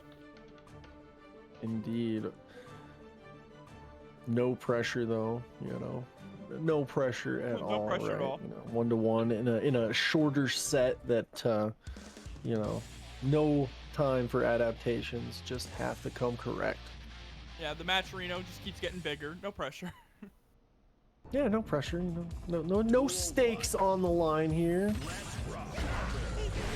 Oh, big round start counter hit forces the burst off of Aaron Demac early, but we get the turn off of it and could be what we need. No, Solar stopping that momentum with the great pokes.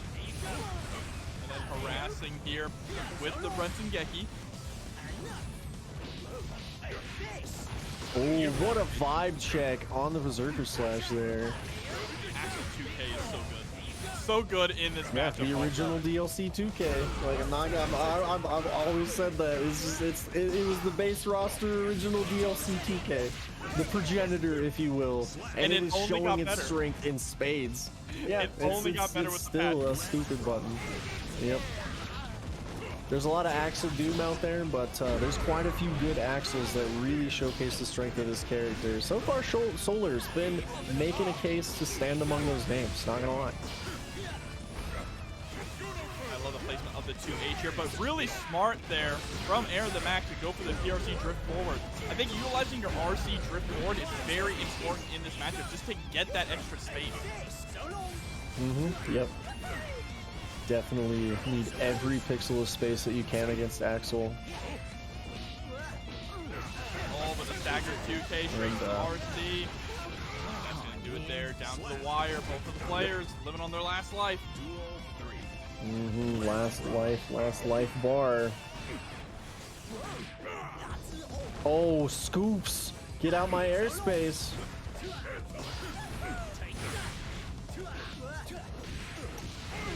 These dash blocks we're seeing from Aaron to Mac are going to make a huge difference in this game, and we're getting the offense that has not been there so far. 5D. That's a big burst, though.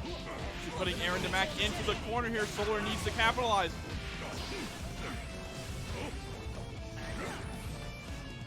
Okay, backdash to get out of the pressure, but we're still in the corner. The poke game from Solar putting in a ton of work right now. Oh, the JH is going to whip. There's the PRC4. Catches with the JP, but it won't be enough for the run-through. Is going to do it.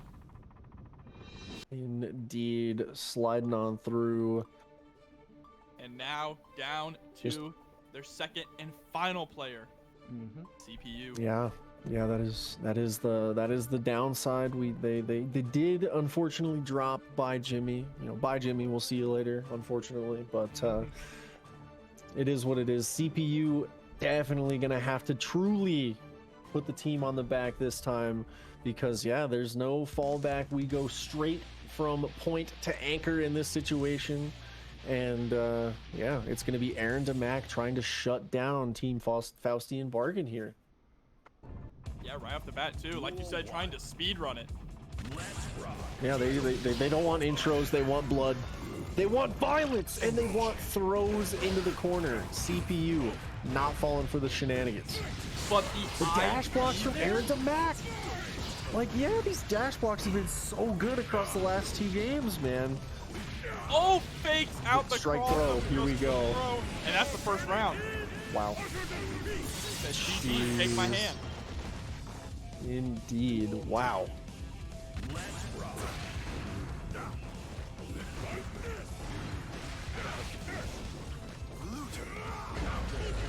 Ooh, counter hit, but we get bursted immediately. Overhead connects, and CPU on the back foot here. Aaron to Mac rocking the strike throw in very effective ways here. OTG super. That's it. That's the game. Wow. CPU has 2 life bars. 2, count them. 1, 2. 2 life bars left to stay in the bracket, if I'm not mistaken. This is the less than fortunate side. Yeah. I like how CPU's boost quote is just damn. Damn. Like, damn. What are we getting about that one? Short, sweet, to the point, effective. I'm all for it. I love it. Right, jumping into it. Like you said, last life left to live here for CPU. 6P. And 6P is a really good answer to Faust, right? Yeah. I love Leo 6P too. He really says it with his chest, right? For sure, for sure. Oh, burst in the bag, please. We got the meteors. Oh, we got the Afro on as well. That bomb is going to ignite the Afro. Yep, gonna have to watch for the guard. Nope, it just gonna block it out. Good stuff from Aaron to Max. Oh, yeah, a massive starter with the mortal counter. Yep, and oh, what a backdash. CPU. Oh, okay, PRC to get out of trouble there. I like the cross-up Scarecrow. Get out of the corner there, keep the turn. J2K. CPU looking strong right now, but 6P, say it with your chest. Throw, nice. Get off of me. Eat some. Wow. That was good. That was good. Really, really good play by CPU. That's Saturn devouring his son. Alright, there's the 5H. The 5K, but look at the way that Aaron Demac is approaching. It's just constant micro dash. Dash block, dash block, dash block. Until they can get that 2K. Yep. Oh, the dust came out there. And the JP pickup in the corner misses the 2S though. Yeah, if that 2S would have confirmed, I might have lost my mind there for Aaron to Mac. That would have been... Whew. That's the round. Either way, don't need the fancy bombo when we can put it away on the pickup like that. And now, truly, last chance for CPU. He gets banana into bomb here. Oh my goodness. The items giveth and they taketh away. Oh, tap 5D into the PRC causes the Mario situation for CPU here. And this is not what you want to see if you're Aaron's and Max. Do not let CPU get an inch. They will take a mile. Oh, just the guard push on their crosses underneath. We're still in neutral, just trying to get that scalpel pull. There's the J2K first. That's like the second or third time tonight we've seen Aaron's and Mac just hold on to that burst a couple extra frames to get out of the bait. Really, really good play from Aaron's and Mac. But CPU gonna go fishing, take it right to the golf course, and try to put it away here. Still in this bear. There's a 5H. Wow. Staying alive for one more game. One more game, 2 more life bars, reload it, and get back in there. CPU trying to make a turnaround here. That being said, they put Aaron to Mac up first. So CPU does clutch this game out. They still have to go through 2 additional competitors with no additional lives to fall back on account of the unfortunate dropping out of by Jimmy. So no pressure on CPU at all right now in this situation, and yet we're seeing quite a level of gameplay right now. Duel 1. Let's rock. Oh, but starting off the bat, they're aggressive with these K normals. One slash immediately into the counter hit 2S. And Aaron the Mac not phased by the loss at all, just running wild once again. Yeah, running in there, running the game plan, and 1 touch away from the 7 golden letters here. But Faust gonna give you a haircut. How does he add more hair? The world may never know. But so nice, we do it twice. And gets the cross up as well, straight into what could this be? Item toss super. Oh, that's a lot of Oh my goodness. He killed himself. Wow, that is not the kind of kamikaze that you want to engage in. Oh, but there we go. Snip again. It's actually no, it doesn't knock Rio into the trumpet. Wow.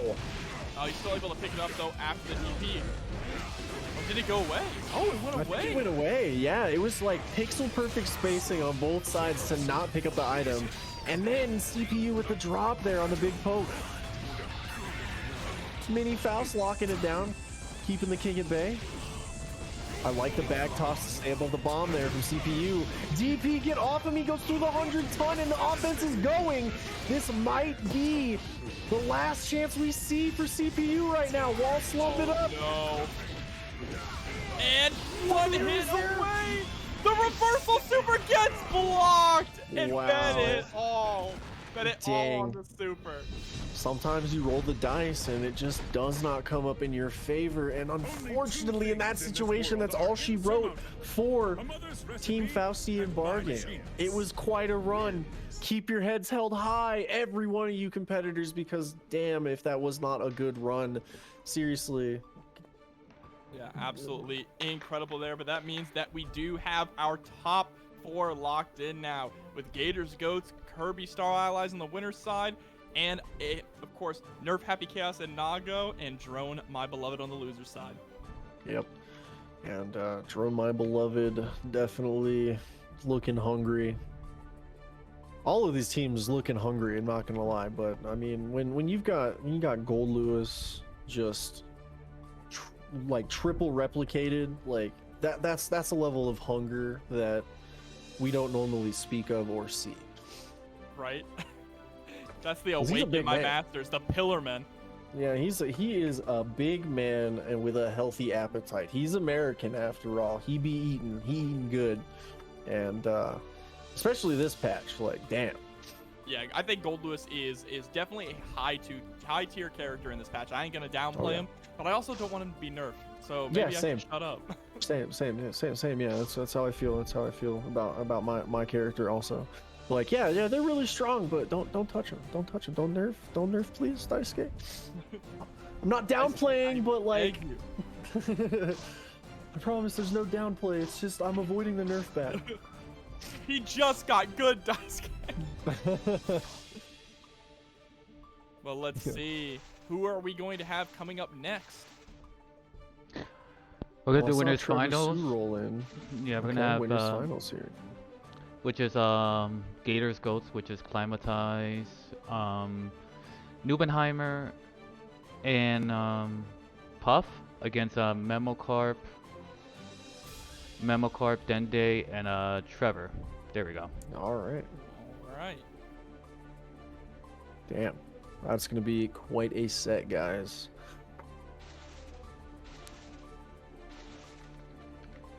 Look at this, just sliding around the room. Oh, the drop kick? Oh man, we choosing violence even in the lobby, guys. That's how bloodthirsty these tournament competitors are this evening for you. I actually do like the little joke things you can do in the lobby, tossing the ball around. Mm-hmm. Yeah, fun fact, there's a little spot in the if you're feeling particularly cheeky, there's a spot on the second floor at the furthest left side where you can hold down and try to pass through the floor, and you can actually turbo teabag. It's hilarious. Like your character will try to go through the floor drop animation, and they can't, so they just sit there and teabag extra hard. It's hilarious. That's the true tech, the real hidden tech of Guilty Gear Strive. We engage in the grime. Or just wait for both of our teams again. Or you know what I miss? I miss from Exer's lobbies when you could play soccer against each other. Oh yeah. They at least give you the soccer ball here, but it doesn't quite hit the same. Like, it would be dope if you could hit the ball with the character swing action, right? Like you play a little baseball, that'd be cool. But, yeah, because you can throw it. I remember testing that out. I was like, oh, you can throw it, and I have a baseball swing. Can I hit it? And they're like, no. Yeah. I'm like, no, you don't get to have nice things. Like, okay, thanks, Dice Game. Thanks, Dice Game. Oh man, but let me check on this Matcherino here that we've been ignoring a little bit. Well, all the codes have been claimed in the match arena. We're sitting at just over $200. So thank you all so much for the support. I know the players appreciate it. And thank you so much for tuning in with us for this very fun 3v3 tournament. It has been an absolute blast so far, and we're getting closer to the end here. Yeah, this has been a great time. And seriously, guys out there in Chatland, I know that you guys hear about Matcherino at every one of these tournaments that you guys come through to, but it really means a lot to these players. And I want to take a second to say thank you guys for coming in clutch, getting all 50 of those codes claimed for these players, adding that extra money to the pot, and just doing a little due diligence for the homies out here. So much appreciated. There's 90 plus of you guys out in the chat right now, and it really truly means a lot to everybody here that you guys stepped up and made it happen for these players who are out here playing their hearts out, putting their skills to the test for each and every one of you out there. Absolutely. And you can see how much the community really does care about each other here, the way they support that Matcherino, the way they trash talk each other in the chat. Oh my goodness. It's gonna be Dende, Happy Chaos against Puff Potemkin. Oh boy. Okay. Well, our Father who art in heaven, hallowed be thy name. Just gonna say a prayer here for Puff, because lead me not into temptation, but deliver us from evil. Deliver us from Happy Chaos. I said it, evil. Oh my God, Garuda right off the bat. Wow. Just Kara Garuda, that's the match. That apparently is gonna get the job done. Slide head, breaking the clone. Dende answering right back though. We stand there menacingly. What else do you need to do? Potemkin has to approach you. That is so wrong. It's so wrong. Oh, we blocked the BRC instant overhead. Nice job, Puff. Gonna try to take the turn back. How long do we get to keep it though? Okay, 2D immediately into the gun draw, forces the burst out. What a play from Puff. You want to stand there? I'll walk at you menacingly. I don't care. Hold up, Puff might be onto something here. Counter hit Garuda again. Give him the scoop. Oh my goodness, where's the health bar going? Okay, it begins. Dende gonna get the slump mix going. Slump it up. Oh please, just wake up with Gigantor. Don't let him get away with this. Dang, wall break. Deus Ex gonna get the positive bonus started, and Puff in a bad situation here. Dang, Sex, so nice. We did it twice. That's going to be the round. Big body Hellfire, not going to save you from that wall break. Puff never asked for this, all right? No, Puff never did. But I know that Puff is all about the chaos. Not happy chaos, mind you. Regular chaos. Yeah, exactly. Something, blood for the blood god. Here we go. The pressure is on in the corner. It gets pushed by the 2K2D after the super focus. Snot bubble applied. Here we go. Slump it up once again. Dende gonna mix right back into the slump. Oh, right into the low, and it's just gonna keep going here. What a backdash though into the pot buster. RC to swap sides. Don't break the wall. There you go. A lot of damage. Oh, we whiffed the pot buster, and that could be the game. No, the burst came back right in time. No burst bait available. 6S gonna lock it up though for Dende. Man. Puff is holding his own though. Like absolutely holding it down with the big body of Potemkin, like, and making it look, you know, obviously not strong, but not completely one-sided. We're not seeing pure happy chaos level 0. We're just gonna guard crush zone the big man until he dies. Give me your meter, give me your life situation. It's really good to see, honestly. So maybe Puff pulls out a W here against the chaos. It's honestly, I think, on Dende to keep the adaptations on point, because so far Puff has been bringing some stuff to the table that clearly had Dende at least initially shook. But on the flip side of things, you are seeing Dende being a little cheeky, a little greedy here, right? Kind of playing with his food a little bit, and that is exactly what Puff needs to capitalize on. You cannot underestimate a Potemkin player. Yeah, definitely not. And look at that. Just by walking forward, we got back to the wall. But Dende with a nice positioning on the jump out. Turns the tables, gets the slump mix moving. There's the PRC. Good job blocking the overhead. Fuzzy blocking is working out here. Slidehead gets the knockdown. Yo. YRC gets blocked. Oh my god. Come here. Gotta love it. Come here, I'm gonna grab you. Oh, slide head stopping the 6S in its tracks. Counter hit Garuda. What a backdash on the slide head. Dende patiently playing it out. No burst yet. Garuda again. Look at that. Being able to cover so much ground. BRC. What a burst. Good backdash. These backdashes on the slide heads have been absolutely immaculate from Dende. Oh no, the 5D is going to whip here, and that's going to allow Dende to just keep up this pressure. There we go, Deus Ex Machina, get all those bullets back, as well as the positive bonus. Yep, happy chaos playtime here.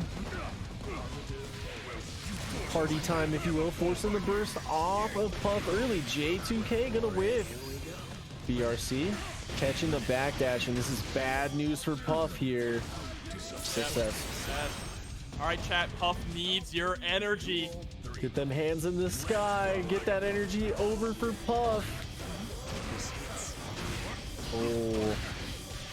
Getting shot. Looks like they tried to go for a reversal Mega Fist there. And what a scoop! Oh, impact. Gets the 2B. More Kara Garuda. Oh my god. Oh my god. That's it. That's it. Wow. Puff is out here. Wow. Oh my goodness. Come here, I'm gonna grab you. Like, oh my goodness. Of Zep. Oh my goodness. Representing the big boys. Is this the pinnacle of Potemkin that we're seeing here? Is that what we might be seeing? Are we seeing a Potemkin upset over Happy Chaos in the works? Find out right now, guys, because we're in a game 3 situation in this fast-paced first to 2 team battle. Look, Dende, I hate to be able to say it though, but if you lose Potemkin, I don't know if you're gonna be able to live that day. I don't know, like, I know Playing with for Puff's Potemkin is kind of like, over at least in the Nine Moons universe, Puff's Potemkin is kind of legendary. Like one of those like hidden Potemkins that's always out there scaring people into believing that Potemkin's a strong character. So maybe we don't have to see Dende hand in the Happy Chaos card or whatnot if the Potemkin prevails here, but man. We got our own legendary Potemkin down here in Tampa. Oh, there's a 2-8.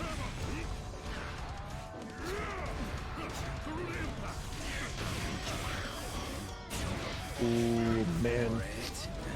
What a backdash into a back throw incident. Oh, no. You do not want to be in this corner right now. Big Garuda. Chip Give me damage. your meter again. oh my god. Where are you going? I'm gonna grab you. Puff has the spirit of Fab flowing through him right now. Yeah, this is coos. Somewhere it's out honestly- there in Japan, Fab is smiling. Yeah, definitely. And it's crazy to me too because I've seen Dende play quite a bit, and it's pretty rare to see Dende get pushed to the back foot like that, especially by a Potemkin. So maybe we're seeing signs of shook, but this corner pressure seems relentless. There it is. We're going to be able to break the wall with the games like Makita. It's not dead, but we're looking to go to a final round situation. Bimmy FGC. I got you for 3 minutes. 3 minutes of playtime. Oh, it gets Oh, the yeah. The reload. Big Wait, burst. this is huge. This is huge. This is massive. No burst gonna save Dende. Finally back online, but it might be too little too late. No, a Barre. We engage in it. We roll through our problems. Please, you have meter. Puff, do something with it. I beg you. You can't or PRC anything.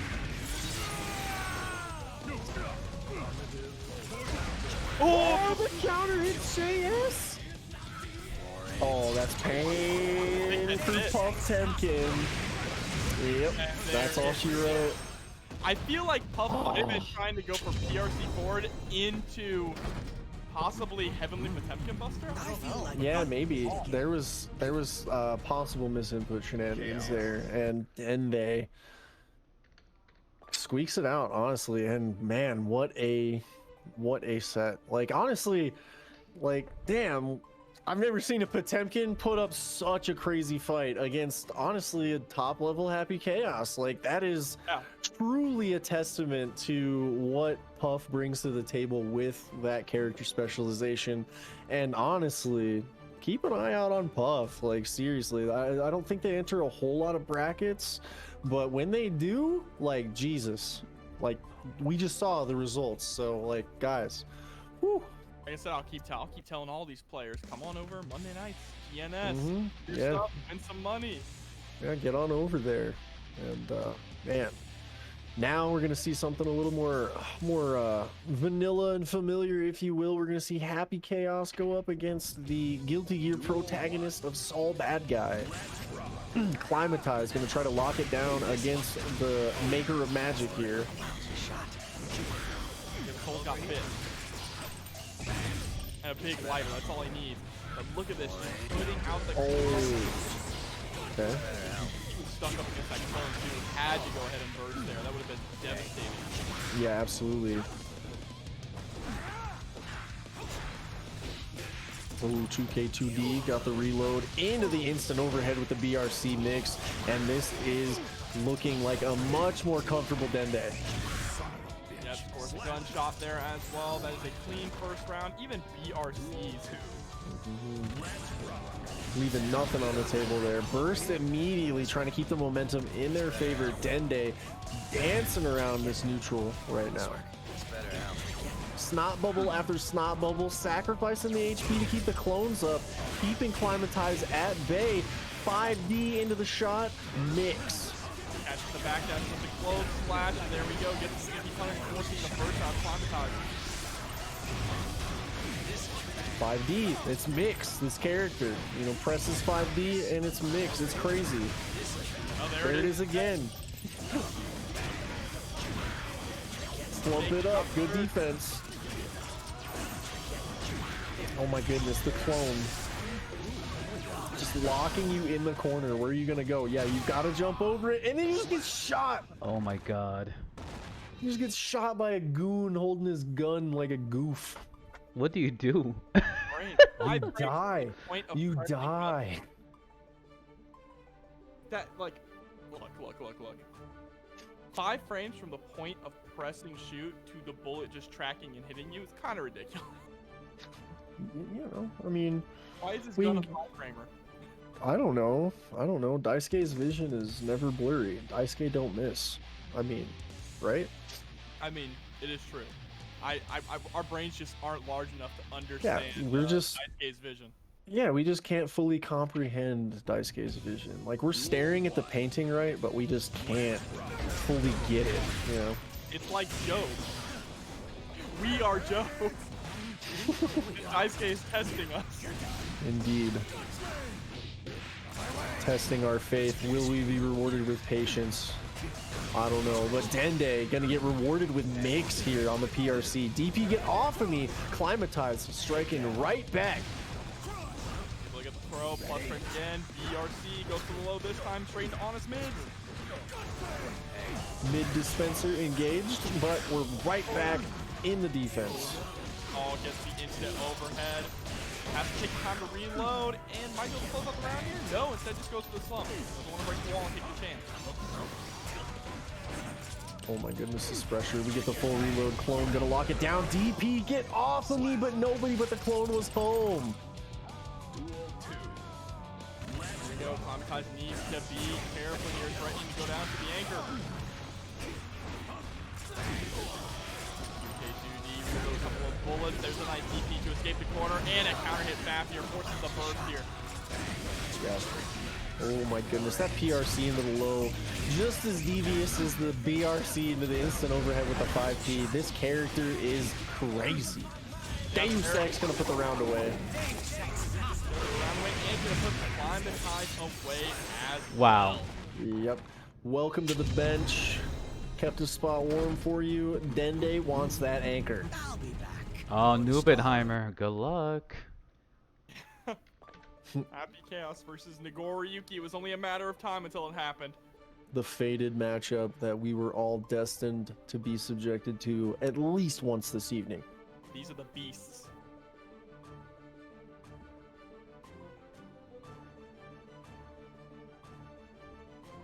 Alrighty then. That translated in Nubenheimer's text in there when they hop onto the I gotta be honest, I don't know. Here we go. Happy versus Nago. It's an interesting matchup to be sure. Definitely a lot of back and forth to be had, and I'm really excited. I always like watching this matchup because it's really cool to see just both players having to maintain awareness of the resource game and manage the mental stack of everything that both of these characters bring to the table. And right now, Nubenheimer starting off strong. No burst coming out from Dende. Level 3 blood achieved. We are in Footsies mode. We're in the blender now, though. Just like, and the wow, the grab on the very first roll through. Wow. Letting them know early. That's not going to be enough to kill, though. We do need one more tap of the sword at least. Okay, I thought we were playing Guilty Gear, but Happy Chaos busting out the super dash here. The 2P just trying to get rid of the clone, but when you hit the clone, you are stuck there in hit stun a little bit longer. Adds a couple extra frames, enough for Happy to really capitalize. And Nubenheimer making the most out of that 5P Abare situation. Now forcing the burst out of Dende super early on here. Clapping right back though. Dende getting the pressure started, catching the big backdash, getting the corner pressure going. Nubenheimer getting clipped by the 5D into the slump situation. Goes for the 2K there, just avoids the 5D. Deus Ex Machina this time. He just want to cash out on the damage. Definitely Happy Chaos party time. High blood for Nago, positive meter for Happy. Definitely not what you want to see as Nubenheimer. full reload. Talk about greed on Dende there. Not like it matters because there wasn't enough blood to really move forward. Picking it right back up, clapping back, and Dende evening up the rounds. Loopy Fist with a big raid coming in hot. Welcome everybody in to the Yurikord Team 3v3 stream. We're watching Dende square off against Nubenheimer right now. This is our winners finals matchup as well. Catch the backdash there after the close slash whip. He gets blocked this time, but it doesn't matter. He still has bullets. Oh, bullets are gone. Oh, nice opportunity to get the double reload, but we're back out of bullets. Need the reload. None yet. There's the one. There's the two. Vibe check. Oh my goodness, Nubenheimer gets the Beyblade. Can we get it going? Oh, but jumps back, gives him a shot there. He says, hey, you're pretty good. Indeed, and I guess that is unfortunately the result of bringing a giant sword to a gunfight. We see Nubenheimer get shot in the face, and despite the big metal mask, that bullet just did not care. Nago falls down, and Nubenheimer has one chance left to lock it up for the team, or fall victim to Dende and the Happy Chaos. Look, that's the canon matchup and the canon ending to the match as well, right? Yeah. Yeah, because in the lore, it's what is it? Nagaruyuki knows Happy Chaos's true weakness, and Happy Chaos keeps Nago on a short leash because of it or some shenanigans. Exactly. Yeah, I can't wait to see where this lore goes in the next story expansion too. Like, honestly. Oh, the technical wall. It's the trade. Oh my god. What a pickup! Wow. Starting off aggressive again at the very next round. Yeah, as I think it was, wasn't it Lapras that tweeted out round start against Nagaruyuki is an Oki situations? Oh, the back throw incident might start things off. No, just kidding. We come in for the toes. 2K 2D starts the offense for Dende. Nubenheimer not gonna fall victim to the BRC mix. Gonna block the 5D, but Happy Chaos in true Chaos fashion, keeping it safe without the meter. He clashes with his skull. That was insane. That's gonna Oh be the my game. god. They Stop. don't call him the one-touch character for no reason, guys. Oh my goodness.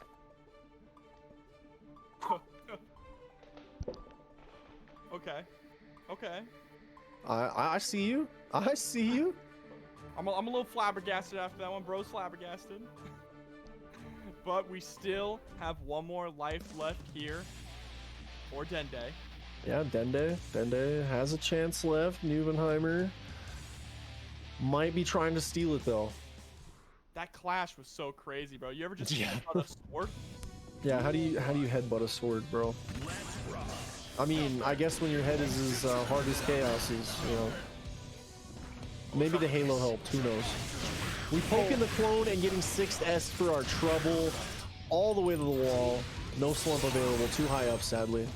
Yeah, nice rotation as well. Immediately gonna fade back into the more classic play style here of zoning. Oh yeah. They did nerf the zoning in the most recent patch, but it is still very much Happy Chaos Layer 0 stuff. The reaction though, Yeah, Dende went for the clone and tried to use the clone as cover to go get a little bit of focus, but Nubenheimer immediately saw that and reacted with bite. Yeah, that was... Oh, the throw range of Nagaruyuki is large, but not quite that large. Locking it up with the Beyblade, though. Nubenheimer looking to put Dende away with a big counter hit Shizoriyuki, but the drop. Counter hit 2S. Oh, No pops yet. No burst yet either. 2K 2D. Oh, who are you swinging at? Who are you swinging at, Dende? You better come at me correct, because now you're dead. And that is Nubenheimer taking it.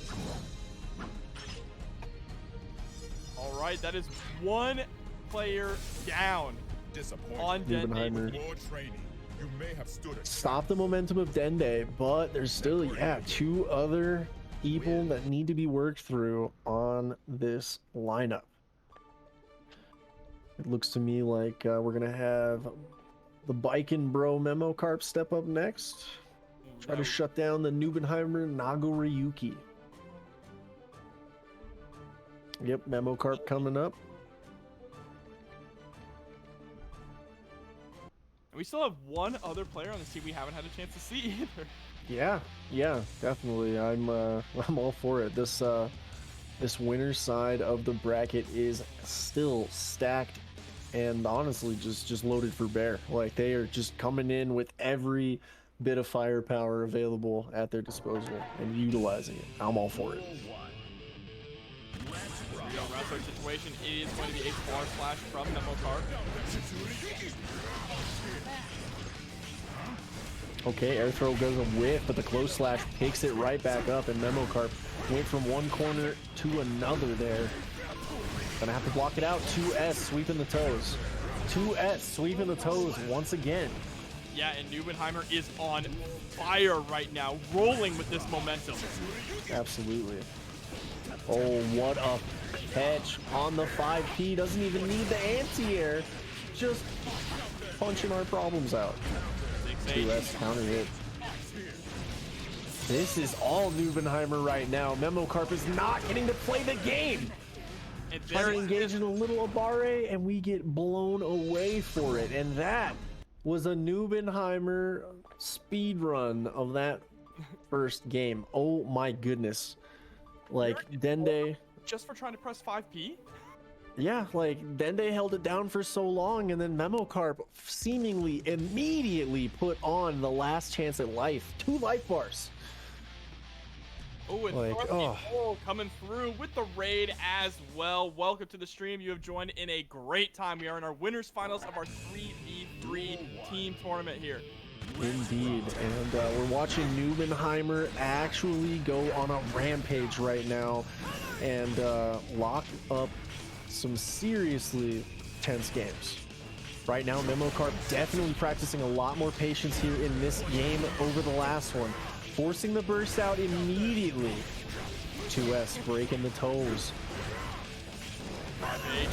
Oh, big whiff on the 2H, and we get the cross-up Yosanson mix. Memo Carp gonna get it started here. Goes immediately into the JH. Wall splat, super. 3 swords and a moon. And one guess left for Nubenheimer in the round potentially, and okay, we don't get to confirm that you can get off of that, and we might see a robbery take place. Just kidding! We backdash the blood-sucking universe and 5P our problems away.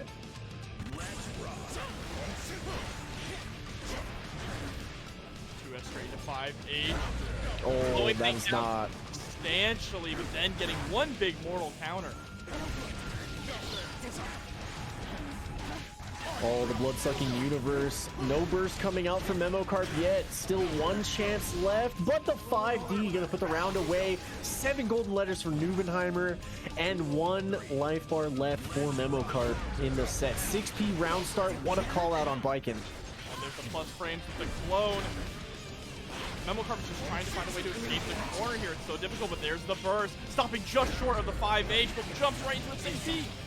Yep, and that is a nice confirm, and this is 1 touch territory for Memo Carp here. Doubly so in this situation. Cannot get touched at all. We get grabbed. We wanted the most intimate of touches on that one. 2 frames, scoop, throw our problems behind us, and unfortunately, Nubenheimer folding Memo Carp there like yesterday's newspaper, and I'm all for it. Eating dirt there. Indeed. And this is going to be the first time this evening that we have gotten to see Trevor Sue step up to the plate for the team. Locking it up with the Axel potentially. Anchor Axel is a really interesting choice here, actually. It's going to change the pace of the match so much from what we've seen in the last 2 games. Yeah, I 100% agree. It is definitely going to be different pacing, different game. Entirely. And honestly, I can't disagree, because if we're talking Axel here, there's a couple of Axels that I would want to be in this anchor position, and Trevor Sue is definitely one of them. If you have seen this Axel play, you'll know exactly what I'm talking about, and we're seeing it right here. Keeping the big man out, great pokes, really, really nice neutral structure, and in general, Trevor just makes approaching Axel terrifyingly difficult. But Nubenheimer is very committal too. Whenever you press these buttons, you are committing to that angle. And there's a nice PRC into the 6P. Right, it's so nice. We answered back with one of our own. 100 meter across the board. And that is 100 meter for Nubenheimer, spent just to die. Trevor Sue taking the first life bar of the set. And that was beautiful, the slowdown from the RC, allowing the 5K to actually combo into IAD backwards JS.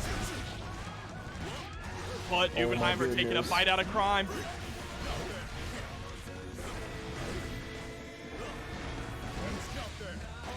Oh my goodness.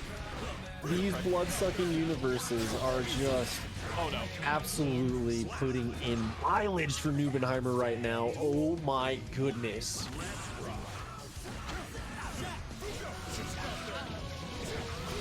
Oh, classic Nagaruyuki gameplay. Corner pressure.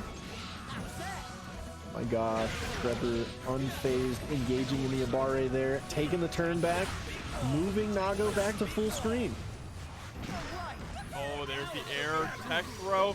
My RC versus your RC, and the whip to S is going to come back to haunt Trevor here. Push all the way into the corner. There's another bite. That is 3 for 3 bites, I feel like, on Nubenheimer right now, just making them work over and over again. Full burst here for Trevor to do a lot of work. Okay, we get to spend some of the meter. Nubenheimer not going to lock it up. Getting caught into the axle pressure, not where you want to be. Oh my goodness. Good Axel players locking down every avenue of approach until the moment is right. Nubenheimer practicing patience and taking the perfect moment to strike there, putting away the first game. And dang, this is quite a winner's final set. We're gone down all the way to the anchors, and now Nubenheimer really putting the team on the backpack in this moment. One set of life bars left available for Trevor Sue and the Axel. And Nubenheimer has just been doing such a good job as the anchor so far tonight. Really just putting up such a strong fight for his team. Okay, round start 6P trying to call out some aggression there that Trevor Sue just wasn't going to fall for. Ooh, nice JH to get the party started in the corner here. Not going to get much out of it though. Short party. Good patience here. There's the Beyblade, answers back to the 5K, and with a burst. Man, the aggressive burst to keep the corner, and then the counter burst gold edition coming out from Trevor. With all this meter, Nubenheimer definitely in a dire situation. High blood, meter on Axel. Finally gets in here though. And it's the little things about Nubenheimer's gameplay too. You saw after the RC, Nubenheimer jumped and blocked with Axel to make sure that there was no possible low mix-up and there was no throw. Yep, really good stuff. And then we see the Nagaruyuki character coming in clutch with the big damage there, putting that round away. And another counter hit trade goes for Nubenheimer. Blood-sucking universe in the corner. Backdash to get away from the meaty close slash, but it's not enough.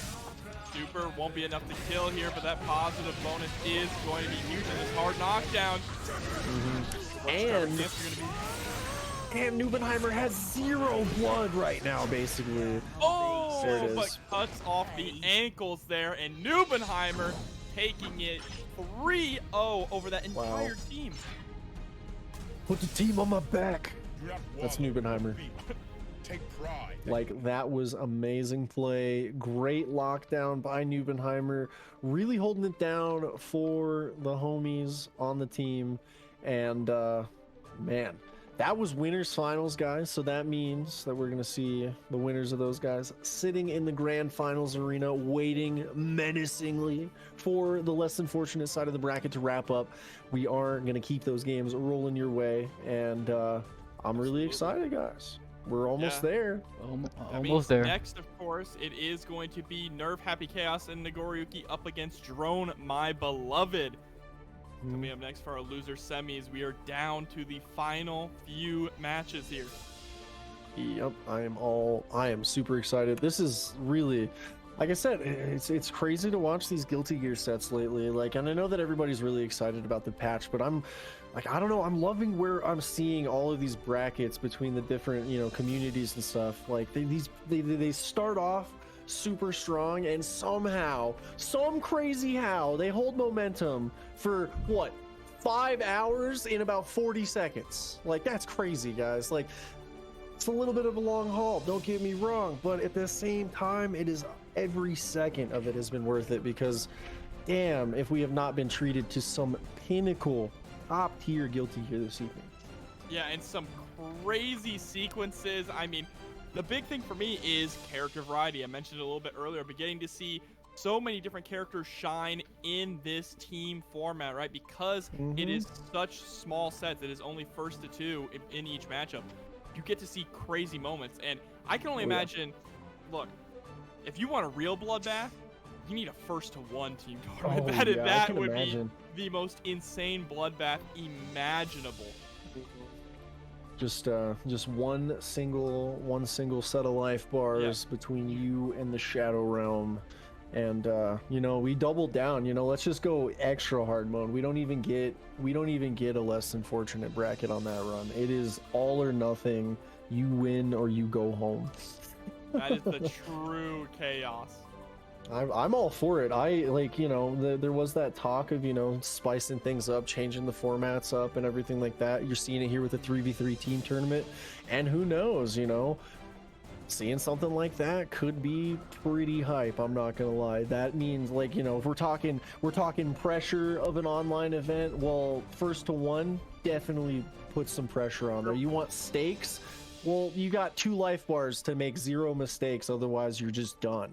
Like, damn. And or at least it makes your team composition even more important about who you send up, right? Because it's like, all right, you just got to win that 1. So get in there, blow them up with the unfamiliar matchup, and let's see if we can do it. Yeah, that point, mid, and anchor strategy really comes to a forefront in those situations, because you don't have that time to rest on your laurels and say, oh, we'll just have Nubenheimer anchor for us, because, you know, we have seen some of those round 1 upsets where, okay, suddenly your anchor just got wiped out because of what you were just saying. Yeah, that unfamiliarity. That being said, we are going to get into Zippy versus Jerry JD. Absolutely, and I do love the format of having it just first to 2, because it is still not very much time to adapt. You get a slight chance to adapt in between games if you lose the first game, but we know how Guilty Gear Strive is. It's incredibly volatile. That's why it is run 3 out of 5, right? So you have more time. Yeah, it's like the first to 2 edition of this is almost like just the burst mechanic itself, right? You get that 1 get out of jail free moment, but that's it. You know, and we're gonna have to see whether or not Takoyaki can stop Zippy and the King Kai pressure. What a duck under the stun edge there. All right, there's the JH safe jump. Oh.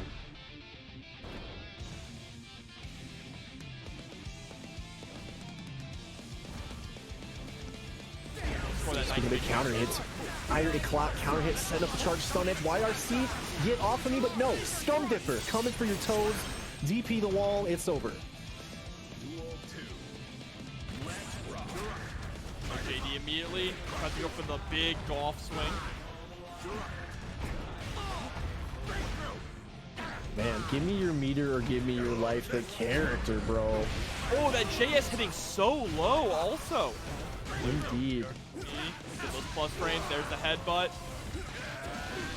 Lewis as a character just blows my mind. Imagine, I mean, you don't have to because he's on the screen right now, but imagine a character whose freaking win condition is, I get you to block.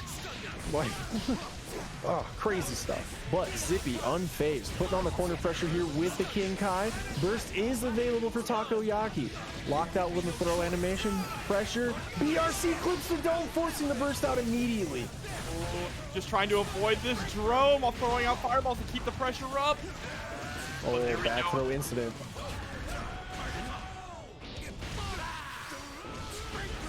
Oh, gets the Kora Behemoth as well to make sure that the combo connects. Wow. Execution. Check for sure right there. Oh, but there it is.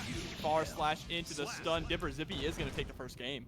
Indeed. And for those of you that might not be familiar with what Kara Tech is, in that situation, during the active frames of the one move that is dash cancelable, you will buffer an entire motion input and then plink the dash macro or a dash input, and then plink to the actual activation button within, I believe, what is it, 2 frames? So it's a very small window, and then you will actually dash cancel into the move that you had buffered, and you get that little bit of spacing. It's really, really, really high level tech that really goes a long way, as you saw in that previous sequence there.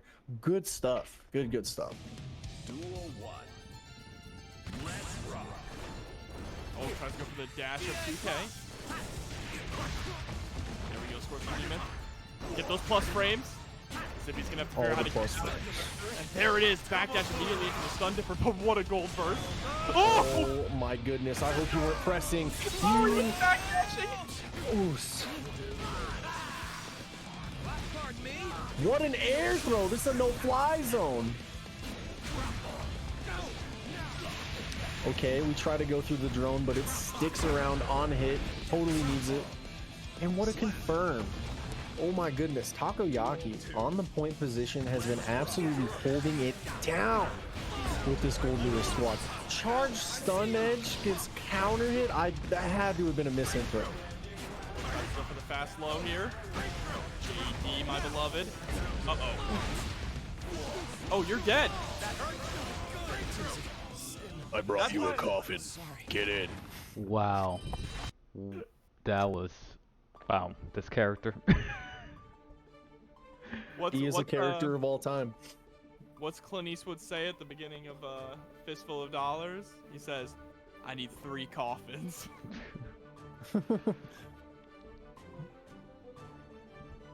Oh man, well, we got 3 coffins swinging from chains with the Gold Lewis gang right now.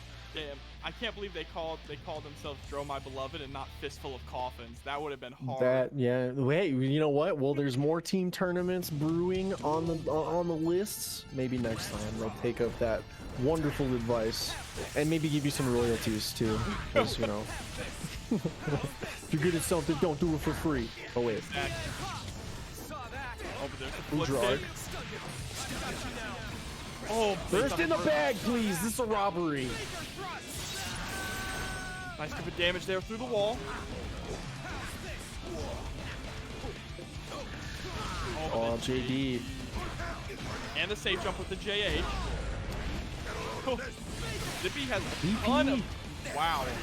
Was it worth it, though? Oh, yeah, okay. The You know what? back throw incident puts away the round. Oh, my goodness.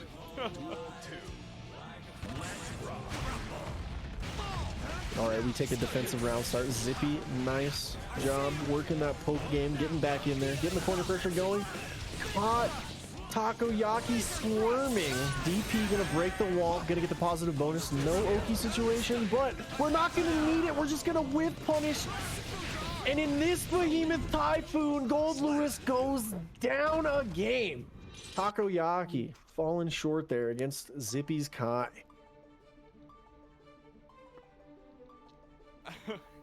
I mean, he was so in control, too, in the last game, so seeing Zippy just turn it around was very impressive. But that's 1 Gold Lewis down. You still got 2 remaining. It's not over yet. Indeed. And as Trigon out there in the chat is spitting, Zippy be zipping indeed. Can Zippy zip their way through 2 more Gold Lewises, though? That's the real question. You're going to have to stick around to find out, because we don't have those answers yet. They are still in progress, guys. I'm so excited. We got triple Gold Lewis. That's the Nightmare Blunt rotation here. Yeah, absolutely. I do not envy Zippy having to work through a wall of the Secretary of Absolute Defense. Okay, 2K2D straight to the heavy stun edge. Wow, we are just staggering in the corner here. Okay, I thought we would get the block that time. Not quite able to pick it up though. Sweep gonna catch the toes. What a jump D call out. Forces the burst. I really like what Zippy's doing in the drone situation with those stun edges. They are really putting in work on the attempted ground game acquisition from the Gold Lewis. And this is consistent across 2 Gold Lewis players that we've seen. Seems to be a winning strategy in the matchup for sure. How will the Gold Lewis gang adapt is the real question. I don't know if there really is a way to adapt, because if you try to jump over the fireball there instead of stopping to block them, the drone is going to get out of the way anyway. You won't be able to follow it to keep that pressure up. So Zippy has a really good answer to that neutral situation. Yeah, absolutely. And I wonder if we're gonna have to see everything left on the shoulders of Darkrai here, because right now Zippy is absolutely moving through every interaction here. Watch out for the stun dipper to come out, but gets put by the overhead. Oh, low this time. Set up the drone. What? And there it is. Throw text? What a play with the burst, and that's what I'm talking about. It's not over till it's over. Lolo starting up. Oh! Gets caught by the drone. Put the round in the bag. It's a rivalry, ladies and gentlemen.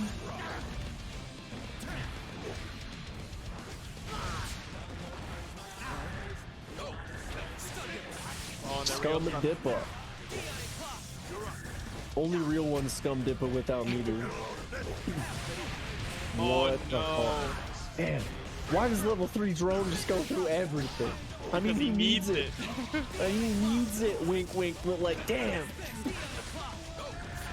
Oh, tries to go for the JD. It's gonna whiff, and a whiff punish with the stun dipper here. Actually gets a nice little grip of damage out of that. And a corner swap. A really, really good play from Zippy. Getting threatened by danger to get the space we need. Not going to get negative. Perfectly placed by Zippy there. Good patience from Lolo right now. Just blocking it out. Just feeling it out, but it's not going to be enough. Burst in the bag. Even the king commits robbery from time to time. And oh my goodness. This is Zippy. Just taking names. Says play lame, win games. Like, man, Zippy's like, you brought a coffin? That's cool. I brought a body bag. Get in. Because, damn, if we are not seeing Gold Lewis get pressed here, 2 life bars left for Lolo now. And then if that is not successful, Darkrai's strongest soldier. Darkrai, Gold Lewis' strongest soldier, gonna have to hold it down. I have never seen Americans get beat by the French so hard. Oh my goodness, you're not wrong. 2K2D trying to chase down with 2P. I like these big counter here. Low committal options to try and get pressure started. DP get off me, he gets caught by the drone. Worth it though, because Lolo was not able to gain the ground to get that open. Yep, exactly. So on one of those risk reward situations where you just, you take the hit, but get hit no mix, right? Oh, but we're in the blender now. Gold Burst coming out to get Zippy out of dodge. 5P to start the pressure. Strike throw, here we go. Take it to the corner. Strike throw, here we go. DRC, excuse me, for the instant overhead. Wall slump it up. Okay, 2 PR problems away. Engaging a little barre.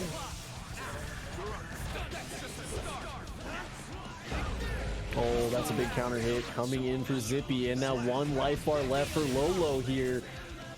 No pressure at all.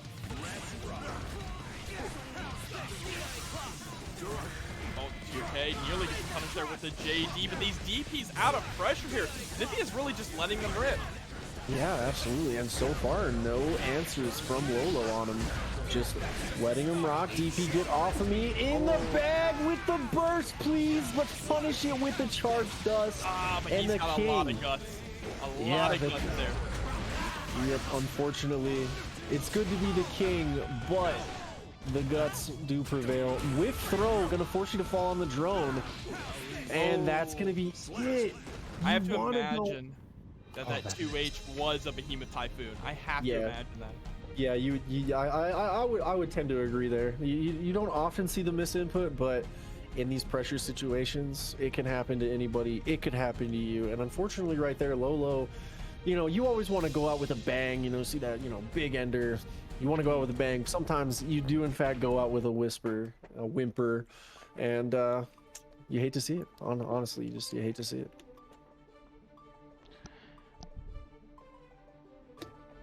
All right, here we go. Got a little desync action there. Fun stuff.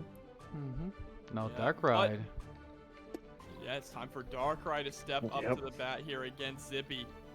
And this is what, the second or third time tonight that we've seen Darkrai have to put the team on his back as Gold Lewis' strongest soldier. I mean, not a position that Darkrai is particularly unfamiliar with, right? So I'm not saying that it's an additional layer of pressure, because we've seen Darkrai just, you know, squash that pressure like it's nothing all evening. But it's, you know, it could have its toll, especially on the less than fortunate side of the bracket. So we'll see if the strength is still there to hold it down and put the team on the back.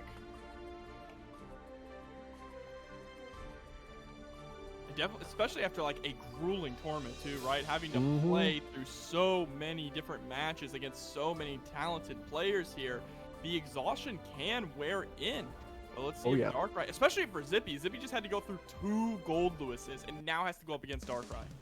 Yeah, 2 Gold Lewises and now the Gold Lewis, if you will. And once again, that's not 6,075. That is 16,075, guys. That's a big number. You might be able to say that Darkrai has been a little bit on the grind. Just a little bit. What a backdash.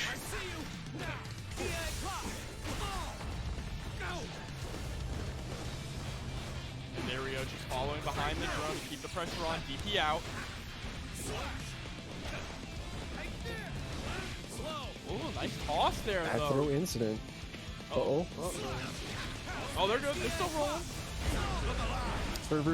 Servers had a little hands. You know, they wanted to get into the action, but they're back to where they belong. And now Darkrai putting the pressure on Zippy for what feels like the first time successfully in the set here. Big burst coming out there. Oh my goodness. And then you fall right back onto the drone. Like, that is nasty.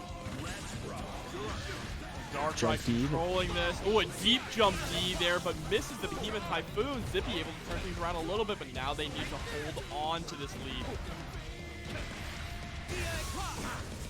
Instant block the Dire Clock. Good stuff. Darkrai on the defense, looking clean. I'm curious if Darkrai is going to be able to find out an answer to that air stun edge after throwing out Drone. It's working so well. Yeah, definitely.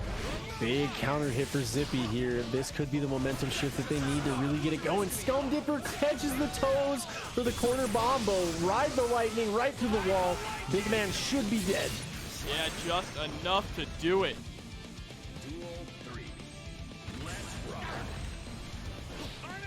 Oh, we clipped the toes on the big boy backdash. We clipped the backdash again.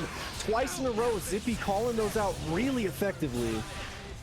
Okay, Darkrai just dash blocking it out. Electing to play it patient. Not trying to fish for anything. Good stuff. DP, get off of me. Forces the burst out on the whiff.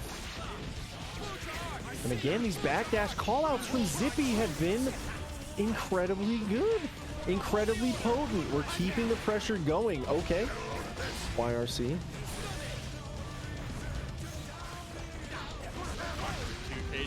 2D's gonna come out straight to the drone, and there we go, enough to close out that game. Dang. Mr. President. Gold Lewis's strongest soldier putting cracks in the armor of Zippy, but I'll be damned if it wasn't a close game. That was very down to the wire.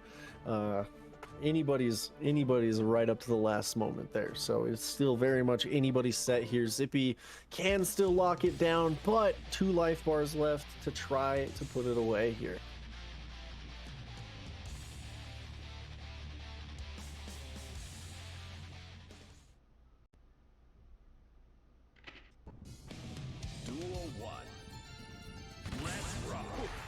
Okay, going a little aggressive on the round start. Working the stun edges now. Yeah, I mean, you got to be careful with that as well, right? If you don't space it properly, Goldlewis can just answer with the Behemoth Typhoon. That's not a trade you want to make. Oh yeah, definitely not a trade you want to be engaged in at all. We fall back down on the drone. Give me the meter, give me your life. It is time to block in the corner. He says, I'll take both of them. Exactly. We don't do chip damage here, we do chunk damage. But that dead zone in the Behemoth Typhoon, Zippy was not ready to capitalize on it. Yes, yeah, definitely. And that's going to be the round. 1 life bar left. Depending on the situation, potentially 2 touches for Darkrai away from locking Zippy out, putting him on the bench.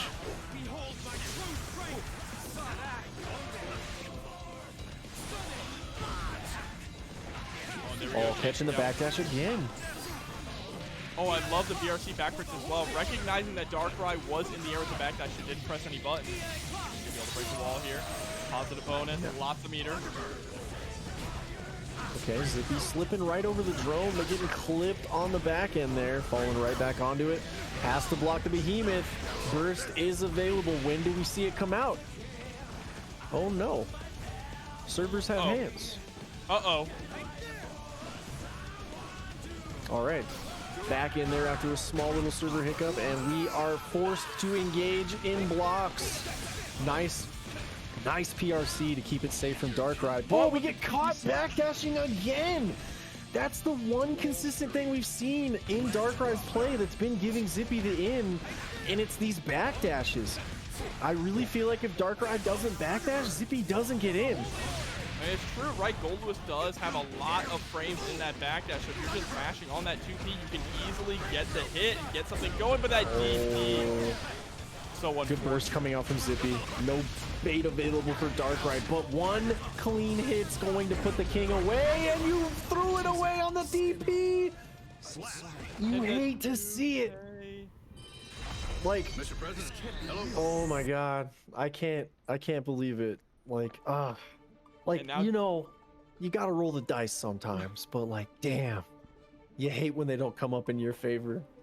Absolutely, and now Zippy, not Zippy, now Darkrai's gonna have to go through 2 more players here, because that was only the point character, the point player on this team. Yep, Zippy was really looking to lock it down, and now we have the potential for an upset run from Darkrai, a reverse 3-0, if you will, in this situation that we're in, team tournament-wise. And it's going to be Testament up next. Yeah. Ooh, Testament versus Goldlewis. This is definitely an interesting matchup here. Let's see how it's going to be played out. Testament definitely going to play more of a zoning game here, but you have to be careful. You don't want to give him too much room to put out that drone, right? Because a fully charged drone can allow Goldlewis to finally start that pressure. Yep, absolutely, because it'll just pop those Grave Reapers, not really care about them, pass on through, and put the pressure on Testament's space, where Testament normally does not want you. So, yeah, this is going to be an interesting back and forth, especially given what we've seen with Darkrai and their ability to really put character-specific tech into play at the right moment. It's going to be, I think it's going to be on pause to really bring the Testament sauce here. Nice jump over the drone there from pause. Coming out. Overhead. Oh, pulling out the gun. That's so smart. You get that hard knockdown so you can run up and start establishing that pressure. And all of those projectiles will definitely blast through those Grave Reapers. What a big hit! And then we get the mix. No burst yet. Hold on to it, Epaw. Practicing patience, holding on to that burst, saving it for this round.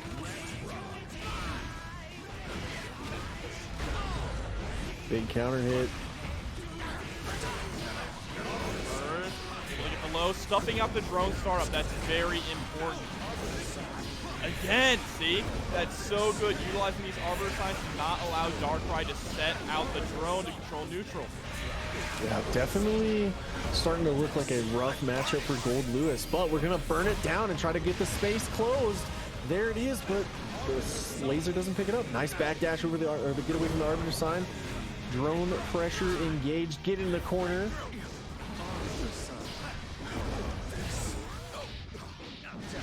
Oh my goodness. Beautiful confirm too. Oh, we pull out the gas, but the Grave Reaper slides under the bullets. I've never seen that interaction. That's crazy.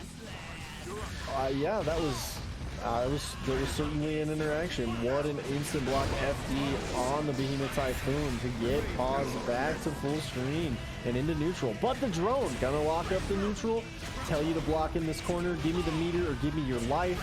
There is no alternative except death. Oh, there it is. Death has come for Testament here. Darkrai going up the game. Oh my goodness. 2 life bars now available for B-Pause to hold on. Otherwise, it's going to be an anchor v anchor situation. What? Here we go. Back onto the sticks. Darkrai looking to run through this whole team. Trying to get the full run back, lock it up, move on to losers finals, and then still try to get onto grand finals. Duel 1. Let's rock. Ooh, 2S round start gets the counter hit. No burst though. 6P, get off of me. Straight through the unholy diver, but there's a great IBFD. Darkrai still able to score the knockdown though with the 2K duty. Oh, that's gonna hurt. Nice hit confirm right into down with the system.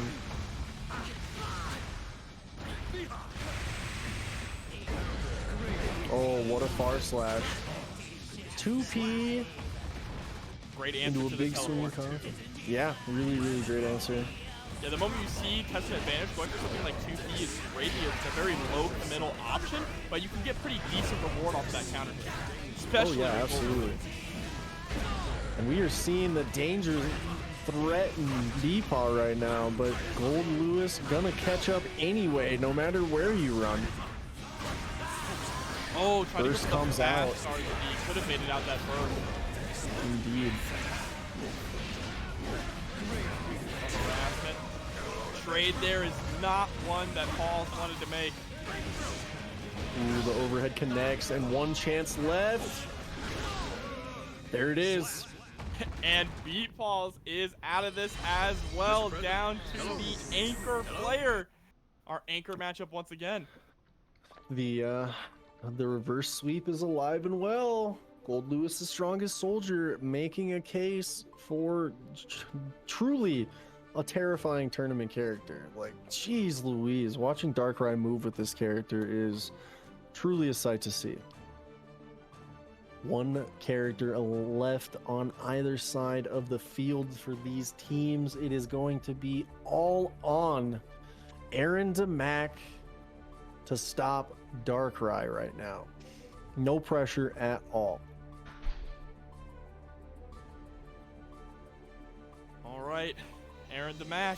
It's all on the line here. The winner of this is going to be moving on to losers finals here to face the Kirby Star Allies. Man.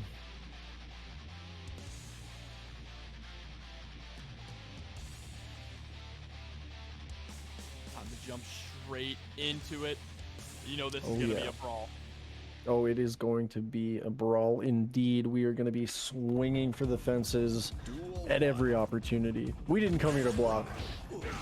Like I said, we didn't come here to block. We engage in aggression on the round start. And an aggressive burst also to just keep Aaron in the corner. Oh my goodness, what a stuff with the 2P Darkrai assembled alternatively with that button, making it look like a god button. Oh, what a just block there. YRC immediately into close slash. Darkrai's just carring every single special move. It's kind of disgusting. Yeah. And I guess that's one of the things that sets Darkrai apart on the Gold Lewis is it's just that next level execution to really, really cinch up those situations. Ooh, falling JD hits super deep. Gonna get the mix onto Mac here. Get the throw. I sniffed out that DP, but There's always one locked and loaded, ready to go in the chamber. Oh no! Okay, unfortunate side swap there. That is really unfortunate. Big downside for Aaron DeMac, but is able to get the back throw. Gonna parry this most likely. Oh man. Oh no! We just smashed the king with the coffin and take the game, putting Aaron DeMac 2 life bars away from straight up Shadow Realm. This is like Aaron DeMac is the last hope for this team right now to stay in the bracket. No pressure at all. And again, like I just don't know how Darkrai does it, just locking stuff up.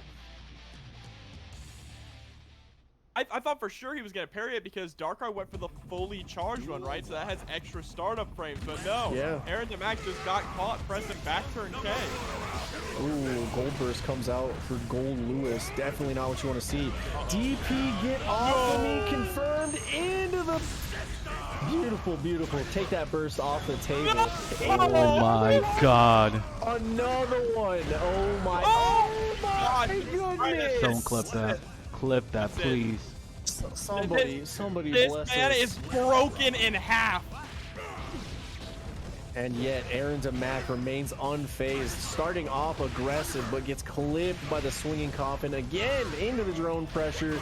And right now Darkrai is one clean clutch away from putting away Aaron DeMac and the squad. And there it is. Doesn't even get a chance to spend the burst, and that wraps it up there. And that is a great tournament bracket run in the bag. All of you guys on Aaron DeMac's team, hold those heads up high, and definitely hope to see you again around these brackets, because like, damn, what play we got to see today. That 2 super round was absolutely mental. Yeah, that was, I mean, and it's brilliant too. Like that is the whole like textbook definition reason of like hit confirming into super. Oh, I got the hit, confirm the super, lock out the burst, get a huge grip of damage, and then put you right back into that situation. And then just to see it rapid fire repeated twice in a row, I can't believe it. I cannot believe it. Here we go. We're jumping straight into our losers finals now. That means 2 more sets remaining. Indeed. Losers finals and grand finals. Of course, Nubenheimer's team Gator Goats are sitting in the grand final side very comfortably here. Yeah, just chilling like villains up there in the grand finals arena, waiting for the dust to settle on losers final here.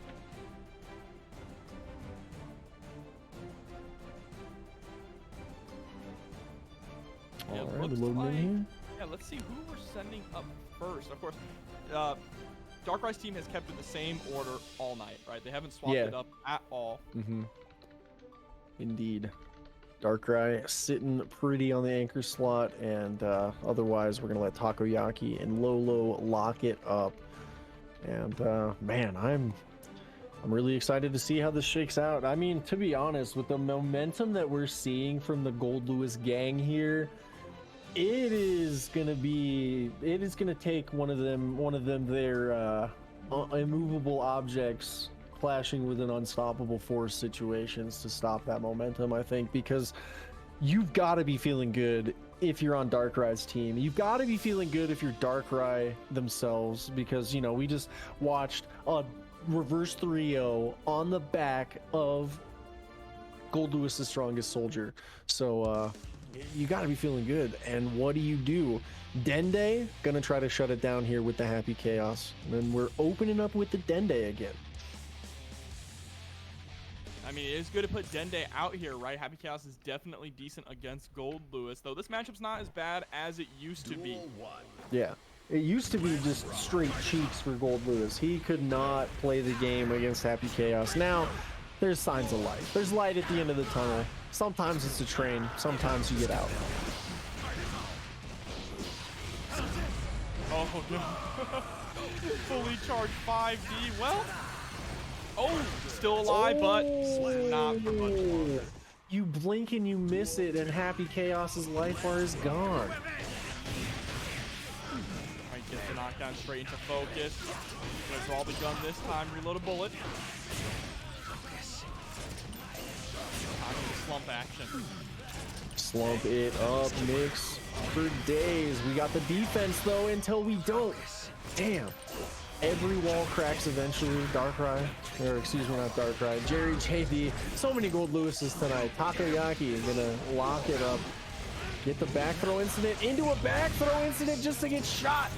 Not only a back throw, but back throw into back drift RC to make sure that they avoided the drone that was lurking in the corner. That was really, really good heads-up play from Dende, and now we are going to see Takoyaki try to close the gap but get shot for the trouble.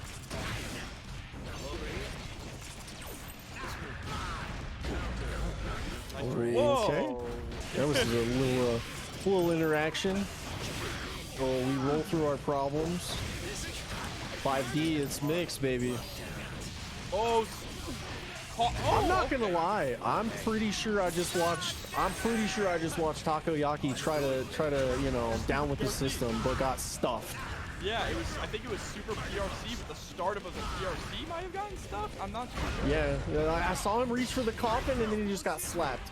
Yeah, and the screen turned dark too. That was definitely an interaction that you don't get to see all the time. And right now, Dende patiently waiting it out and punishing the gold burst attempt, and that is going to be Takoyaki on the back foot. Served that up to him on a platter. Said, "Here, you can have it." Damn. What a play. And like that's that nice thing about patience is, you know, when you're engaging in patience and you're not, you know, just trying to get out, you can get those opportunities to make those big plays that really, you know, make or break the game. But now that means that he's gonna be sitting up one game here, right? And he kind of knows the pressure and knows how Takoyaki really wants to approach this match. Yeah. And that's the thing, you never want to give a Happy Chaos more room to maneuver. You never want to give them a lead. Indeed, you definitely do not want Happy Chaos getting any kind of momentum. Oh, and they're able to get the overhead with the PRC, straight to the throw. Reloads the bullets and gets the meaty close slash. Oh my goodness. And Takoyaki not getting to play there. Far slash to get the whip fight, going back into the corner. Ooh, big counter hit. Wall slump action coming your way. Gotta block all of this. 2P the clone, but that's where you get into trouble. Deus Ex Machina. Gonna break the wall, get Happy Chaos party time, positive bonus, and really put the pain on Takoyaki here. No life left in the chamber. What a burst exchange going over for Dende. That was disgusting. That was diabolical, okay? I cannot believe that he just rolled up and then bursted his burst. Like, hey, yo, you want to burst? That's cool. I'm going to let you finish, but my gold burst. Dang. I can't believe Dende just pulled that out. What a play. Like, damn. And, yeah. That means it's time for Lolo to come through. Yep, that is, it's gonna be the mid-point character coming in. And, will Dende be able to lock up three of the three members? Well, we're gonna have to stick around and find out, guys, because that answer's coming your way. I am not gonna lie, we're seeing Takoyaki lay there for quite a while here. That is a long celebration we're seeing from Happy Chaos and little avatar why there. is he stuck down there for so long? So it's either, so I'm guessing it's either there was a desync on the podium, or they haven't hit the get out of the match shenanigans yet. Because if you stay on that win screen, you'll just lay there. It's weird. Call some EMTs, please. Somebody! Takoyaki's falling and they can't get up. Life alert! Lolo, start applying CPR. Do chest compressions. We need them to live. There's still a whole other game to play. Oh my goodness. Oh, okay, we back. We in there. We stood up. We ready to rock and roll. Lolo taking their spot on the podium and gonna get in there against Dende.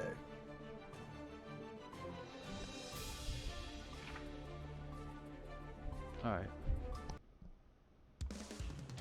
Jump into it. I love that Dende's got the name Redacted. That always makes me smile every time I see it. I love it. I love it so much. Like, it's great, and I love the creativity that you get with the names and stuff. You know, some people take it a little too crazy, but I love seeing stuff like that for Dende. Like, who is Redacted? Like, oh, you know, you don't know. Okay, and that is Lolo taking a big chunk of life, catching the backdash. You think you got the big body backdash, Chaos? No. Where are you going? Headbutt too. Skull to skull. Clean You're dead. First round. Yeah, very clean first round for Lolo there. Definitely going to need a couple more rounds like that to put Dende away for sure. Starting off strong again. Ooh, wow, the spacing on that far slash there. Oh, that was a dangerous burst. That could have gone completely south there for Lolo. Yeah, definitely. Oh, what a block on the PRC low. That is definitely kind of the Dende special. You'll see Dende all the time. It seems like go for PRC low, and then if they want that overhead, they'll do the 5D like you saw right there, or they'll do that BRC instant 5P overhead mix that has been so prominent in the Happy Chaos Cabal lately.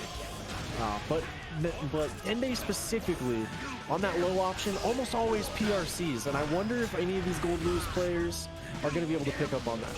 Seems like Lolo doing a good job so far. And down to the wire here when it comes to life. Nearly gets the whiff punish with the 6S, with the 5E. She'll be able to close it out with the super. Doesn't. Goes for the guaranteed curse ball. That might come back to haunt Dende. Yeah, definitely could. And there's a big swinging coffin to put the game away. Ah, man. That round was jobber. Dende just needed 6S into super, and that was it. Yeah. You ever snatch defeat from the jaws of victory? You hate to see it. You hate to see it. Yeah, quite unfortunate there, but Dende still in this up against Lolo. One chance left, and yeah, because normally, you know, you wanna snatch victory from the jaws of defeat, not the other way around. So you definitely hate to see that, and finds a life all around here. It is still anybody's set. Can very much go the long distance here. Would not be surprised, honestly, to see this game go down to the last round. Also, first coming out early for Lolo. Jump back, just trying to avoid anything, and oh no, fumbling the resources here.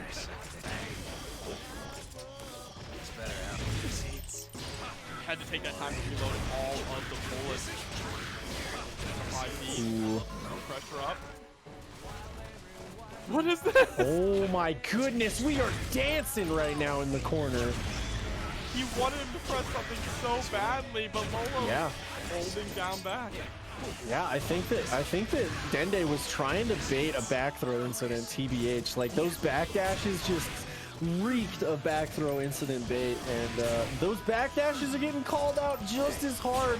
Gonna slump it up here. Oh, trade goes in favor of Lolo there. And we pull up. Okay. From the corner. And now it's basically checkmate situation here. Lolo really gonna need to be perfect to get back in, but snot bubble applied, gunshot going to absolutely end that life bar. Far slash is going to come through. Keeping that pressure on. 5D. Such a quick miss. Okay, we got the drone neutral engaged. Gold Lewis running faster than that level 2 drone there. Getting shot for the trouble too. Ooh, we get clipped low. Now watch the toes. There's that BRC instant overhead. Good block on the 5D. PRC low. slump it up. One more mix. Okay, PRC overhead this time. Not going to connect, though. Oh my god, that actually could have been a huge punch, but was busy reloading the bullets in there. What a counter hit, putting things away for Lolo. And once again, we are going to see Gold Lewis's strongest soldier put the team on the back and try to hold it down here in losers finals. Dende putting in the work right now, but Darkrai's gonna try to make another reverse 3-0. Yeah, Darkrai really, you know, and this is kind of crazy to me too, because it's like this is the second team tournament I've seen Darkrai in, and this is the second team tournament I have seen Darkrai just carry. Like, that is not to say that the other two members of that team are not putting in a ton of work, but the fact is that we have seen Darkrai put in this position multiple times tonight and not even a single flinch. Oh, but Lolo does have one life drive. That's right. Oh, Lolo wait. did win the first one. That's right. Oh my goodness, we are just out here capping on chat. That's my bad. Let's redact that, if you will, pull it back, and now we're in the final game, guys. Apologies there. And counter hit, forcing the burst off of Lolo early, sweeping the toes into the focus. There we go. Getting the slump in the corner.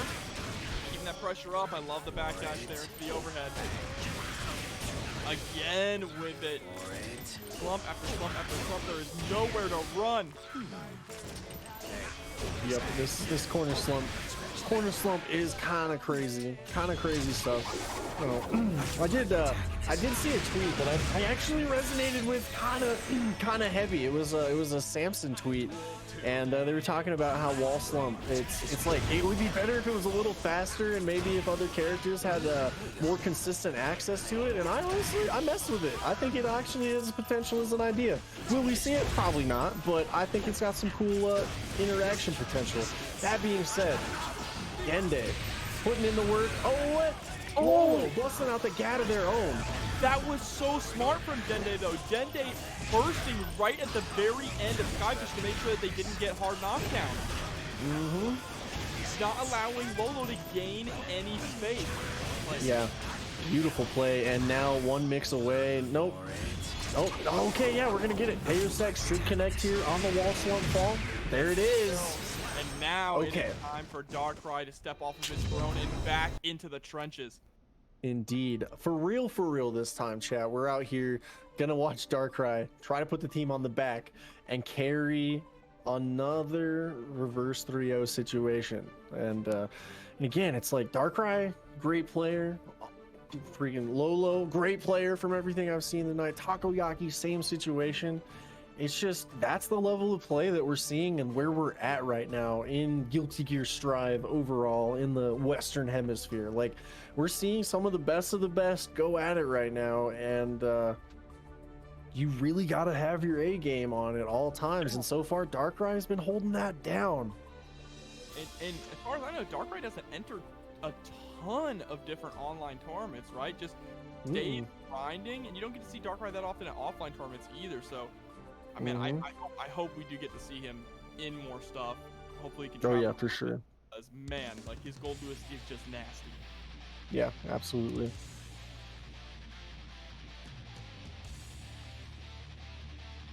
Here we go. Also, yeah, I don't think I've ever seen a character level as high as Darkrai's Gold Lewis. Like, it's stupid. Maybe I'm also not looking, but still, it still just blows my mind every time I see that 16K number. So far, Dende starting off strong, forcing the burst off of Darkrai here pretty early on in the round. But, oh my goodness, we just skirt over that drone. Really well spaced there from Dende, and this is huge. Oh, we go low. Backdash gets shot. Slump it up. Backdash gets caught again. There it is, 5D. There's the backdash. Able to get the headbutt this time. Goes for the OTG. Okay, BRC back to neutral. Drone gonna hold things down for us. Get back to the corner. Burst is still available for Dende, but not gonna need it yet. There it is. believes in the round. Darkrai also low on HP. Gonna get over the drone, but not gonna get the confirm. And that has been Darkrai getting the burst back in the same round. But of course Dende still up around here. Good start for Darkrai, but a little too high there on the jumping. Oh, Snot Bubble still applies. The big man couldn't quite clear it. 6P. All right, that's a good start. Tries to go for the back scratcher, but Dende is ready for it. Anti-air or air-to-air 5P into the drone, into the wall slap, send a message by bringing the system down. Damn. Now tied up in rounds. Bar slash coming through. Just gives him the bang bang with the chase down. Pressure is on. 5D gets blocked. Great backdash. What a backdash. I swear, Darkrai is able to download data in such a way and make it applicable so quickly. It is insane. Okay, block the overhead on the PRC. Oh, the dead zone there. Okay, throw tech with the drone, holding it down. Give me the meter or give me your life, Dende. Give me your life, actually. Fall back on the drone and put game one away for Darkrai. Yeah, Darkrai looking to make yet another 3-player comeback. Starting off with one round, right? That is the first step. Moving on to grand finals. Indeed. So you got to take those small victories, and we're definitely seeing Darkrai do that. You know, you get the hit, that means you can get the life bar. You get the life bar, that means you can get the game. You get the game, that means you can get the set. And we're seeing the first couple steps of that in play right now for Darkrai. All you need is meter and a dream and Guilty Gear Strive. Oh yeah, absolutely. 1 HP, 50 meter, and a dream, and you could be victorious. Back throw incident begins the corner pressure. First immediately from Dende. Don't disagree. It's one of the reasons why Darkrai's defense is so good, because his throw game is just out of this world. It's almost like there's an alien in that coffin. What do you mean? Aliens on the The system went down, but Happy Chaos did not. One chance left to guess. JD gonna put it away. Dende, 1 life bar left, and look at the rampage Darkrai is on. Darkrai smells a weakness, sees a weakness, and just exploits it. Burst coming out. Darkrai doesn't want Dende to get some early momentum here. Able to avoid the drone. That's very good. Yeah, that's Snot Bubble. Back throw incident. Just getting scooped. Oh, drone gets countered by the 6S, but a big drop there. Backdash gets caught again. Okay, we take the system down, but Happy Chaos is definitely ready. Dende gonna punish the maximum effect here. Get the wall slump mix going. All right, what a stare down situation there. Deus Ex gonna reload. Yeah. Damn. Oh, far slash starting things off aggressively for Darkrai, forcing the burst out from Dende early. Double focus, didn't get a full reload, got a big burst. Oh my goodness, burst in the bag. Okay, we start seeing the overhead option on the PRC now. 6D comes out, but it rip gets knocked down by the drone. There's the pickup. RC forward, gonna be able to close it out. And Dende is down.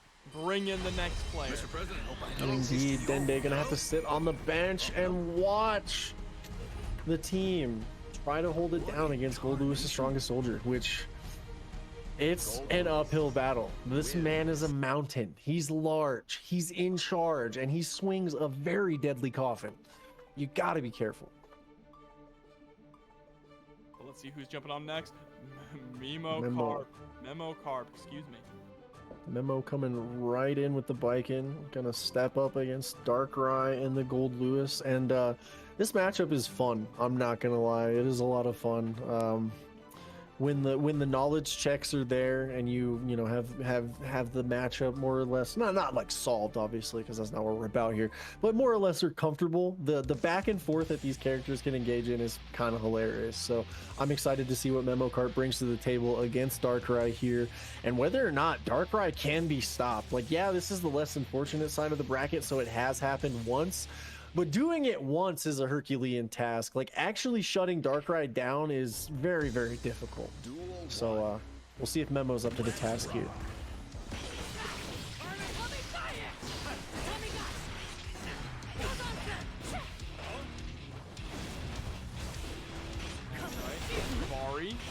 Follow up there, and that JD is going to put in a lot of work into this matchup as well. There it is, 2 times in a row, right? That is big counter hit. In here. It's going to do such a good job of blowing up just random Kabari. Oh, that's going to be the first life bar. Lycan does have the Japanese guts, but she does not have massive health reserves at all. Kara FD mix doesn't get the Kabari to connect. Unfortunate spacing there. Big counter hit.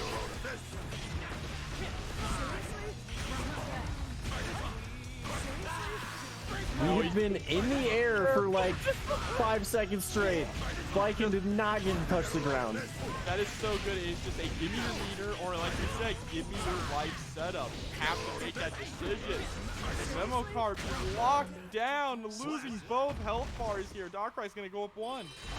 Yes, amazing watching Gold Lewis turn the game into a one-player game on one of the most, if not the most, defensively powered and juiced characters that we have on the roster currently. Like, that's crazy. Like, how do you make it a one-player game on offense against Lycan? That's pretty impressive stuff from Darkrai right there. Man. Duel 1. Here we go. Straight to the next one. Yep. No rest for the wicked. Only bloodlust. Oh, we get clipped. Overhead. Look at that. Health bar is nearly gone. There's a nice whip punish, but unfortunately you weren't able to get too much off of it. Only pressure, really. Pressure gets died. Defense has proven to be so formidable. Ooh, big counter Hikabari there. Nope, not gonna get started for Memokart. Burst coming out from Darkrai to shut it down. No what way! An answer! What an answer to the gunshot! That is absolutely cracked. Okay. I just put my controller down at that point. I mean, to be completely honest, that is something that Lycan can get away with on Gold Lewis, but that spacing from Memokart to try that, very dangerous. Oh, very dangerous. Oh, the drone not going to catch the 5P there. What a block there. 2P going to start things off right. Darkrai is absolutely cooking right now. 2P with the BRC slowdown. This is devastation for Memokart. That was That's it. If you don't, right? You're gonna die in that situation, or you can let the burst come out and see what happens. But the moment the drone hit the floor, that was checkmate. Yep, checkmate it was. But again, like, I'd still 100%, like, there was that, you know, couple of frames or whatever that there was a chance that that burst worked out for Memokart. It is what it is. I'm 100% always going to be a fan of seeing the resource taken off the table, just because there's no more what if, right? Obviously, we see Memokart get put on the bench in that one, but it's still one of those, like, you didn't leave anything on the table, you left it all out there, and you did your best, right? There's no what ifs that really haunt you in a set like that. Now we're gonna have to watch Trevor Sue try to lock out the Gold Lewis, and it is going to be an effort. And again, this is the second in a row potential reverse sweep that we are seeing out of Gold Lewis's strongest soldier here. Like, oh my god. No, he is just so just so formidable. It's crazy to see how good Darkrai is with this character. He moves so fluidly as well. The offense moves so fluidly. The defense is impeccable. I really don't know exactly what Trevor is going to be able to do here. So instead of Really just gonna have to take and move into Darkrai's head rent free and really shut down these avenues of approach. Case in point, 5P stuff in the drone attempt to try to get Darkrai to space, and right now Trevor doing exactly what needs to be done and keeping the big man at bay, but we're in there. Might get some plus frames. And this is exactly where it's so difficult for Trevor now, right? Axel's defense is basically just 5K and 2K, and then the system mechanics, like that burst there. You do not want to get put up against the wall by Gold.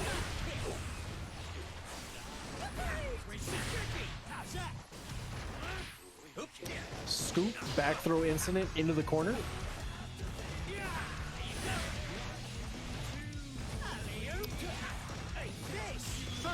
Uh-oh, Okay. Inspection day. Oh, he clipped him, but the trade still goes for Darkrai. Oh, and the JD counter hit. Darkrai is going to take Damn. the first round here. Oh my goodness, no pressure at all on Trevor.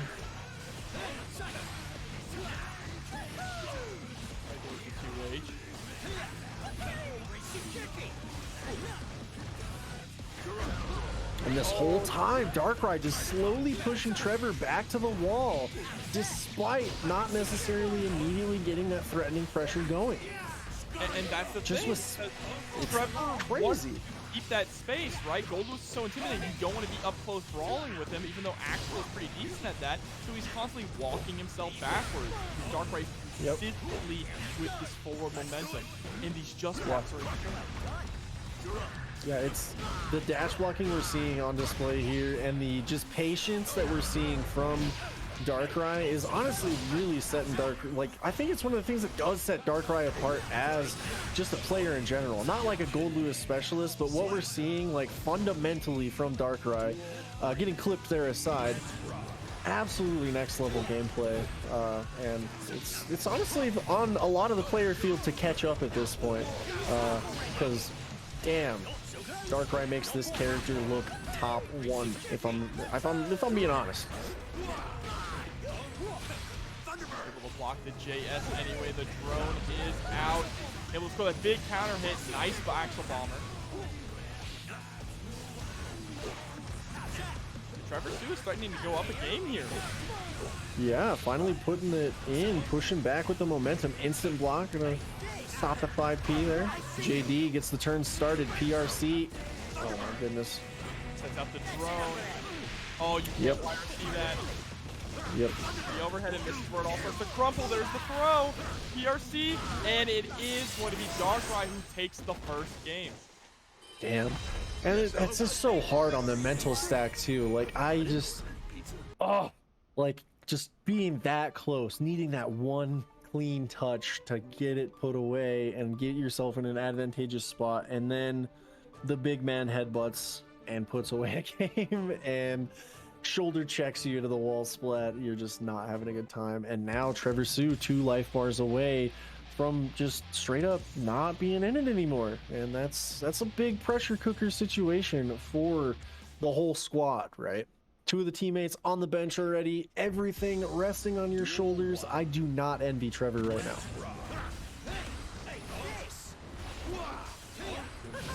Coming out just trying to get something started. Darkrai is 1 game away here from moving on to grand finals on the loser side with his team. Trevor's doing a really good job of stopping any kind of approach. There's a reel in, gets the 5K.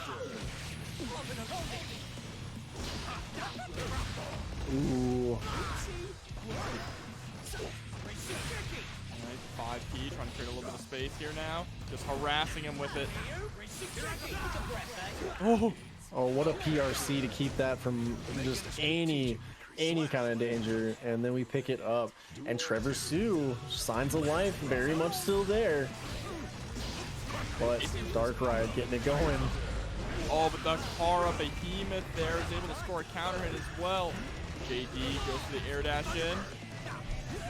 Trevor's going to hold on to burst. There's no reason to spend burst this round.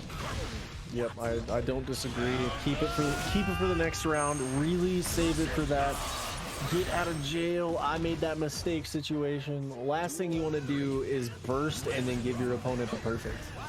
The mental stack crumbles. Alright, ID back. Just starting to harass now with this JS, playing a really strong footsies game, actually keeping Darkrai locked down in the corner for once. But the drone is drone. Yep, drone made it out. That's not good for Trevor, and it begins. There's the tick throw. We actually haven't seen Darkrai go for that yet in this set. Oh my goodness. Good throw tech.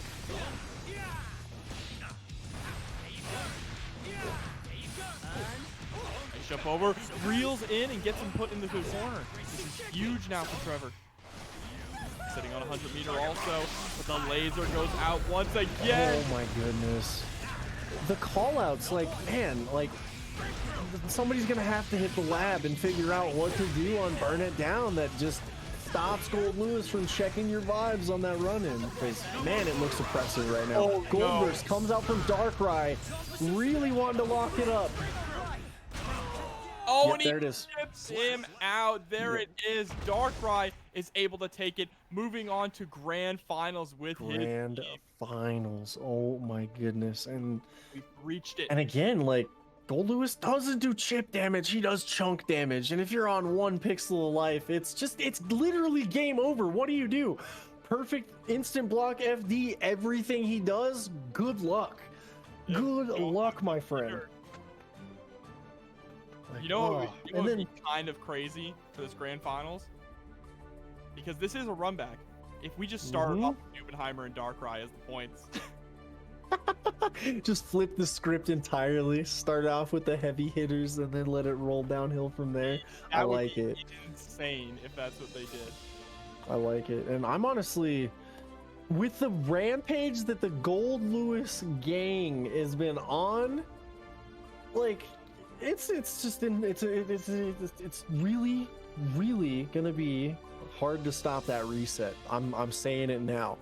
If Darkrai can continue to do what they have been doing this entire evening, this grand finals reset might actually be terrifying. And that's excluding if we see Takoyaki and Lolo also pop off, because watching your homie hold it down definitely gives you that mental boost, right? Like, it gives you what you need to continue this, honestly, attrition battle that we're enduring right now. 6 hours of bracket right now. We're in the thick of it. The fatigue is real at this point.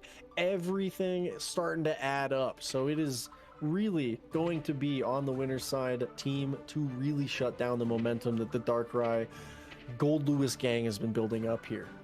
Absolutely 100% agree, but Nubenheimer is there, right? Nubenheimer has been such a strong deciding factor. We got to see that Nubenheimer versus Darkrai match earlier in the night, and look who came out on top. Look who is sitting in the winner's side of the bracket. That is the real mountain that they have to climb. Indeed. Climatize gonna start things off strong with the Sol bad guy versus Takoyaki and the Gold Lewis. I'm really excited. To be honest, I've really enjoyed watching each of the Gold Lewis gamers do their thing this evening, because they each bring a different unique flavor to the character that very much tells you that character expression is alive and well in Guilty Gear. Speaking of alive and well, Climatize, strike throw, alive and well. No health bar left for Gold Lewis at this point, it feels like. Against the OTG. Nice escape from the corner. Actually trying to catch him with the Gold Burst. What a Gunflame pickup. Oh my goodness. The DP gets the 5H. Oh, runs straight into the Behemoth Typhoon. Same side mix. Oh, big pain. Big draw opportunity, though. Right into the Fafnir. Pressure picked right back up. All right, time to go into duel number 2. Climatize looking pretty clean. Throws out a 6S. Oh, but that counter hit R slash big starter.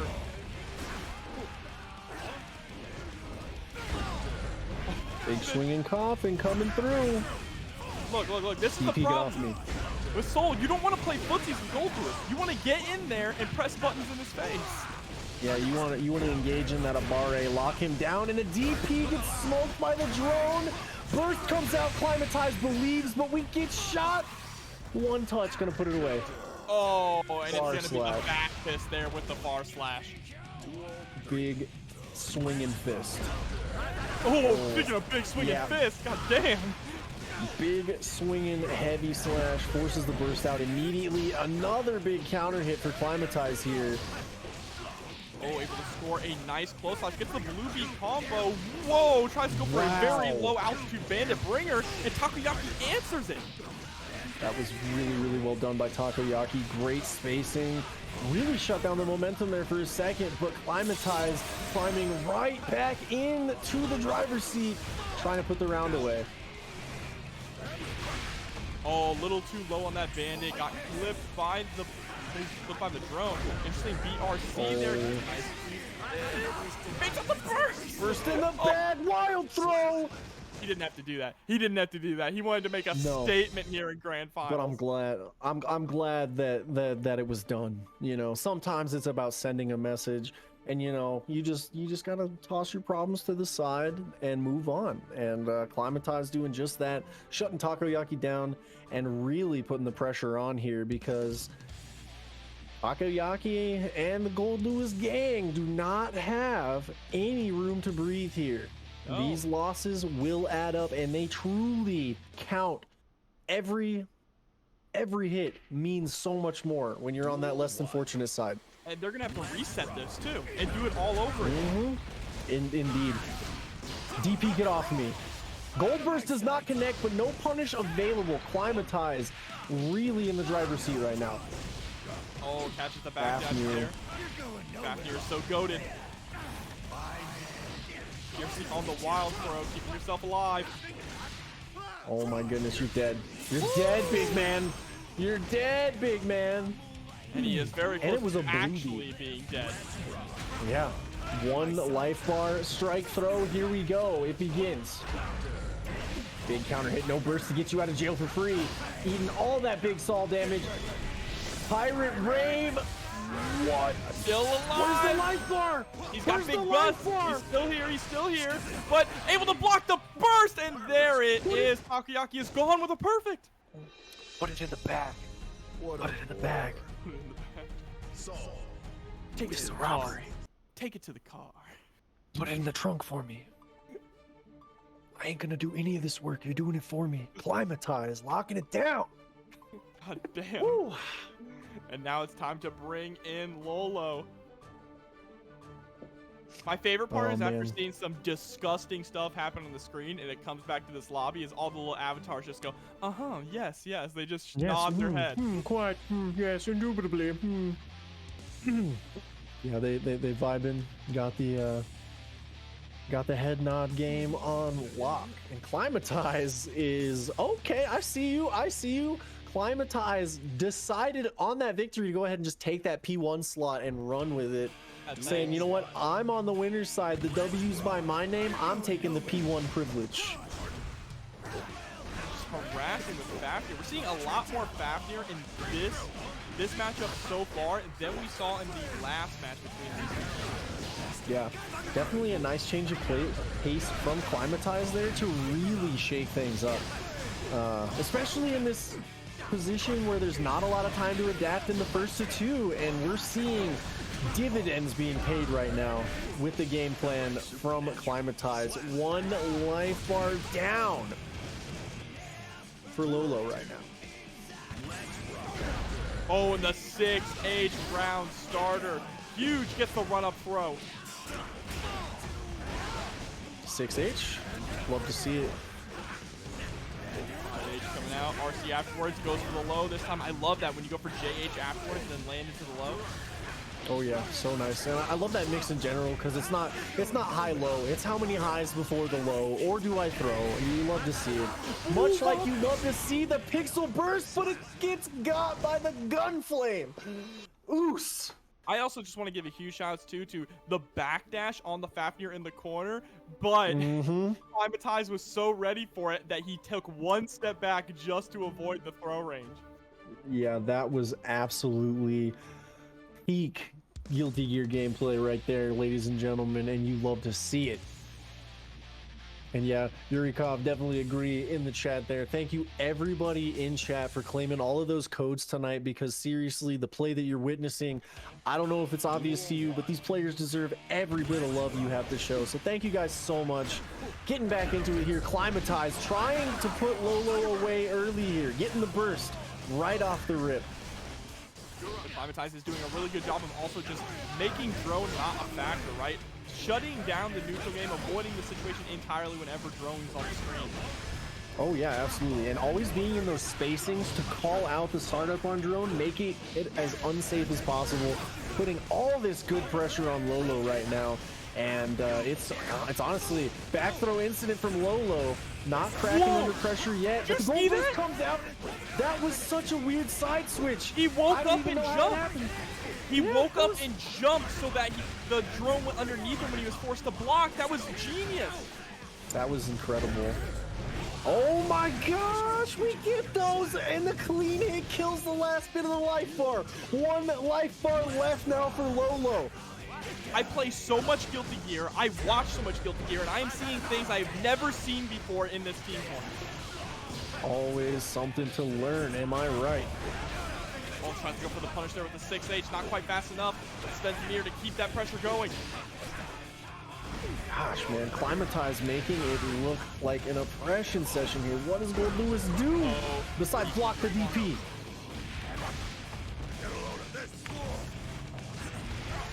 Watch the drone here. Be very careful, run straight into Gold Lewis's loving arms, but has meter now. You can see a YRC pop. Oh, no, big call out on the back dash. Dang, those headbutts look painful. I'm not gonna lie, that throw animation is brutal, bro. It's giving you a concussion. Oh yeah. They say nobody wins in a headbutt, but looking at Gold Lewis, I think Gold Lewis wins in a headbutt. Ooh, counter hit 5H. This is the big confirm there. Unfortunately, Lolo gonna be able to escape the corner with that JD. Nice 5K. 100 meter on deck for Climatize. Gets the mix into the blender. Wild throw. DRC. Oh, we try. Okay. Uh-oh. Not like that. Backdash into PRC. Gold burst goes the wrong. Oh my goodness. Ground bike. Do it like a maverick. Oh, the Gold burst punished by 6H, and that's all for Lolo. That's it. It is now 100%. Bracket reset is all 100% on Gold Lewis's strongest soldier. Climatize, trying to put grand finals away without dropping like anything. Just trying to put it away here with the Saul bad guy. Darkrai has such a huge mountain to climb. Darkrai has to go through Soul, has to go through Gold Lewis, and has to go through Nubenheimer's Nagoriyuki. And then they have to do it all over again if Darkrai is successful. Like, yeah. talk about a Herculean effort. Like, I do not envy the weight that is on the shoulders of Darkrai right now, though the big boss man themselves seems capable of bearing it. So we'll see if Darkrai can lock up a reset run, or if Climatize is going to put 4 life bars away and wrap up grand finals.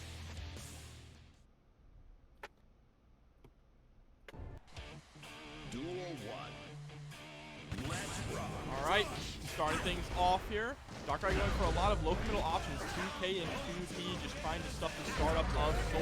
That's kind of how you want to beat Soul, right? Is you want to preemptively stuff it. Yep. Oh, the backdash. Not going to get much, but we do get out of the corner. Darkrai starting things off with a big far slash. That's death. Down with the system.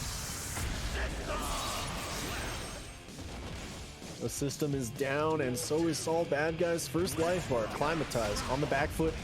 Nearly immediately in round 2 also. DP, get off me. Try to reset the momentum. Get the bleeding stopped.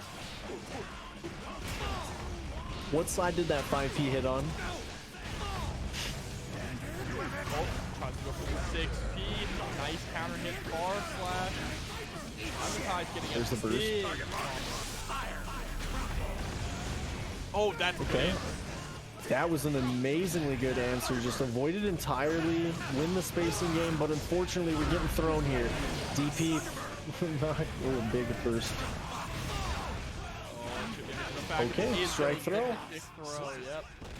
And that's one game down for Darkrai. 5 to go. Oh my goodness, guys. 5 to go. That's crazy when God you say bless that you out loud. guys. He's gonna win 5 games. You guys get a raise for this. God bless you. Oh, it's been a fun time watching Gilbert. Oh, this has been incredibly good, and I still look. I've been so seeing much so much stuff. crazy stuff that I'm gonna have to go test out. Yeah, for sure. Like, I'm definitely gonna have to hit the lab with some of this stuff, because man. Okay, we whiffing out here twice in a row. Uh-oh, gets flipped by the 6H though.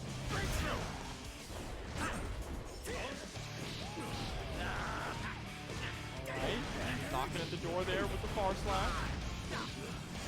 Man, these 2 Ps from Darkrai. Options, but you have to get used to using them in the proper places. Oh no. Okay, goodbye. Good night, and now Climatize. Looking like a shutdown might be happening. Darkrai, 1 life bar here. Down to 2K2D. Man, DP not unsafe because the drone there. These drones absolutely putting in the work right now. 1 pixel, a dream, and a burst, but it's not going to be enough. Disjointed far slash gonna knock Climatize to the bench. And that means it's time to bring in the middle position on this team here. Now, here's the thing. Are they going to put in Nubenheimer? Or are we saving Nubenheimer for last? That's what I'm really curious of. That is the question here, and I don't know. It's anybody's game, because like with the strategy, do you risk Nubenheimer? No, it looks like we're gonna go right into Puff. Okay, Puff on the Potemkin. So Potemkin versus Goldless. We know how Puff just got to get through a lot. There's a lot of uphill to climb right now, but 4 life bars, you know, separate Puff from Grand Finals championship. That's crazy. And here we go, jumping straight into it now. Is Puff going to be able to overcome the matchup here? If what we saw in that Happy Chaos match is any indication of what Puff stands to bring to the table here, this could be rough for Darkrai. Round start, Busta gets busted. No burst coming out from Puff yet though.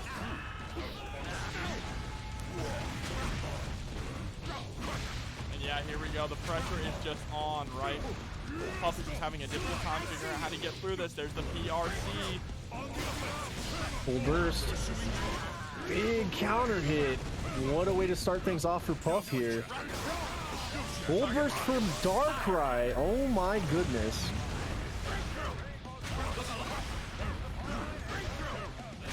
Yeah, look at that. And that is going to be... that with Chip.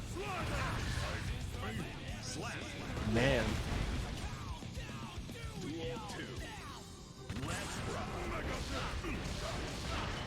Oh my goodness, what a confirm from Puff there, and we're gonna see a massive chunk of life disappear from Gold Lewis here. Garuda gonna catch the big boy backdash. In some cases, I'd honestly rather just get hit by Garuda while backdashing, right? At least he's not going to be able to grab me. Yep, at least I'm not in Guard Crush. That Heat Knuckle gonna take another chunk of life, and the PRC Busta! Oh my goodness. Puff with the Potemkin play. 2P starting things off right. Nice backdash to get over the slide head. Backdash over the slide head again. Darkrai. Then pulling up. Puff with the backdash there into the it buster. is. Oh my So much goodness. damage, even on Gold Lewis. Yeah, you wouldn't think he was a big body health bar, but he is. Another one! Oh my god, my Puff's got that goodness. dog in him. He's got that dog in him. JD connects, BRC's there. The way he completely circumvented the Oki. The wall splat. Oh, the burst comes in clutch. Aegis Reflector catches, and that is going to be Darkrai down to the last life. 2 life bars left in grand finals potentially. Puff is insane. Puff might do power, it. am I right? Oh my goodness. 2 life bars. Puff could wrap it up right here. That's power Puff Pot. Indeed.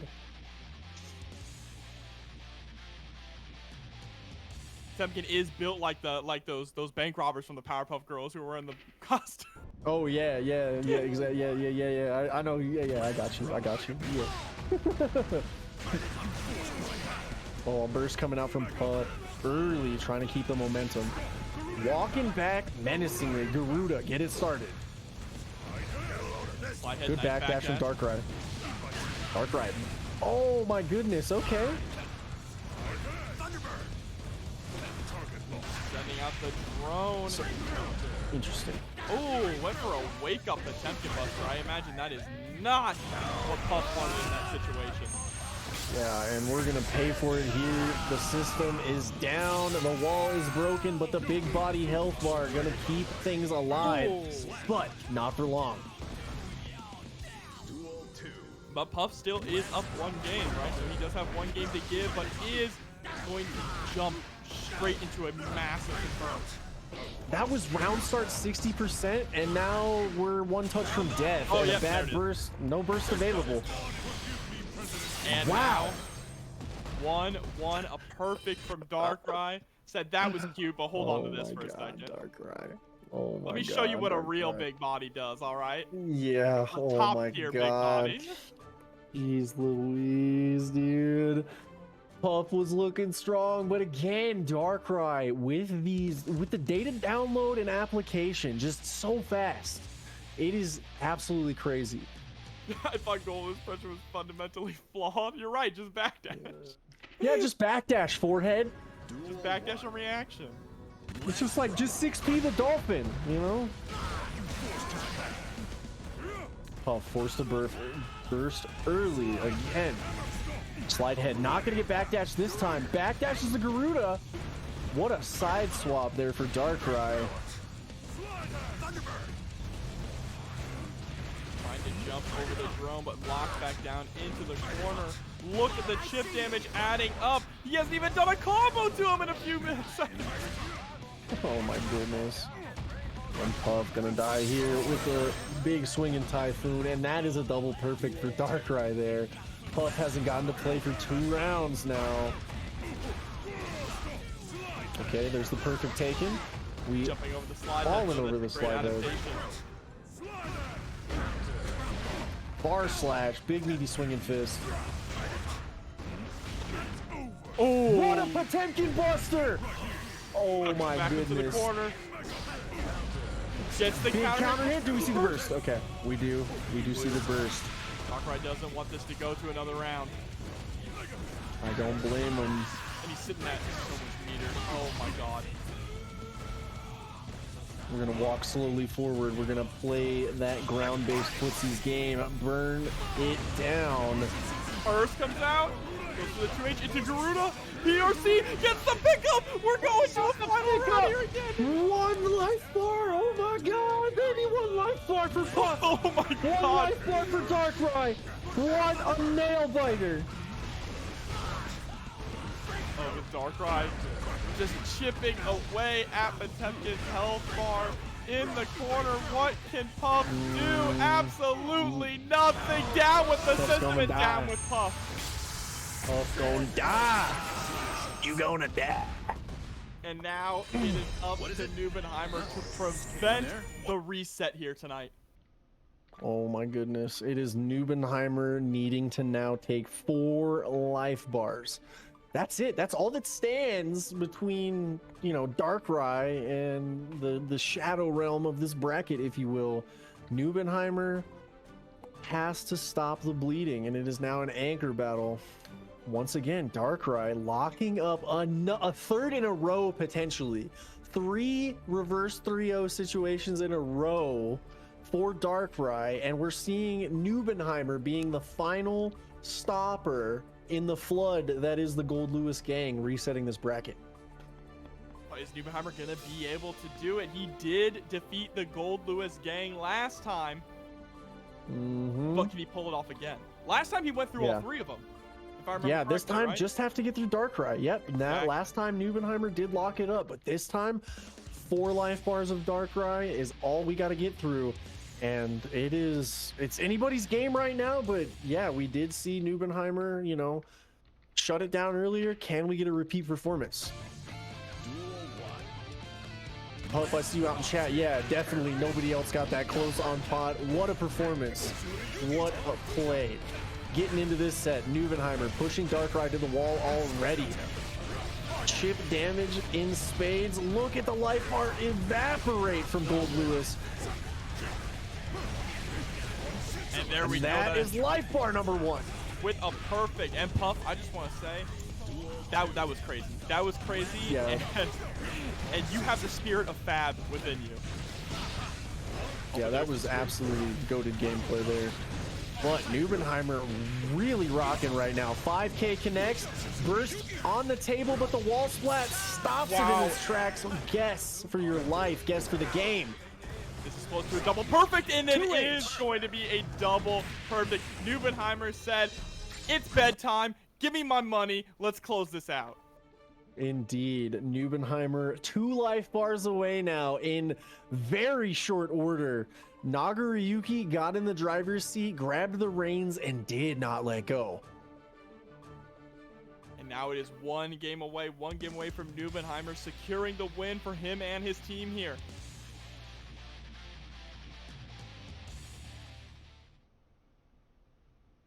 Two more life bars there. I know, it's such a chasm to clear too. It doesn't seem like much, but Darkrai makes you work for it. Already up to level 3 blood for Nubenheimer, but back to the wall for Darkrai. Instant block, nice backdash on the swinging coffin. Look at that risk. It is First coming out to keep. Oh my goodness. The amount of damage that 6H did just because of the risk gate. Yeah, that was nuts. Oh my goodness, the burst comes out from Darkrai. We believe jumping over the drone, gonna be forced to block it. 2K breaking the toes.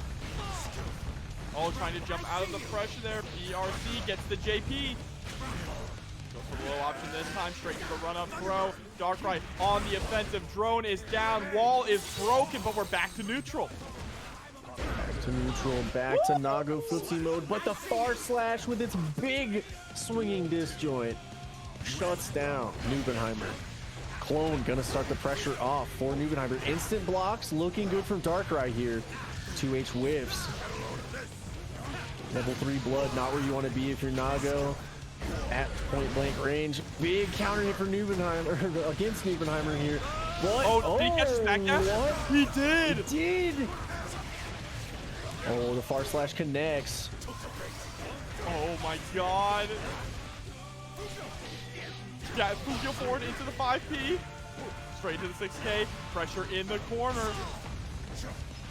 Nubenheimer still has burst, but isn't gonna get a chance to spend it. We're going to a final game. We're going to a final game. Bracket reset point. Tournament point. Which way is it gonna go? And that was 2 rounds in a row there for Darkrai after Nubenheimer started off with 2 rounds in a row. So it could go either way. It is, yeah, it is anybody's set at this point. Last chance, 2 life bars on both sides, and we might be staring at a bracket reset. It is going to have to be a Nubenheimer Ascended to stop Darkrai's onslaught right now. But we start with the round start. Shizuriyuki, no burst coming out from Darkrai yet. Blood-sucking universe, Nubenheimer is cooking right now. Gives up a little space. There's the aggressive burst. Wants to keep Darkrai locked down here in the corner.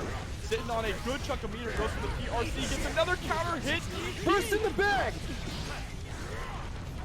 But pop, get back. Oh. Okay, we're in a decent situation, but not anymore. The gunshot getting the hard knockdown. Things can turn around right now with the wake There up it is. 5A. 5E Oh Abare. my goodness. Tournament point. We engage in a little Abare. Oh! Again with the round start, Shizuriyuki. Oh, counter it close slash. Nubenheimer is making moves. Oh, the 2H 2H connects. connects. RZ and he That's ends it. it. Nubenheimer locks it up with the 7 golden letters, taking grand finals. Yo. Yo. Team Gators Goats is going to take it here. Yo. What a way to prevent the reset. What gameplay. Nubenheimer locking it up, locking it down, and saying no thank you to the extended reset. Oh my goodness. Guys, that was incredible. Climatize on Soul, Puffin on the Potemkin, and of course Nubenheimer on the Nagoriyuki. Winning it all here up against Team Gold Lewis. I'm at a loss for words right now. Like, that ending was just magnificent. I was at the edge of my seat for every single life bar in the wrap up of that grand finals, and man, what a journey it was. I am so excited to have been a part of this. It was great to be on the mic tonight with you. Can't wait to do it again, to be honest, given the opportunity. And this has been so much fun, guys. Like, seriously, it's been great. Yeah, it has been a ton of fun. Thank you everyone for tuning in. Thank you Yurikov and the team for putting this all together. And thank you Bear also for being my co-commentator. It's been an absolute pleasure tonight. And I mean, that's going to be it from us. Yurikov, you have anything to say to the people? Well, first of all, thank you guys for 23 teams. That's a lot of teams. So thank you guys for everyone participating, having a good time. Congrats to Nubenheimer and putting on a spectacular show. 6 hours. We did a shout out to the commentators and the TOs. You guys are the goats for doing this. I appreciate it. Other than that, that's about it. So I'm actually gonna get some sleep, and I'll send you guys over to. Oh wow, Arc Rebel's happening now. Okay, I'll send you guys over to Apology Arc Man. Rebel. Arc Revo? Oh, let's go. Oh, okay. I'm gonna go see the Faust man himself there. All right. Well, Yeah. this has been a great time. Seriously, guys, that's it for me. Thank you guys for having me. It's been a great pleasure. Later, dudes. Until next time. See ya. All right then.